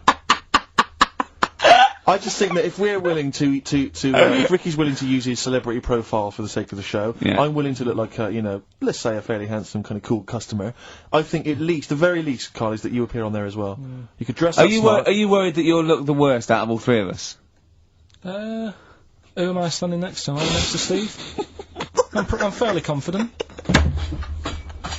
Yeah. I like the way it's so predictable. You pull the string because you know what it is. It's you pull the string. What were we talking about before? I was to tell you know the most complaints ever, the Last Temptation of Christ. I haven't seen it. What's it? It's Scorsese, isn't it? It's Martin Scorsese, and I've bought the film actually recently because I was intrigued to see it, but I've not actually watched it. But from what I understand, the reason that it was so outrageous is because it has a whole sequence which shows what it would be like if Jesus had lived his life and not martyred himself on the cross, but lived his life as a human being. Part of which is him having sex, and so I think that was chiefly what the outrage was, that it was showing this godly man to be, you know, as human as he was supposedly. You know, because he's supposed to be human as well. So, so that's the reason. That was the reason that there was complaints there. I don't know. I haven't seen the film. Well, I can't say. You see him, do you? You see him having sex, I think. Yes. Although it is an actor, Karl. Yeah, it's not actually Jesus Christ. It's not the real. It's not the real Robert Powell. No. It's an actor playing Robert Powell. Is that, you see, sex on films and all that, right? When I was growing up, and I'd be watching. No, just saying an example of this, really, right? When I was growing up as a kid, and I'd be, you know, watching films with my dad, right? He'd really be enjoying a film, right? And then a sex scene would happen. Right. And he'd go... On film? Or just behind you? In the film, a sex scene would happen. Your brother up to his old tricks again. And he'd get up and go make a cup of tea. Right? Right. Typhoon? That he'd stolen from some sort of telephone box? And, like, even recently, he thinks it ruins a film. Do you know what I mean? Because there's no need for it to happen, is there? Really? Yes. Why? Sometimes it's warranted. If the film itself is some films it isn't though. Some films it isn't. Of course, some films it's arbitrary. I think the films that him and his dad watched together on Channel 5. Probably not. Is it only on Channel 5 in your house? But let's put it. Yeah, if you're watching, you know, I don't know, a late night Friday night, you know, from 1983. Yeah, Illegal Briefs. A beautiful lawyer has to defend a man who may be a killer. She falls in love with him, but does she know the real man? Oh dear. You know what I mean, though. Lest you forget, of course, that I... Love Heat. With the bloke that is now in... Go on. You know, of course, that according to the Internet Movie Database, I once appeared in one of those films, in the film Killer Image, a Canadian film, I believe, from 1989. According to that computer... it's all wrong, isn't it? It's all wrong. It's all wrong. Of course it is, yeah. Apparently I was in that, and I played the role of Kirk. Was it a porn thing? No, I think it's just an erotic thriller. Oh, right. That I supposedly you only had a very small part, though, didn't you? Indeed. Yeah. Yeah. But no, do you know what I mean? Sometimes you don't need to go that far. Say, like in this Jesus programme, right? Film. What's it called? The Last Temptation of Christ. Jesus, look, talking... You know what? What's his name? Is it Ralph in The Simpsons? Yes. I drawed a kitty cat. It's like talking to that. Yeah. No, but right, this temptation thing, right? Do you know, often we don't get that many complaints on this show. We don't get very many complaints. And I think that's either because there's no listeners, or B, it's because most people agree with Karl, and that terrifies me. Or they let him off, because it's like, you know, you can plead insanity, you can go mental and kill a few people, but they go, oh, he's a bit backwards. No, but was it because, like, they're saying that he was having it away? Or is it because you saw it? What got the complaints? The complaint was the very suggestion. It was a blasphemous thing, not the fact that you saw an actor's knob. So what about if they just cut it down a bit and you like saw the little stable door closing? It wasn't the baby Jesus having sex. It was the grown man. The stable door shutting. No, but you know what the nativity scene. Ah, that is brilliant. The wise men saying, I can't believe we brought myrrh, we should have brought condoms. No, yeah. There's 2 for 1 offering, Boots. Yeah, I don't know what we were thinking. With frankincense. It's just that it's always awful. Should we apologise now to the Christian church as well? Sorry, the little Chinese fellas, little Welsh fellas, and the little Christian fellas. We haven't said anything wrong. No. It's like, you see, when I was growing up... Stable door. I love the idea that in Karl's world, he was born in a stable, just thought, well, I love this place. Yeah. I'm just going to stay here the rest of my days. This is good here. Oh, brilliant. But when I was watching telly with my mum and dad, I mean, it still happens now, right? My dad will sort of go, oh, ruined. Good film ruined. Right, if some sex scene happens. But what are we talking about sex scene? Are we talking about a kissing, or are we talking about penetration and looking at the camera? Going, are you enjoying this, Pilkingtons? What are we talking about? What is sort of extreme levels are we talking about? Right, last time I was down there, right? Yeah. What was it? Meet Joe Black. Meet Joe Black. Meet Joe Black is a terrible film. Yeah. Right. It's a good film. And then, you know it's going to happen, because, like, the music comes in. Brad Pitt's keeping quiet. A woman's eyeing him up. Sure. So, my mum... I love that! My mum's worked it out already, and she's going, anything on the other side, love? She knows. She knows it's, you know, something's, so you can be enjoying a film, and you can be an hour and 10 in, and then some spidey senses of one of them can go, should we turn it over? And the other one goes, yeah, all right. Are you sure it's not them protecting you from scenes of sex? So that what they're thinking is, what if Karl gets the idea to have sex? Yeah. That could lead to procreation. We don't want any more like him. We've got to end the line here. You sure it's not the doctor? Keep calling out, going, you are keeping away from exactly. women, aren't you?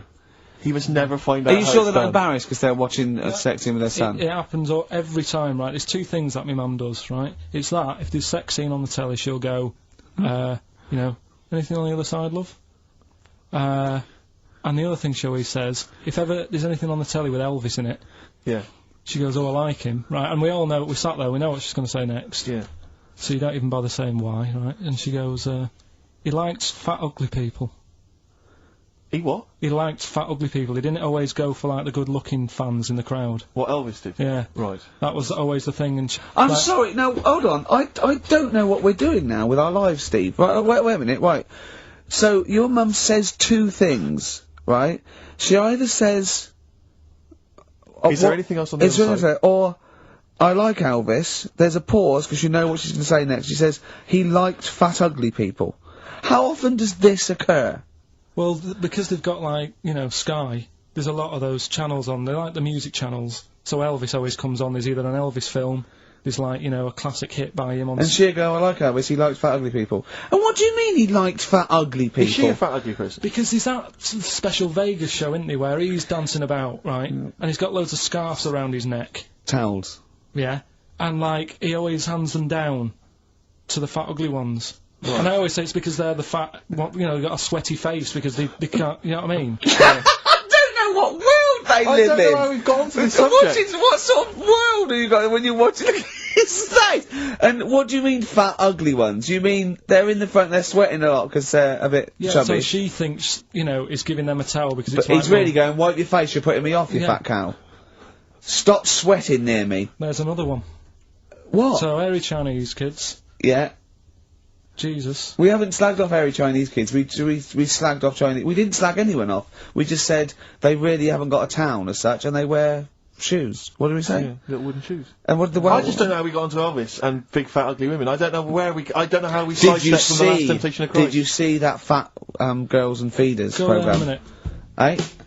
What's Tom that? Petty first. Oh, brilliant. It's a great song. Breakdown. How many Tom other Petty. radio shows have talked about Last Temptation of Christ, Chinatown, Yeah. Fat Ugly Women? More Yeah. than 60 minutes. Exactly. Incredible.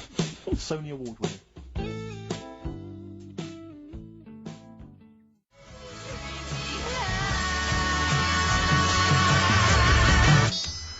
Turing Breaks, Painkiller on XFM 104.9. Ricky Gervais, with me, Steve Merchant and Karl Pilkington. I should point out now, Rick, that the general consensus from the listeners is that Karl should definitely be on the poster. But I know obviously. that. I know. There's an interesting email Of course here. they should. They're It just right. says, I'd love to see Karl on the poster, especially as I'm watching him on the webcam today, and wearing that shirt, doesn't he look like Charlie Brown? He looks just like Charlie Brown from the Peanuts cartoon. Oh my god. That's it. From now on, if anyone ever asks me what He Karl does looks look like Charlie Brown. He Oh, I looks just, just it's like great him. because Charlie Brown has got that thing, you've got less features than Morph. It's just a round head and there's human aspects. It's just the bare minimum. When I draw a cartoon of him, it's so easy. Yeah. Ah. The thing is, right, if I go on the poster, this is what I'm worried about. Where do you go from there?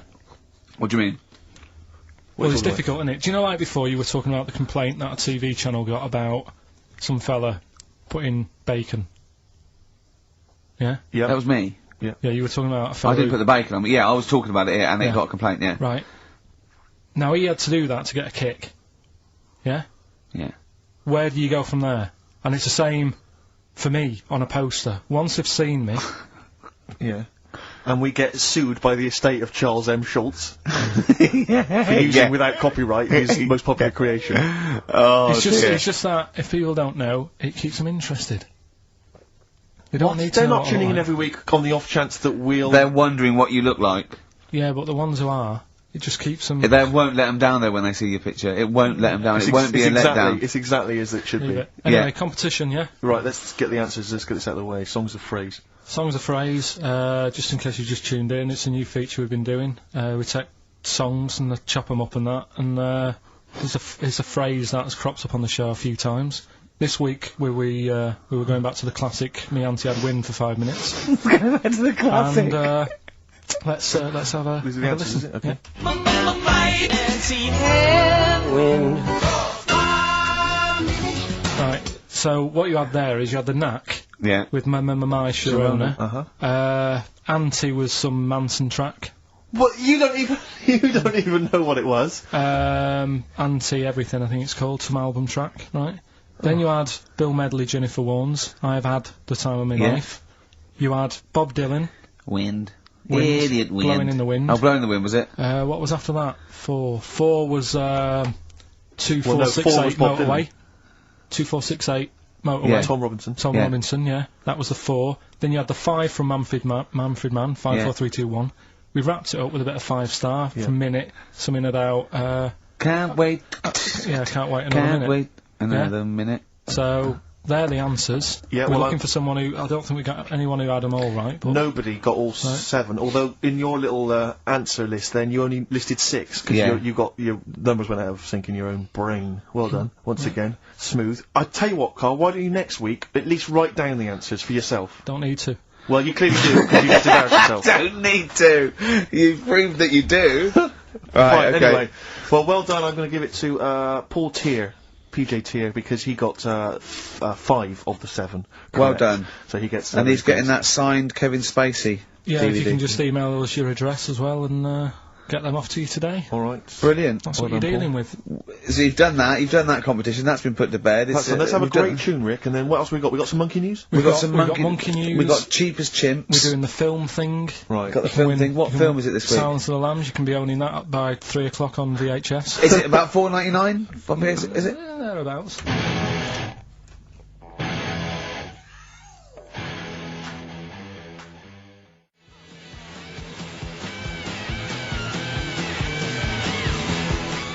'20th century boy. Come on, Mark. Some people want a 21st century boy these days. Mark Bolan there. A little bit out of date on XFM 104.9. Ricky Gervais, Steve Merchant, Karl Pilkington. Right, it's that time again, isn't it? Monkey news. Yeah, monkey news. Oh, monkey news. Right, if you're a new listener, this is where we do a bit of monkey news.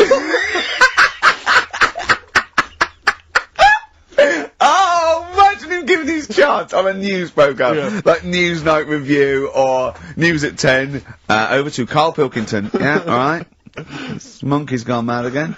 Go on. Right, we've done quite a lot of good stuff. The one that sort of kicked up most of the fuss was probably Ollie the monkey. I love the fact that they're all monkeys. He's a chimpanzee. Well, right. It's an ape. Well, today, right, we're looking at one that's it's called Coco.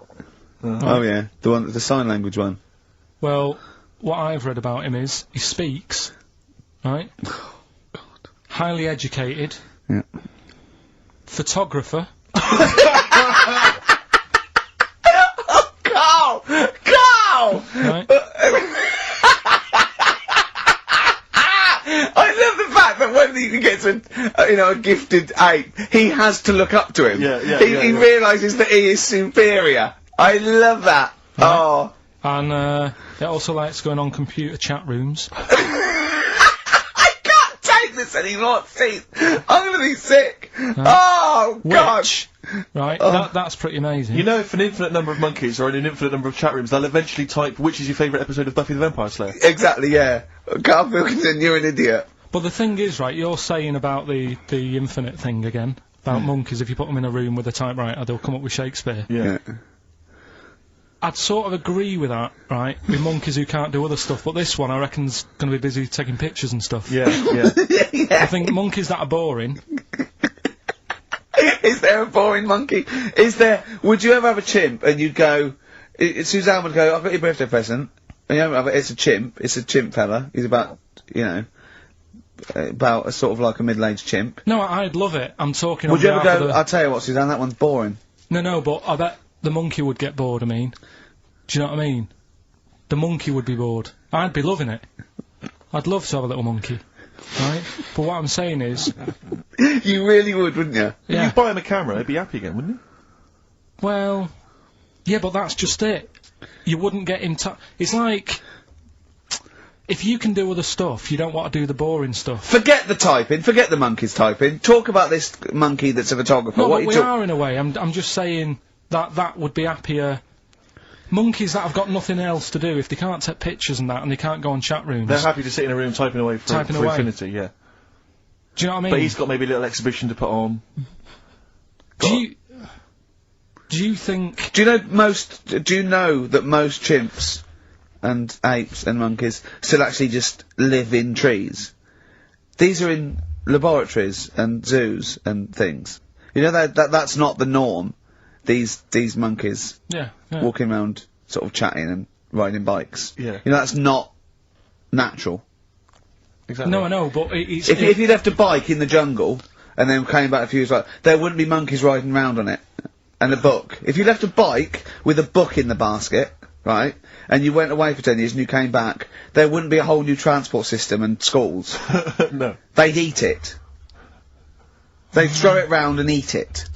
Alright then, so what you're saying is you can't... You see, what I think is, right, and don't take this the wrong way in that, right, Stephen Hawking. Yes. Right? Now, he had a bad illness. Now, I wonder if he'd be...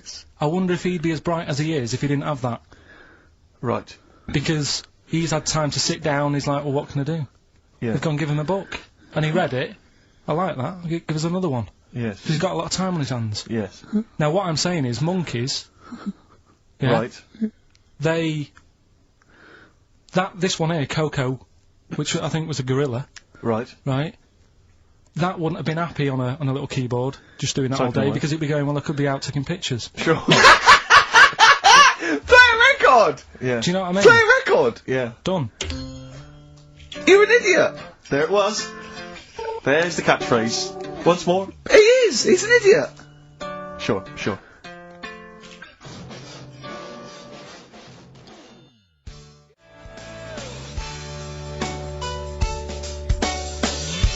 Athlete, El Salvador, on XFM 104.9, I'm Ricky Gervais, with me, the amazing Steve Merchant and the incredible Karl Pilkington. Alright? Right, we've done that, monkey news, right, straight, let's hit them dead, let's go straight with cheap as chimps, Karl. Right, well, this will probably finish today, to be honest. Oh, right? Because what if we looked at Cheap as Chimps, we found out that... They eat one banana. Next, go on, do this one. One banana a day and that. Yeah, that's right, it, brilliant. So what... It was a long-running feature, go on. Sorry, can I just ask again, what are the rules with Cheap as Chimps? It's just, you know, if you wanted a chimp, how much would it sort of cost you? Brilliant. Right. Title come first? So, yeah. Yeah. As always, that's the way they do it. Right? Cheap as Chimps. I thought I'll go online and see, you know, if I could buy one. How much do you reckon? £6,000. To buy a chimp? Yeah. Oh no, a ridiculous amount. Where can you buy them from? What sources? You shouldn't be able to buy them. eBay. What do you mean? Buy a chimp? From who? There was this website that was selling stuff. What you could actually What are you talking about? Right, here we go then, right? I looked at it. Here's some of the other animals that were on there. No, wait a minute. What, are these poachers? I don't know. What, zoos that got bored with them? Where can you buy a chimp? I don't want to give it a plug. Right, Some go on website, then. right? So what are the other animals available? Right, well, I'll give you some prices with the other animals, then you can try and work out if it's cheap as chimps, right? So, right, a camel. What do you reckon? £25,000. Right, $8,000 for a camel, right? Sloth? 40 quid. $3,000. Right. Last one. Bengal tiger. Oh, that's got to be pricey. $12,000. $1,800. What? Yeah. Karl, this is an awful website. That can't be true, mate. Right, That's so awful. a chimp. Well, $5,000. I'm going to go with $1,000. 55,000. What? Yeah. That doesn't make sense. It's mad, isn't it? Yeah. So. But I don't know what to say because this is rubbish anyway. What website can you buy? Okay, get me a tiger. Here's £1,000. Get me a tiger. Well, I don't know. You're an idiot. Postage and packages and. Sorry, so where does the cheap as chimps element come in? Well, that's sort Aren't you supposed to shout, it's cheap as chimps at the end? Well, it isn't, that's why I want to finish the feature. I don't know what is as cheap as chimps? Oh, this is amazing. This is amazing broadcasting. So. We're up for a Sony Award, aren't we? I hope they're listening, because it's ours. Yeah. With features like Cheap as Chimps, it's ending because they're not. It's in the bag. And do you remember, here's Athlete. Can't stop the spirits when I need you. This life is more than just a read-through. Can't stop the Red Hot Chili Peppers. Well, I've got news for you boys. I don't want to stop you. I love your funk rock fusion. Word of warning, no nudity. Repeat, no nudity at this gig. I do it like you. I think you should host a whole show like that. It's lovely that. So, have you ever done any like DJ, like proper DJ, like in a pub or a club? Because I know Karl had his own. I had my own disco when I was a kid. Yeah, not proper. I had a gig once when I had to. It was 2 nights a week in the local pub. Just the 2 decks that was in a suitcase. You know, those sort of like all in one thing. And they just wanted the same records. They wanted Rod Stewart, Baby Jane. They wanted about 11:15 when they were all drunk. They wanted Don McLean's American Pie, which they all sang along to. Yeah. Uptown Girl they liked. Right. But yeah, I didn't used to do the talking. Did you at do all. the patter? No, I couldn't. I just don't understand it. I just love those wedding sort of DJs that they have to give you extra information. They can't just play a song. They have to say things like, "Ooh, all the way back there in the Commodore's easy." It's sort of like they have to tell you something. Who's listening? They're just going to play the next record. It's a wedding, yeah. It's like there's like the controller of a local radio station listening. It just happens to be at the wedding, thinking, "Hang on, hold on, he's played a record, but he's got extra information." Well, they should do useful things at a wedding, like will the overweight aunt in the purple dress please now take the floor with little unfortunate kid and let him hop around? As the dance floor is currently empty, will any 8-year-old boys wearing those tiny tuxedos please slide across the dance floor on their knees until they are taken home and put to bed early? I went to one once. And the bloke who'd hired it went to the DJ, and this DJ that had come with this sort of party wanted a 70s disco, and he looked like Woody Allen, right? And I was sure he used to be a gentleman's outfitters, yes. like, and he said, oh, I wanted a 70s disco, and he went, well, I've got Bicycle Race by Queen lined up, I've got ELO, and I've got Cliff We Don't Talk Anymore, so, and he went, well, I went sort of more disco, he went, I don't really want to blow All Me Earth, Wind and Fire before 10. But it's like, all planned. There is a rule, there are rules. Will the 17-year-old girl, who's dressed like Avril Lavigne, please tut loudly, because I still haven't played anything by Linkin Park.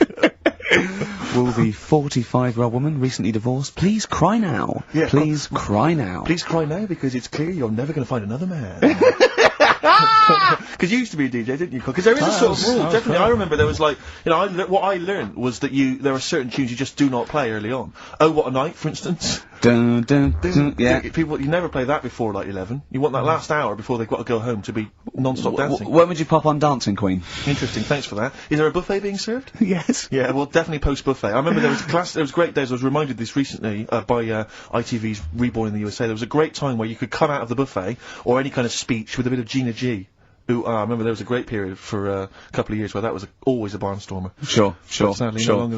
What about, I mean, because the danger is, of course, you go back to the 70s, maybe you got Dancing Queen, but how many do you play before you come into the 80s with perhaps Billie Jean? Or Soft Cell. Soft Cell's always a classic, yeah. I'd love to hear that. And, because there's always controversy now, as to whether Love Shack is overplayed. I know that's a big discussion now. I've never liked it.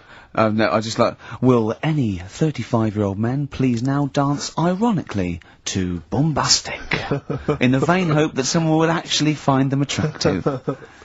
Love Shack, oh no, never liked Come it. on, Eileen? I never, yeah, alright, I just never liked any records that with a hint of novelty about them. They are popular though, they're floor fillers. I hate them. You haven't done DJing now, have you? Exactly. What do you mean? Singing on the other side of your face. Have you? Yeah. Have you? Yeah. And you didn't play Dexter's Midnight Runners? Probably. Yeah. Yeah, I mean, I didn't plan it out that much when I did it. It was like, I knew I had the tights and cigars to give away. Yes, yeah. Which he stole from his parents' bedroom beforehand. Yeah. Why were you giving away stuff at a disco anyway? Why weren't you just playing records? Because people liked it, didn't they? If it wasn't... It hasn't changed, we're doing this. We talk rubbish, we play records, and we give away crap that we found. Yeah. It hasn't changed, has it? And, so I had some good times. I mean, for people who haven't been listening all the time, it was called Pilkey's Making Music. Yeah, It was like Pilkington, and my mate was called something Making, and the music is what we played, right? And I had some cards made, had some nice blue glossy cards made, but they were quite expensive. Yeah. So I used to hand them out, and then they'd say cheers for that, and say, no, write it down. Write the number down, I want that back. Yeah. Brilliant. Because they were quite pricey. Yeah. Classy businessman there. I think Richard Branson used to do that. I think so, yeah. Saved a bit of money, because my dad made some lights for me. He just like... He said he made them, he found them in a telephone box. People were making phone calls in the dark. Round the neighbourhood. Exactly. It was just white bulbs in like a box, and like my mate making, he used to just flick them on and off, like the thing, and then they'd be in time with the music and that. And, perfect. Well, you had to sit there and flip I love that. We got our sound to light system. What's his name? Colin. Yeah. Brilliant. Right, so... Did you ever rent him out? Right, well, we never had any disasters, right, but my mate did one, right? And I don't know if it's that funny, really, but it... Go on. I'll tell you anyway, right? He was doing this gig, and it was probably one of the biggest gigs, right, that he ever had. Must have been a couple of hundred people there. Yeah. And, in like a big sort of warehouse thing. Anyway, for some reason, there was some problem with a big speaker that fell, right? So, the police turn up and stuff. Right. And they try to control the night, and they're going, can everyone sit down? We try to control it, can you sit down? So anyway, you get a few, like, little groups of people sitting down on the floor, and people were still stood up, and the police were saying, look, you know, we're going to cancel this whole night if you don't all sit down, and more people are sort of sitting down. It's going on for about 20-odd minutes, right? Will you please sit down? And it gets to this point when there's just one lad stood up in the middle. And he's going, look, you're ruining it for everyone. Will you sit down? And it goes quiet for a bit, and someone's muttering something. And he goes, the lad standing up has got calipers on his legs. Can we have a round of applause for the kid? Who said that? It was this lad who was doing the DJ. He was the DJ. So, like, the police and everything were saying, well, you sit down, you're ruining it for everyone else. Dear. You know, the quick way to sort that out would have been to play James. Yeah, or sit down. Yeah. But most of mine were, I had good nights. Yeah. Always got rebooked and stuff, and... I had a bunch of Venture Scouts went mental once, had a food fight. What were you playing to Venture Scouts for? Well, we got booked by everyone, Rick. I mean, we started with weddings and local, things, but we soon went up. At one point we played a massive gig in a big tent in the middle of nowhere for some scouts, and they absolutely loved us. Rage Against the Machine. Oh, they couldn't believe their luck. Do you know when they say, weddings and bar mitzvahs, do they get a lot of discos playing bar mitzvahs? Is that a big... I don't know. So. What happens at a bar mitzvah? Well, I've not, never been to a bar mitzvah. Could someone phone in if you've had a little bar mitzvah? Tell me what it was like. What did you play at a bar mitzvah? I don't know what the occasion is really. It's becoming a man, isn't it? Yeah. Alright. We'd learn something, won't we, Karl? Yeah, alright. Do you want them to phone in? Yeah. Do we? Well, I want to know if they really do have DJs at bar mitzvahs. Alright.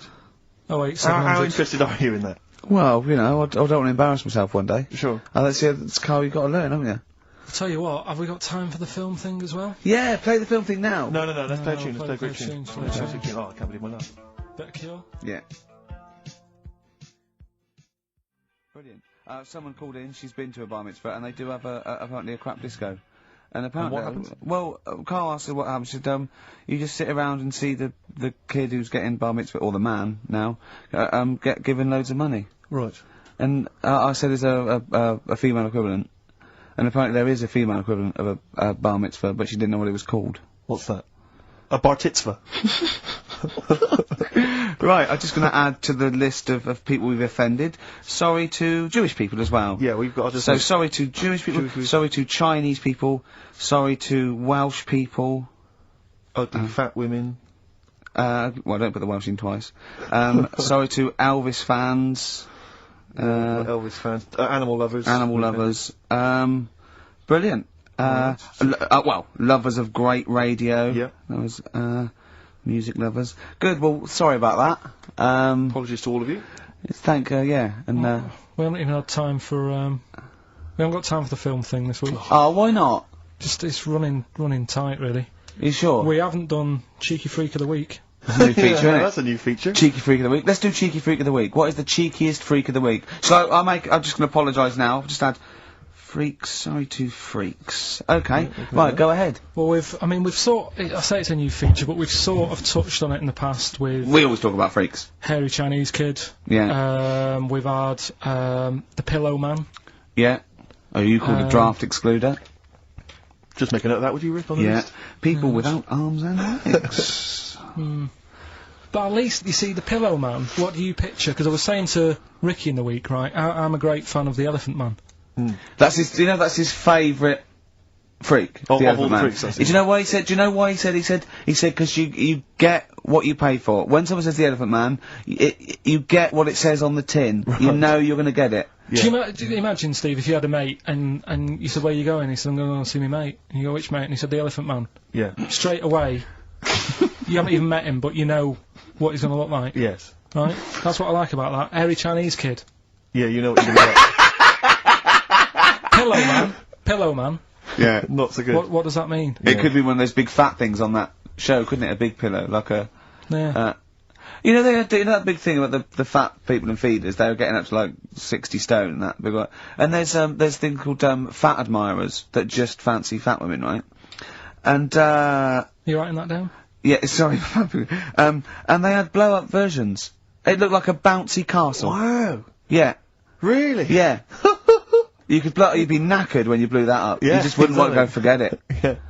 Oh, God. Well, there's people being cruel as well, isn't it? Because after watching the programme on Channel 4 about the fat people and fellas who like them and stuff, there was a story on one of the news websites about some fella in Germany, right?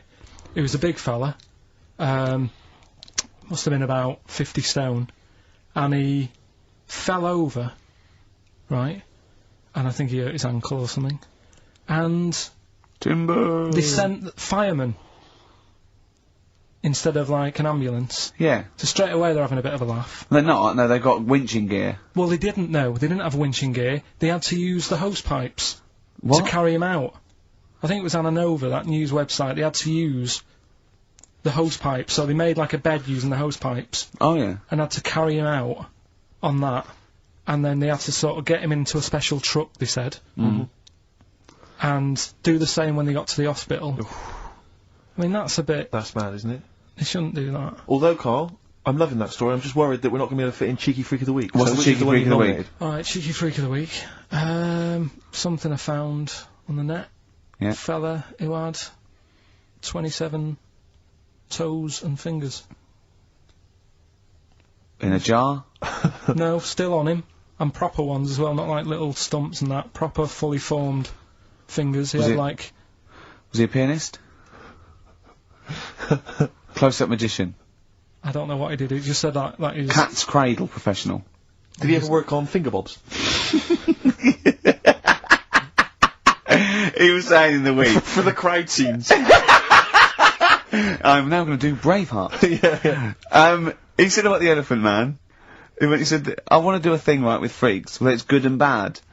He went, what did you said? The pro about him is... What about the fella with loads of fingers, or...? No, the Elephant Man.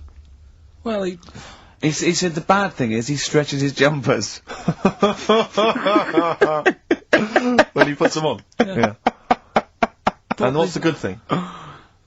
Sort of, he never gets up and goes, oh, my hair's a bit of a mess today. No. He's always having another bad face day. I'd like to complain about this head and shoulders. Are you taking the piss? Yeah. Oh, dear. So that's freaky. Didn't you see an elephant woman in Manchester? Yeah, leave that. What do you mean, leave it? No, because it is sad. I know it's sad, but I mean, I don't know what my next sentence is. No, people always That think... should be the end. I don't need to say anymore, people will know what she looks like. It's a good name for her. Did she like buns? Oh dear. It was when my dad was a taxi driver and he used to sit in the front. Yeah. And she used to get a lot of taxis. Yeah. And he only charged you half price, didn't he? He was a good guy. Well, the bad thing is as well with people like that, you don't want to offend them because they never forget.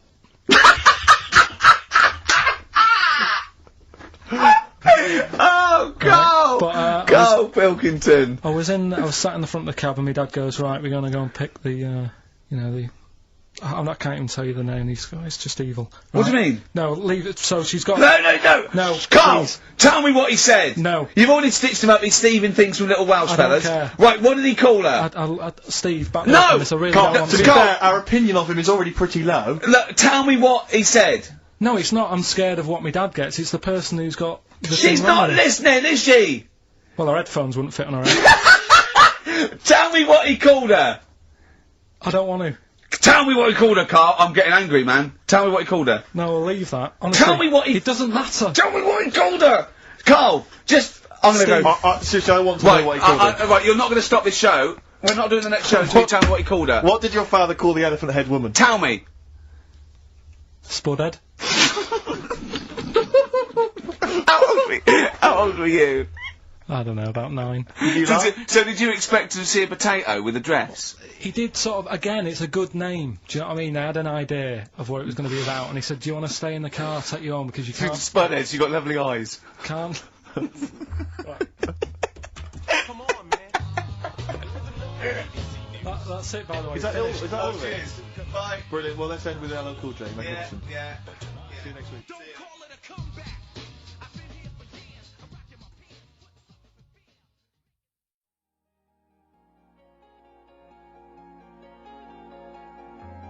Hickory dickory dock, some lads there just wrote a song called Clocks. The lads are Coldplay. And the song is?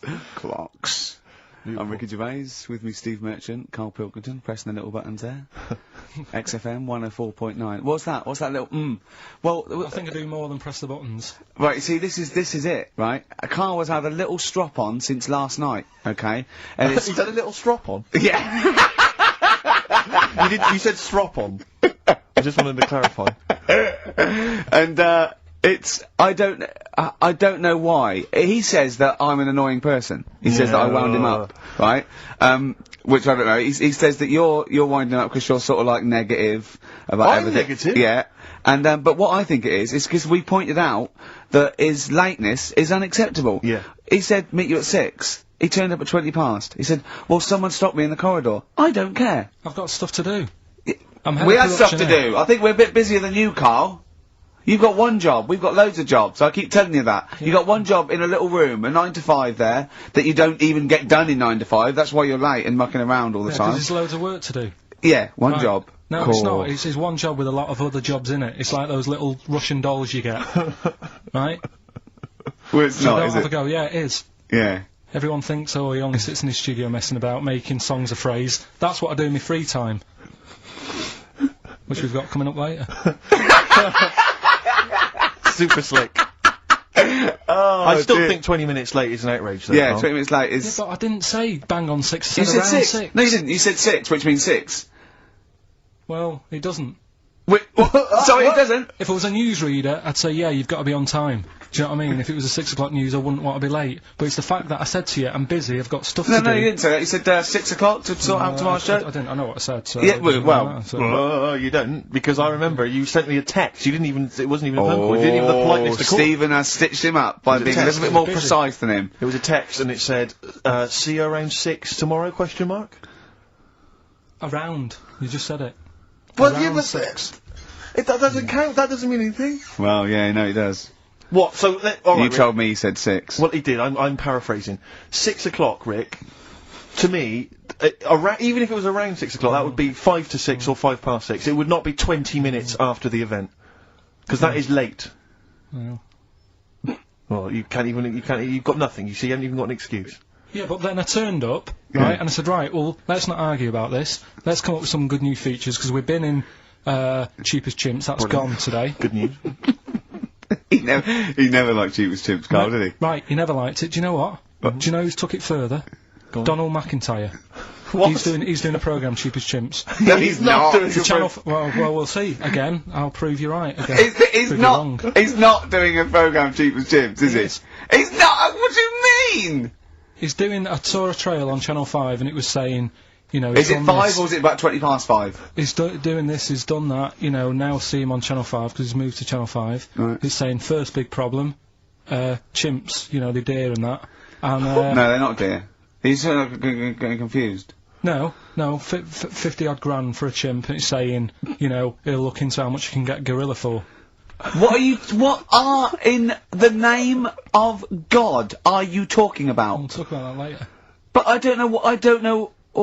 I'm just saying that's another idea. And then, so go on, you got off, this is why you never get stuff done and you're late. You got off the point, you were talking about arriving late. Yeah, I know, but I'm just saying to you now, I turned up late, so I said, right, well, let's not argue. Yeah. I said, let's do some stuff. Yeah. You weren't having any of it. I think at one point you were trying to be sick on my leg. I do remember that. Yeah. Why? Just for fun? Yeah. Alright. So that's when I started getting annoyed. He was very annoyed last night. No, yeah, okay. Yeah, I can see where that could be annoying, but you just gotta think, hey look, so what? It's, you know. Well. I think you rub each other up the wrong way. Yeah. That's the problem. Well, no more Cheap as Chimps today, and nothing to replace it, because we didn't have a chat.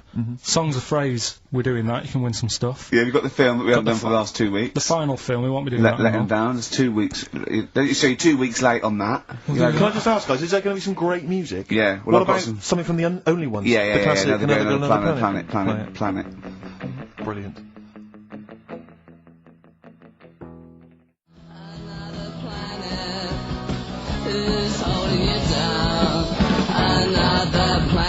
Another Girl, Another Planet by The Only Ones on XFM 104.9. I'm Ricky Gervais with me, Stephen Merchant and Karl Pilkington. Karl, cheer up.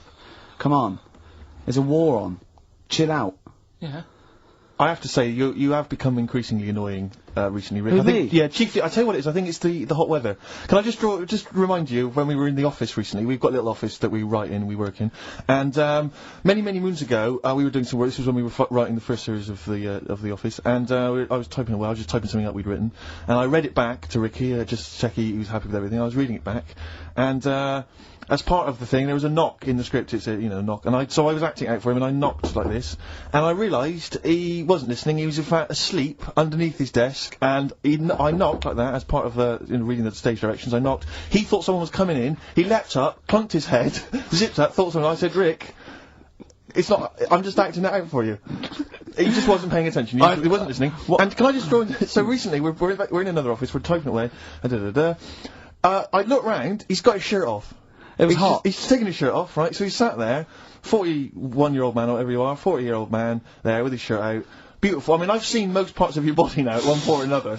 I think from the early days when we used to work at XFM, you started showing me bits of your anatomy, which is something he does to people he likes, friends of his. I'm sure you've seen most of it, Karl.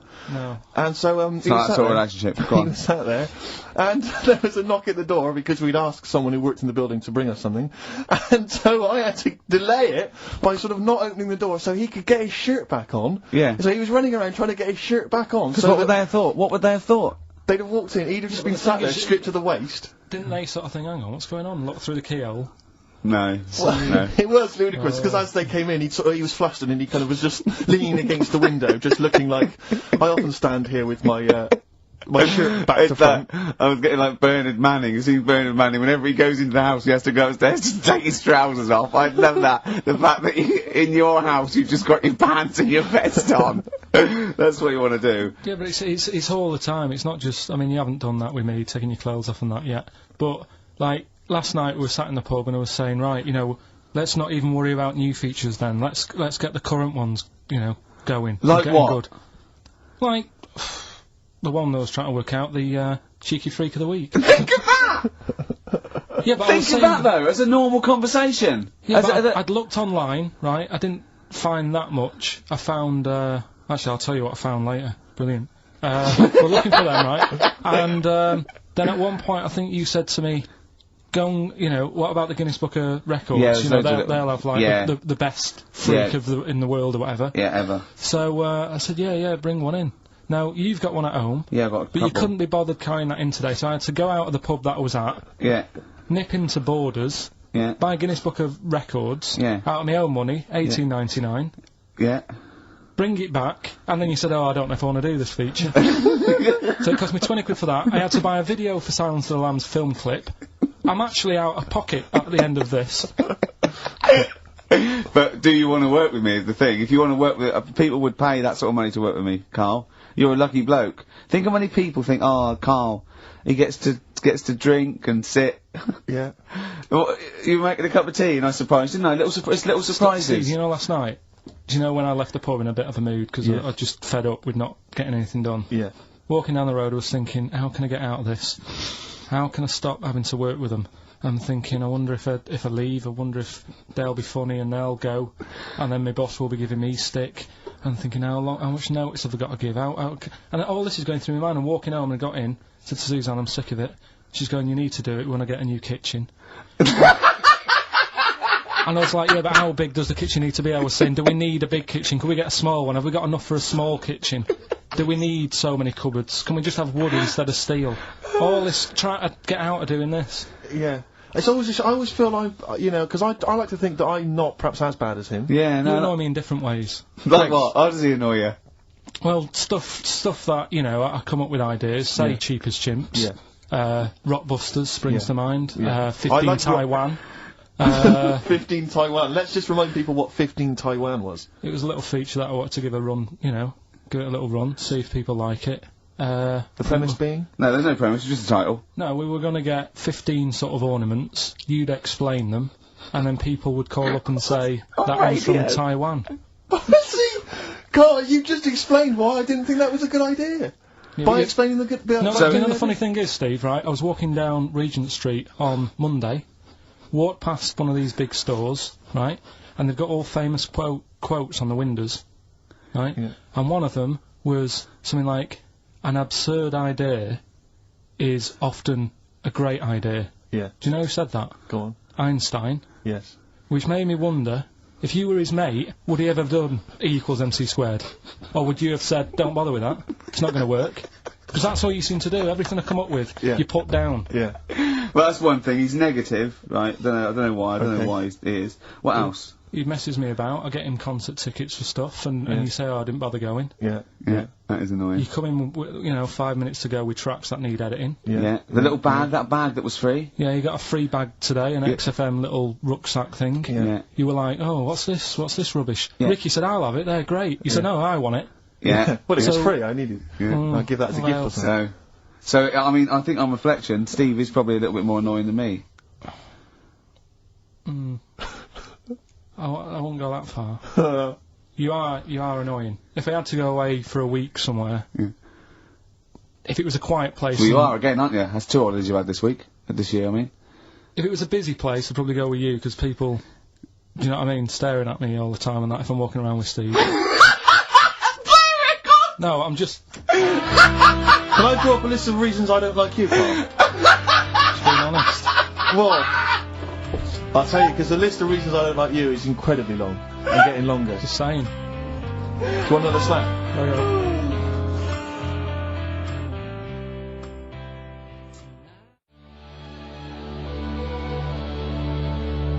There's a star. Ash, XFM 104.9, Ricky Gervais, Steve Merchant, Karl Pilkington. Karl. Alright, let's start again. Yeah? I'm going to be the same, but let's start again. So what I mean is stop being grumpy and let me carry on being annoying. Because Steve's not going to change. He's not going to suddenly start going, you know what, Karl? I think your ideas are really good. Do you know what I mean? Remember when he came up with that idea, that game show idea? And you went, well, it's not an idea, Karl. And he came to me and he said, oh, I've had it with Steve. What's it? He went, how did The Office ever get on telly? Well, what was the idea again, in summary? I don't want to talk about it on air because someone will nick it. No, they won't. They will. Donald McIntyre's already got Cheap as Chimps. I bet they're in the making of Rockbusters as we speak. Yeah. So I'm not going to tell you any more about it. I reckon Bob Oldness is probably nicking that idea. Exactly. Well, cheeky little... Right. Song's a phrase coming soon. Is it? Yeah. Yeah, what is it this week? What's the phrase? We're, remember the story I told you ages ago about my neighbour having a horse in their house? Oh, yeah. Having a horse. What's happened with that? Lenny Henry doing it as a series? So, people nicking your ideas left, right and centre? Well, that's the phrase we'll be using anyway. What? My neighbour had a horse in her house. How many words is that? 6. My neighbour had... So, there's no grammar either. My neighbour had horse in the house. My neighbour had horse in house. What is the phrase? My neighbour had a horse in her house. Are there any prepositions? Are there any prepositions in this sentence? Look, don't judge it beforehand. You see, I'm turning over a new leaf. I think this is a great idea. I think Karl's a genius, and I look forward to hearing this enormously. Yeah, okay. And I won't be sick on your leg, or squeeze your head, or make you jump when you're making a cup of tea. Just looking through the Guinness Book of That's still the funniest thing, isn't it? Squeaking at someone when they got a cup of tea.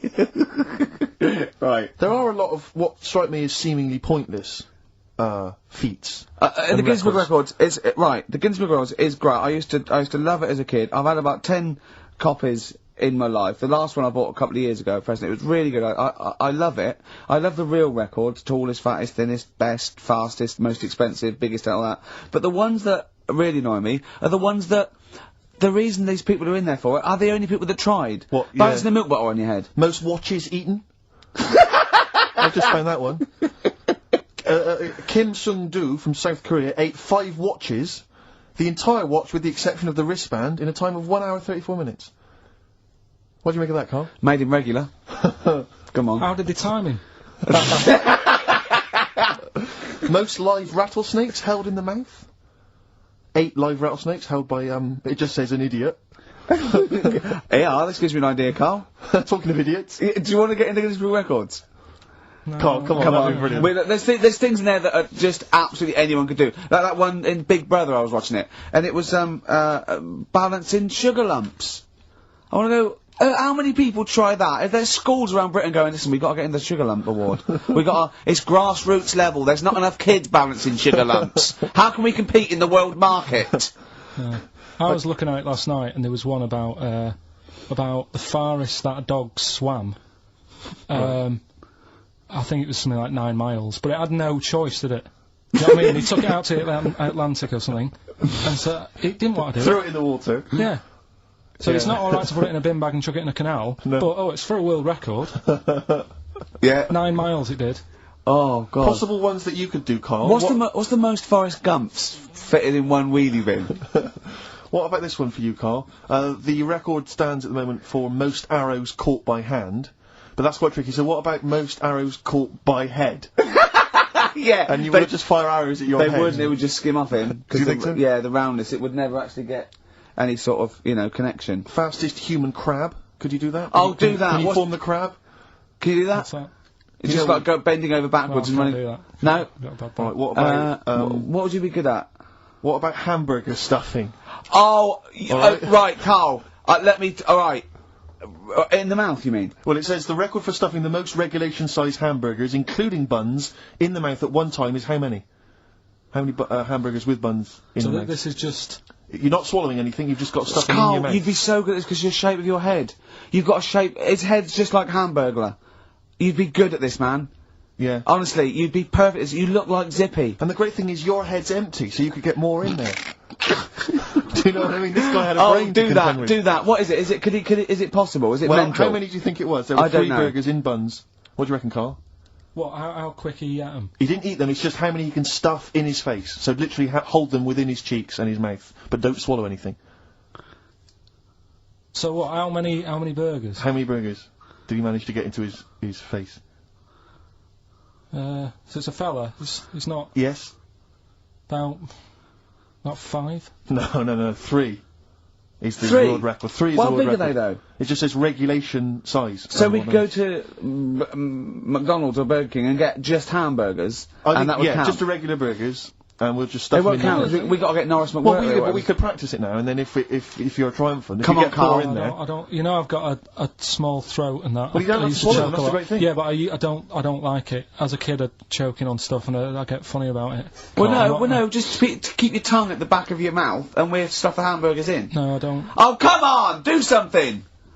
Karl, that is Dynamite Radio. Well, here, Steve will go and get the hamburgers. Have I got to pay for them? No, Karl, give us the money. Paying for them. Oh, I've come just on! spent 25 quid in total on a video on a Guinness Book of Records. That's costing me another 4 quid. I'm not doing it. Oh, come on, give us the money. You're coming back. Andrew, oh, come on! I'm not doing it. Come on, do it. It's an interesting thing. Come on. You could be in the Guinness Book of Records, Karl. No, leave it. See if we can. Oh, please, phone in if you want Karl to eat burgers.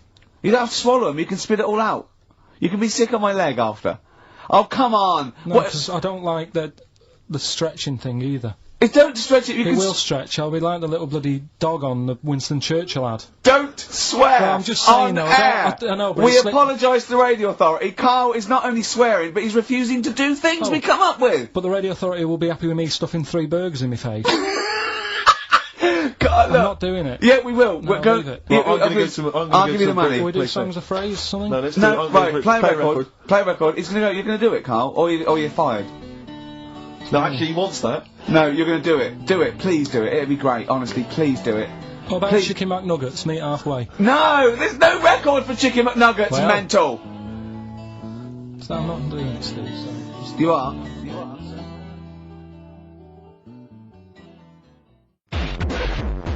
104.9 in London. XFM. Steve. Hello. Can you hear me? Yes, can you hear me? Yeah. Where are you? I'm in one of the capital's many burger joints. I'm just about to go up now and order some burgers. Where are you? Where are you in? I'm in McDonald's in Leicester Square. Oh, right, okay. Yeah. What are you getting? Just get. Yep. Get Hello too there. many. I need to order 5 regular hamburgers, please. If that's all right. Sorry. 5 hamburgers, yes. You're probably wondering why I'm ordering only 5 hamburgers, aren't you? And let me tell you why. My friend is going to try and break the world record for putting burgers into his fat, stupid face. What do you make of that? Exciting? Yeah. Do you wish him good luck? Yeah. What's your name? Tyre. Tyre? Yeah. Oh, thank you very much, Tyre. I'll try and get Tyre to wish you good luck in a minute, Karl. Five should be enough. The world record is what? 3? 3, yeah. Okay, good. I don't know what. Oh, here we go. How much is that? $3.45. $3.45 for 5 hamburgers. Good, isn't it? It's good value. It is really, isn't it? Really, yeah. I mean, if there's anyone from from McDonald's listening, they'd probably want to give us some free stuff, I would have thought. I would have thought, Rick. Would you just wish my friend good luck before you're just on the end of the line there? Just say good luck, Karl. Good luck. Alright then. There you are. That's the people from McDonald's wishing you good luck. Karl, I'll be back shortly with the burgers. Brilliant. Okay. Do you want the pickles left in? With 5 little hamburgers. Got 5 burgers here, yep. And, so I don't know, how should we begin, Karl? Do you want to just look at the size of these burgers? Look, they can see it on webcam, can't they? They can see us stuffing these burgers into your mouth.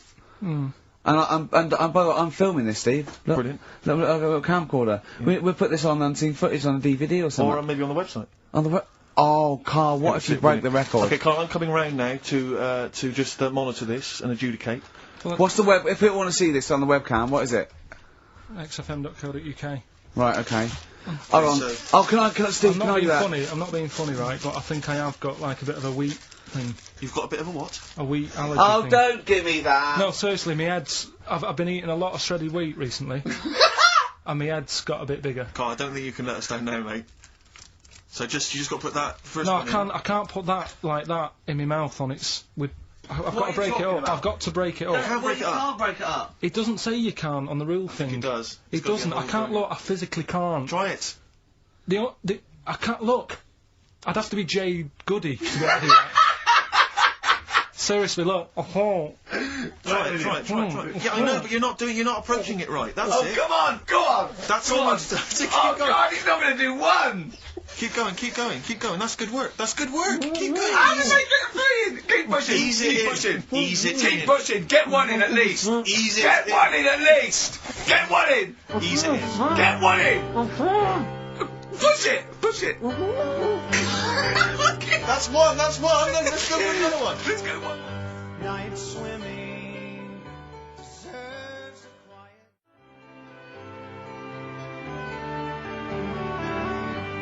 R.E.M. Night Swimming. It's a lovely song, isn't it, Karl? Huh? XFM 104.9, I'm Ricky Gervais, with me, Steve Merchant. Karl, disappointing. You couldn't even get 1 whole burger in your mouth. I did, kind of. Yeah, but there was a bit sticking out, it just looked messy. But you were saying about putting it in whole, and I don't think that's the rule. Okay. It's like you get more in a suitcase if you put things in properly. So you don't just get all your clothes and chuck them in, so it's about... I reckon you've got to rip it up a bit. Okay, do that then. See how many you can get in. You've got to get in 2. No, just 1. No. Well, it's don't three, rip it up and pack it in. What do you do? Pack your cheeks first. Honestly, Steve, my head is swelling a bit, because I have got a wheat allergy. That'd be good then, there'd be more room. Right, okay, look, Karl is now just sticking it in his cheek. Right. Yeah. Don't eat any. You can't swallow any. It's like a hamster, you've got to work it like a hamster. Yeah, stick it in, come on. Look at his face. He looks like Marlon Brando in The Godfather. Come on. Don't lose any yet. Right. Pack it in, then use your fingers to pack it in. Come on! Wedge it in. Like you're grating the bath. I can't do this either. Keep going. Keep going, don't give up so early. This is part of the problem. You just give up, Karl, too quickly. You failed again. It's like your history O level. Come on, Karl. Come on. Do something well. Succeed at something. Push it in. You've got nearly a half a burger there. Or I'll come round there. You're chewing. Don't chew. I've got a bit of food. I don't know what he said, but... Is that a What, is that a whole one? No, it's not. I can see bits left. Come on, Karl. Come on, keep working at it. Keep working at it. Look, there's so much space in your mouth, I can see it. He's going red. Okay. Okay, we'll do another one. We'll do another one. That one then. We're doing that. Oh, are you alright? Are you going to be sick? Are you alright? Alright. Oh god, should we play a record? He's making my eyes water now. Okay, I'll find a different one for you. Find a different one for What about most grapes eaten in 3 minutes? I'll go. Do you want to do that? Grapes are easy, aren't they? That's easy. Grapes. Come on, grapes are easy. White Stripes, 7 Nation Army, that jumped twice. I apologise for that. You're the producer, Karl. Yeah. It jumped twice. Well, it's not my fault if people are slipping around because of burgers on the floor. You're trying to squeeze my head when the song's playing. What difference does that make? Anyway. Right. Don't take any. Right. I've just got some grapes there. We've counted them out. What's the record then? Okay, well, the most grapes eaten in 3 minutes. You've got 3 minutes, Karl, and you've got to beat Matt Hand from the UK, who consumed a total of 133 grapes in 3 minutes on the 8th of November 2001. Right, there's 150. So there's 150 in there. Right. Okay. So you've got 3 minutes. What are the rules? The rules You just are... gotta eat them and swallow them, and it's like Cool Hand Luke, right? You gotta just stuff them in and don't choke, because I got worried with the burger. That's a good advert for McDonald's, isn't it? Not only was I impressed by the cheapness of them, but he couldn't even get one in his mouth. Yeah. So, value for money there. Maybe they'd like to send us some free stuff. Yeah, free stuff, or just money. Any some money would be good. Next week, Karl, you're eating Sony Walkmans. That's right, yeah. Available for... Right, right, Karl. Right, I think this is gonna be good, right? What we're gonna do, right? We've got Song 2 by Blur set up. We know that's 2 minutes, so you can play that, because that'd be boring radio hearing Karl choke, wouldn't it, for 3 minutes? Exactly. So, when I say go, Karl, right, I'm gonna go right on the minute, right? You've got to have a handful of grapes, and you've got to press Song 2 by Blur. When we come back, you'll be stuffing your face. Hold on. You ever do that? How can you work the buttons? I can do that. No, I don't think you can. You cannot touch the grapes until the opening note Yeah, of but Song hold 2 on. begins. When Song 2 stops, can we just press up the fader? So because you'll be stuffing Don't worry, your so face. we're almost. Let's go. If we go. Okay. Any second now. Okay, right. You're Okay. ready, 3, 2, 1, go! And he's off. It's good work from Karl there. He's approaching it cautiously to begin with. Cautiously.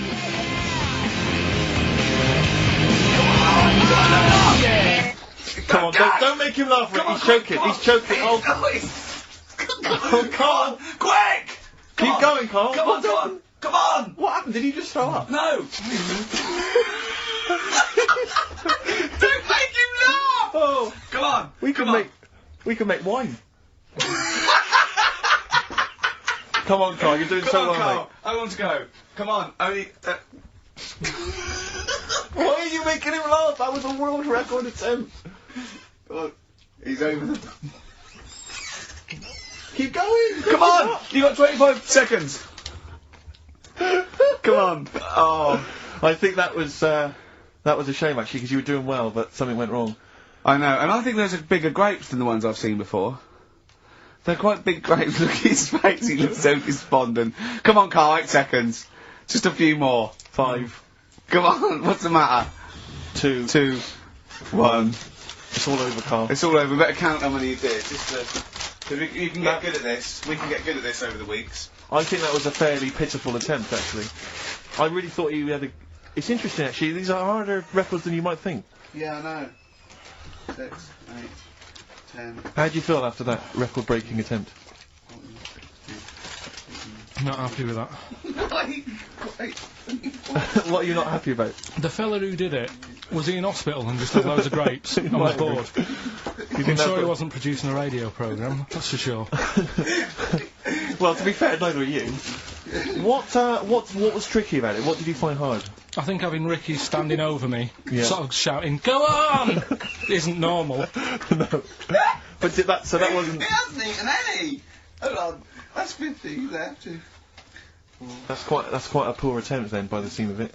Would you think about trying to maybe do that again in a couple of weeks? Would you do some practice and try that again? No, leave it. Leave it for the experts. And I noticed a tricky point, maybe sort of when you had about 50 seconds to go. You seemed to be spewing things into the bin. What was that? Again, mainly Ricky standing over me, sort of. 88. He's got 88 left.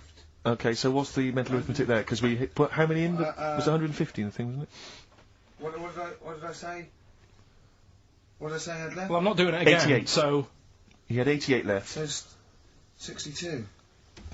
Guys, you're only at 62. What's the matter with you, Karl? There's people start you at 62. That is rubbish. That's disappointment. Let's leave So that. you failed on 2 world record attempts there. 62, and the record's that is rubbish. What were you doing? Oh, yeah, but like I said, I've got a small throat. I can't drink a drink quick. Ever since the Mr. Freeze Pops when I was 6, that I nearly choked on, I nearly died on, I can't go back. It'd be like asking, I don't know, someone who got run over to play Frogger or something. What's Frogger? What, you mean real life Frogger? Game. Well, just a computer game brings back memories, doesn't it? And I can't do that. What's Frogger? Does Frogger get run over? Yeah.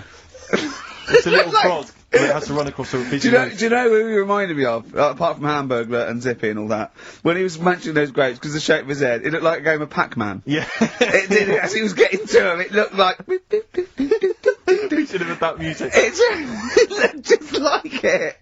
Oh, Do you remember there was a board game version of Pac-Man? Was there? I mean, the only thing that Pac-Man had was the fact that it was on a computer and it was a little face eating things. But imagine that as a board game. But there's board games of, like, things that you don't need board games for. Yeah. It's like, there's board games of charades. Do you know what? You don't need that. It's like parlour games. Board games of, let's watch the telly. Yeah. Let's play sit around. And it's all like 1999. You don't need it. New from Mattel, a stick. Simply run along, clanking it against a fence or a metal grate. It's fence stick. And a picture of it, like, oh, Nan, that's my stick. I'll tell you That's what. my fence stick. Do you know I saw in a shop recently the board game of Cold Feet, the TV show. That is a winner. You are John Thompson. Yeah. Go back. Yeah. It doesn't have all the proper packaging. It's literally the disc, the DVD disc, just loose. So enjoy that. The current album from Oasis, Heathen Chemistry, DVD, on DVD, The Life of Mammals, the complete series, the David Attenborough recent DVD, that. Walking with Cavemen, which I think is a DVD, it's currently on TV, isn't it? And, well, there you go. Not also bad. the X-List, which is a good new compilation, double CD compilation from XFM with loads of stuff on there, including Nerd, Snoop Doggy Dogg, Athlete, all sorts. Go on then, Karl. So not bad, actually. Some good nice stuff. one. Well done. Right, so, yeah, it's a phrase that's been said at some point, or said a lot on the show. We've had, like, Hairy Chinese Kid. We went back to, my mum had wind for 5 minutes and that. Today we're looking at, my neighbour had a horse in a house. Right? Yep. If you remember, we were talking about that probably about a year and a half ago now. Yep. Yeah, of course, Right. of course people remember. They've been talking about it ever since, Karl, I imagine. Yeah. Well, it's famous. It's a world famous phrase. My neighbour had a horse in her house. Right, so this is, this week's Songs of Phrase, and what I've done is I've got songs with those words in that make up that sentence. Yeah. You got to email in ricky.gervais@xfm.co.uk. There's 6 different songs, right? You email in with what? I don't know. There is 6. Me neighbour had horse in house. Is it really that sentence? My neighbour had a horse in her house. It does work. Honestly, it works. Okay. Yeah. Okay. Don't bother explaining it. Just play it. Right, Yeah. so here's the. Here it is. We're just going to do it. Had horse in a house. Right. What in God's name was that? Yeah. Name the 6 songs. Had horse in a house. Huh? Are we naming the artists or the songs? Either. Artists. Anyone who gets anything can get a prize. What's Jeez. more, Karl? Artists. Here we go. Had horse in a house. That's tricky, Karl. That's very hard. Once more. Had horse in a house. Email in ricky.gervais@xfm.co.uk. I'll give it. Another letdown. Another letdown. It's brilliant, this. No. How can you just say that after I've just been stuffing grapes in my face and Well, that? you failed. You didn't get 1 burger in, right? Even when you tried to chop it up, there's 3, right? So that's it. Steve, out of the goodness of his heart, went to McDonald's. Okay, I got some grapes. At 62. That's got nothing to do with this, though. This is my game show here. Bob Holness didn't say, yeah, Blockbusters is good, but I never see him eating grapes. So this is a different thing. Forget that. Right? Here's the clips again. Here's the clips. Had horse in a house. Oh, you know I said I was going to turn over a new leaf and not criticise your ideas? I think it's the end of this one, mate. Oh, he's done it again. It's atrocious. Ricky.gervais@xfm.co.uk if you've got any idea.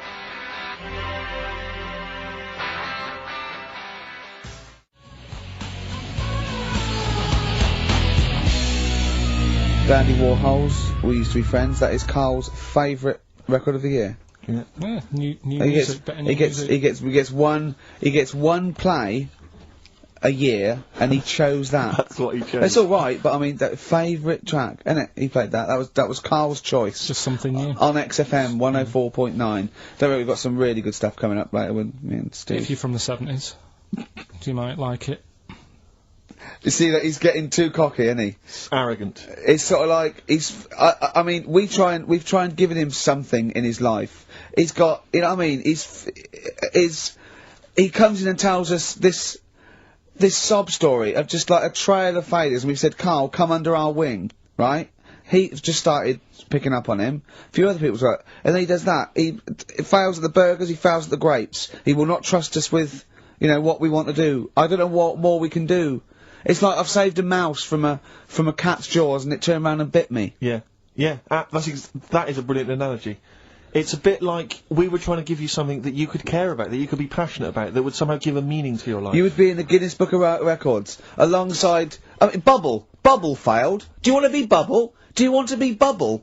Or do you want to be the bloke with the milk bottle on his head? Exactly. Who's in there? The guy who make the watches. Yes! Now, I've got an idea, Karl, because you're getting all stressed out. I don't know what it is. You're getting funny. I don't know what it is. I don't know what's... Because you're annoying me. Wow, you say that. started midweek. I don't think I annoy anyone else, so it's just you on that. So... I thought maybe we could all three of us go away to a little health farm for a weekend, just get like a triple room, right, and just... That isn't happening. Why? You've just reminded me, because you've been annoying me. Steve started getting on your case, you know, sort of ganging up on me. I'll tell you now, Steve, I just forgot. Remember a couple of weeks ago, you said to me that my pub quiz team is rubbish? Yeah. Right, well, it doesn't matter anymore, because you're not part of it this time. That's bad. That's bad, because it's interesting you say that, Karl. Karl, you say that, because I tell you this, I found someone, mate, who could be, filling that tricky fifth member. I wanted to test them out this week, mate. On your team. Test that on your team. Because Karl. I'll tell you what this is like. I don't know if you're familiar with, Paul Ince, who used to play with Man United, right? But everyone used to say he's the governor, right? Even the players used to call him the governor, right? And Alex Ferguson at Man United was like, I'm not having this. Yeah. I'm in charge here. And he got rid of him. And that's what's happened. You were moaning the other week, saying your team's rubbish, you don't know what you're doing. Yeah. Well, let's see how you do on your own, right? He's turned, isn't he? I'll be honest, Karl, I'd like to be on your team. Well, sorry, Paul Ince. You'll have to go and join Middlesbrough, or wherever it is he's gone to. Karl, what can I do to get back on your team? It's not happening. I've already filled your boots. Don't let him have the upper hand, Steve. No, wait a minute. I'll tell you what always annoys me, though. Ricky spends most of the show slagging you off, right, having a go at you, annoying you in the week, squeezing your head, making you eat burgers, right? But you always take out on me. I'm the one who always gets the insults. I'm the one who's now relegated from your team. Why, when, you see, this is the thing. You're just as bad as him, really, because you're siding against me, because you know that I'm willing to take it. The truth of it is this, you know that Ricky Gervais is keeping you in burgers and grapes, metaphorically speaking. He's the one that's got you in Heat magazine. I just spat all over your new Guinness Book of Records. You see? Get me a tissue. He's just squirted tea, laughing all over your Guinness Book of Records. I'm assuming I'm going to get the flak for that. No, it's because you made me laugh when I was drinking, because you went, it's like that, and it made me laugh, and I spat. I just think it upsets me that you never pick on Ricky. You never ever go at him, because you know he's the one who's raised your profile and made you a little bit of a celebrity. We've missed one here. Using his teeth, Raman Andiapan, right? Husked a coconut. He did what? He husked a coconut. He's the fastest coconut husker in the world. What does that mean? I don't know, he pulls husks. What's that? Little veins, look. What's a coconut husking? He pulls the cusp up and look at Karl, just with his head down. Karl, come on. What's the matter? Because that cost me 20 quid. I know, well I'll see you alright. I'll tea all over the world's smallest man. Why have they stood him next to the world's biggest man? Right, I'm in a bad mood now. Oh dear. I'm so happy. you haven't got a team? Steve, I'll sort you out. Come to me. I'll sort you out. Seriously, Don't worry. I found someone who would help you win this week, Karl. And I was going to tell you about it, and now... Steve, you can be on my team this week, and I know something about the quiz that Karl doesn't know. So... I'll tell you, I just think that it's so ungrateful. Whatever. So ungrateful. Right, songs of phrase, just give it a couple more plays. Just email in, we'll pick a winner soon. Ricky.gervais@xfm.co.uk. Well, this is rubbish this week. No one knows it because it's rubbish. Steve was right. There's 6 songs there, so if you know what they are, just... That's the end of that, I think. That's the end of songs of phrase. Email in. I think. We've got none there. No. That's the last week for that. That okay, is well, rubbish. why don't you give us some monkey news? Is it monkey news time? Come on, monkey news. We'll play a song and we'll... No, let's monkey play news. Let's play a song. Oh, it's a great track. Cheer up, Karl. Is it new? Is this Waiting new? for an Alibi with Thin Lizzy. What year Doesn't was have to it be new. It's brilliant. What year was it out? Oh, Einstein wasn't new when he came up with the greatest theory ever. Oh, hold on. Hey, hold on. You're not new. You're not new.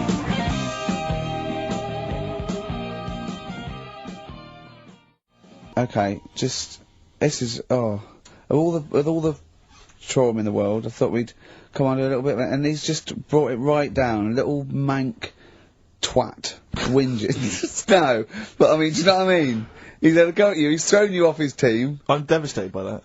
That was the one thing I was looking forward to this week. To be fair, you were looking forward to telling him you were taking over the team, so it's sort of poetic justice. It has blown up in your face, to be fair. True, I was trying to squeeze him out of his own company. Yeah, you were going to try and get him out of his team. Yeah, well, it was a hostile takeover, and they clubbed together. To be honest with you, there's normally 3 regulars on his team. I got 2 of them on my side, one of which was his girlfriend. So, I only had to work on him to try and get him to resign, and we'd have been away.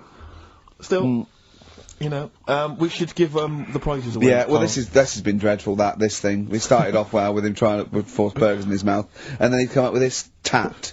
I mean, this is the end of this, because it's. I mean, it was shoddy to start with. No, the other couple. Well, this is not only. Well, I'm just saying. This is what I was saying in the pub yesterday when you tried to be sick on my leg. I was saying, come up with new ideas if you don't like them, but you diss them on air. Well, it's just disappointing, isn't it? And right. What's that? I was disappointed when I was choking before. We were disappointed as well. Yeah, you didn't try. You didn't try with the grapes. You were just like chewing on that. You meant to just throw them in and swallow them. Song's a phrase. It was 6 songs. It sounded like this. Boring. Right, what are they? Just give the answers. 6 songs there. We had Lionel Richie, My Destiny, for My. Tricky. Neighbour. Oh, that's XFM. Ooh. My Neighbour was Space. Neighbourhood. Had Harry Connick Jr. Had to be you. Yeah. Right. Had your neighbour had a horse. America, yeah. Had a horse. In was Lisa Stansfield with pathetic. In All the Right Places. Oh, pathetic. Did anyone get that? And no one got that. So that was pointless. Alright, well, the most anyone got was 3, and we're going to give it to Deborah, and that's possibly Deborah and Kate. They got at least 3 of those, so well done. Okay, well done. There's prizes on the way. That's the end of that. So that's the no cheapest chimps, none of that anymore. What have you got left? You got the film to do? Let's see what you've done with the film. Hang on, I'd love to have some monkey news, though. Go on then. Got any monkey news? Yeah, got some monkey news. Come on then. No, Rick, come on. Cheer up. Well, it's just sort of like, he moans that he's got too much time on his hands, and he comes up with that Okay. Shite. Monkey news. The jingle, please. Ooh, chimpanzee that monkey news. Okay, There's been quite a lot of stuff going on. There was a few bits in that Guinness Book of Records book that cost me 20 quid. Yeah, well, that's not news, is it? They printed that probably last September. No, so there's one in there. New music. New monkey news from last September. You're a lord. Come on. Waster. Please, Ricky. Monkey news. Right. There was this monkey in a zoo in Brazil. Right. And this little man monkey, little woman monkey. And you're a scientist, aren't you? Go on. And they said the people in charge were like, oh, wouldn't it be good if they had kids? Brilliant. Right. So anyway, the chimps used to stand sort of, you know, they'd have their little caves each, and they used to sort of lean on the fence having a bit of a chat and stuff with each other. Chat, well, you know, gossiping, gossiping. The equivalent sort of thing. Yeah. So anyway, they were getting on a storm, and like the zookeepers were like, "Can you hear that cheapest chimps this week?" Okay, it was fascinating. Yeah, just gossiping. I understand. So what's any monkey news? I don't know, it's tuning in. What was monkey news this week? Come on. It was from last September. So there was, you know, stood there having a chat, and the zookeepers were like, I wonder if they're ever gonna, you know, have kids and that. Yeah. Anyway, it went on for ages, you know, this just chatting, no sort of action.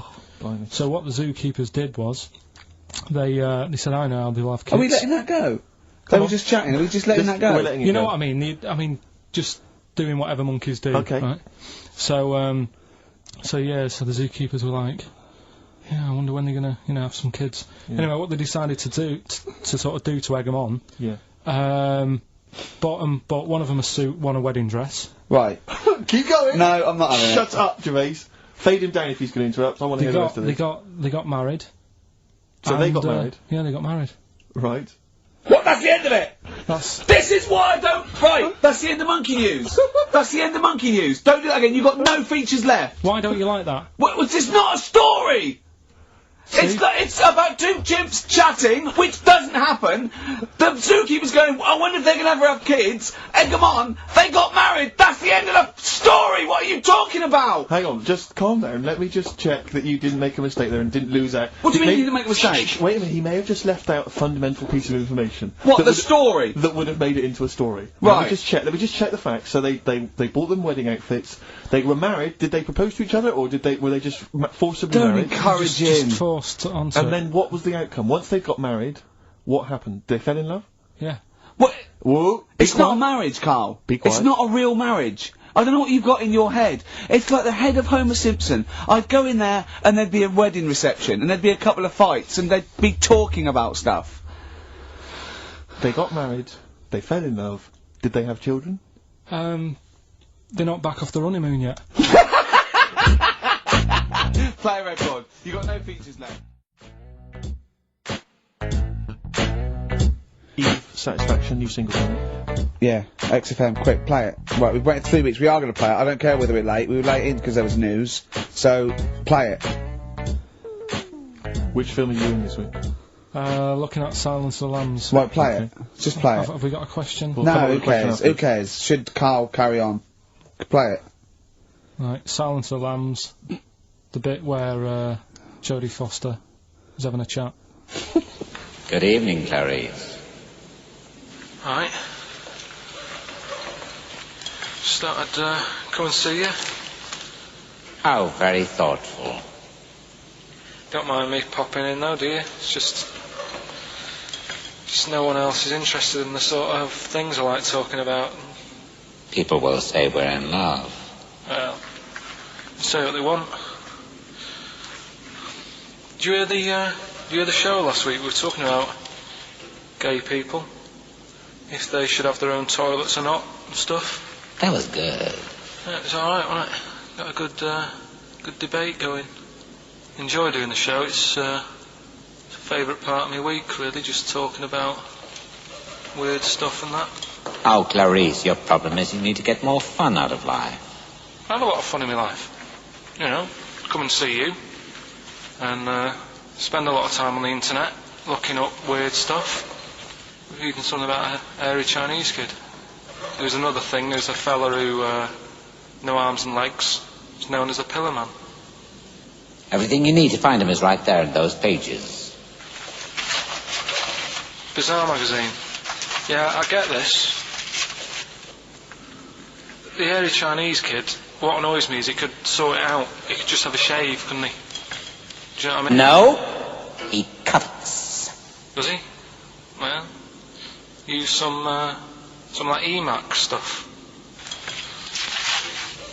Yeah, don't be getting funny with me, just 'cause you're in a bit of a mood, right? You know you shouldn't eat people. Your eyes are bigger than your belly, I've always said that, so... See you later. Interesting. Atmospheric, moody, and the question is... okay, how about this? How many films have been made featuring the character Hannibal Lecter? How many films have been made? They haven't got time to phone in now, have they? No, they can email in, they'll have time. Do you care? I don't care. No, exactly. Ricky.Gervais, xfm.co.uk, if you can be bothered. If you're interested in what, you want a $4.99 copy on VHS of Silence of the Lambs. He's dissing that as well, Karl. Wasn't it that? Bit annoying, but that's it for this week. But remember what happened when... No, it's not. It's 9 minutes to 3. How can that... Tell him, Steve. No. How can that be it? It's 9 minutes to 3. What's he doing? Is he playing a record? Carl, what can I do to get back on your quiz team? You're not. Go on. Talking to the songbird yesterday.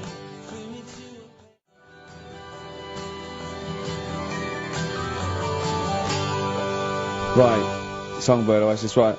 Send Karl a little present. Send him some essential oils or something, or, a little lavender pillow, or just a little message. Send him a little message. Tell him it's all worth it. He's getting all grumpy, aren't you? I just get sick of it, that's all. It's not worth for going through the stress for 30 quid every Saturday. You lying little... You'd get more than 30 quid. Oh, not much more. Anyway, Steve, who's the winner? The winner is Mike McNulty. He correctly answered the fact that there were 4 films featuring Hannibal Lecter. There's a downer now, isn't there? There's a downer. I think it was you, actually. I mean, I don't know, Carl. It's not like I'm just trying to win myself a place on your team, but I actually felt that Ricky was really out of order. I gave him grapes. I thought Ricky was discourteous, if that's a word. I thought he was rude, aggressive, unpleasant. As one person emailed in, a dickhead. So, someone also said you were fat and talentless. Right. I don't like those emailers who do that sort of thing, but one of them said you were really, really annoying. Well, cheers for that, but you're still not on the team. They didn't like what you were wearing. So, back next week. What did you say? He went, cheers for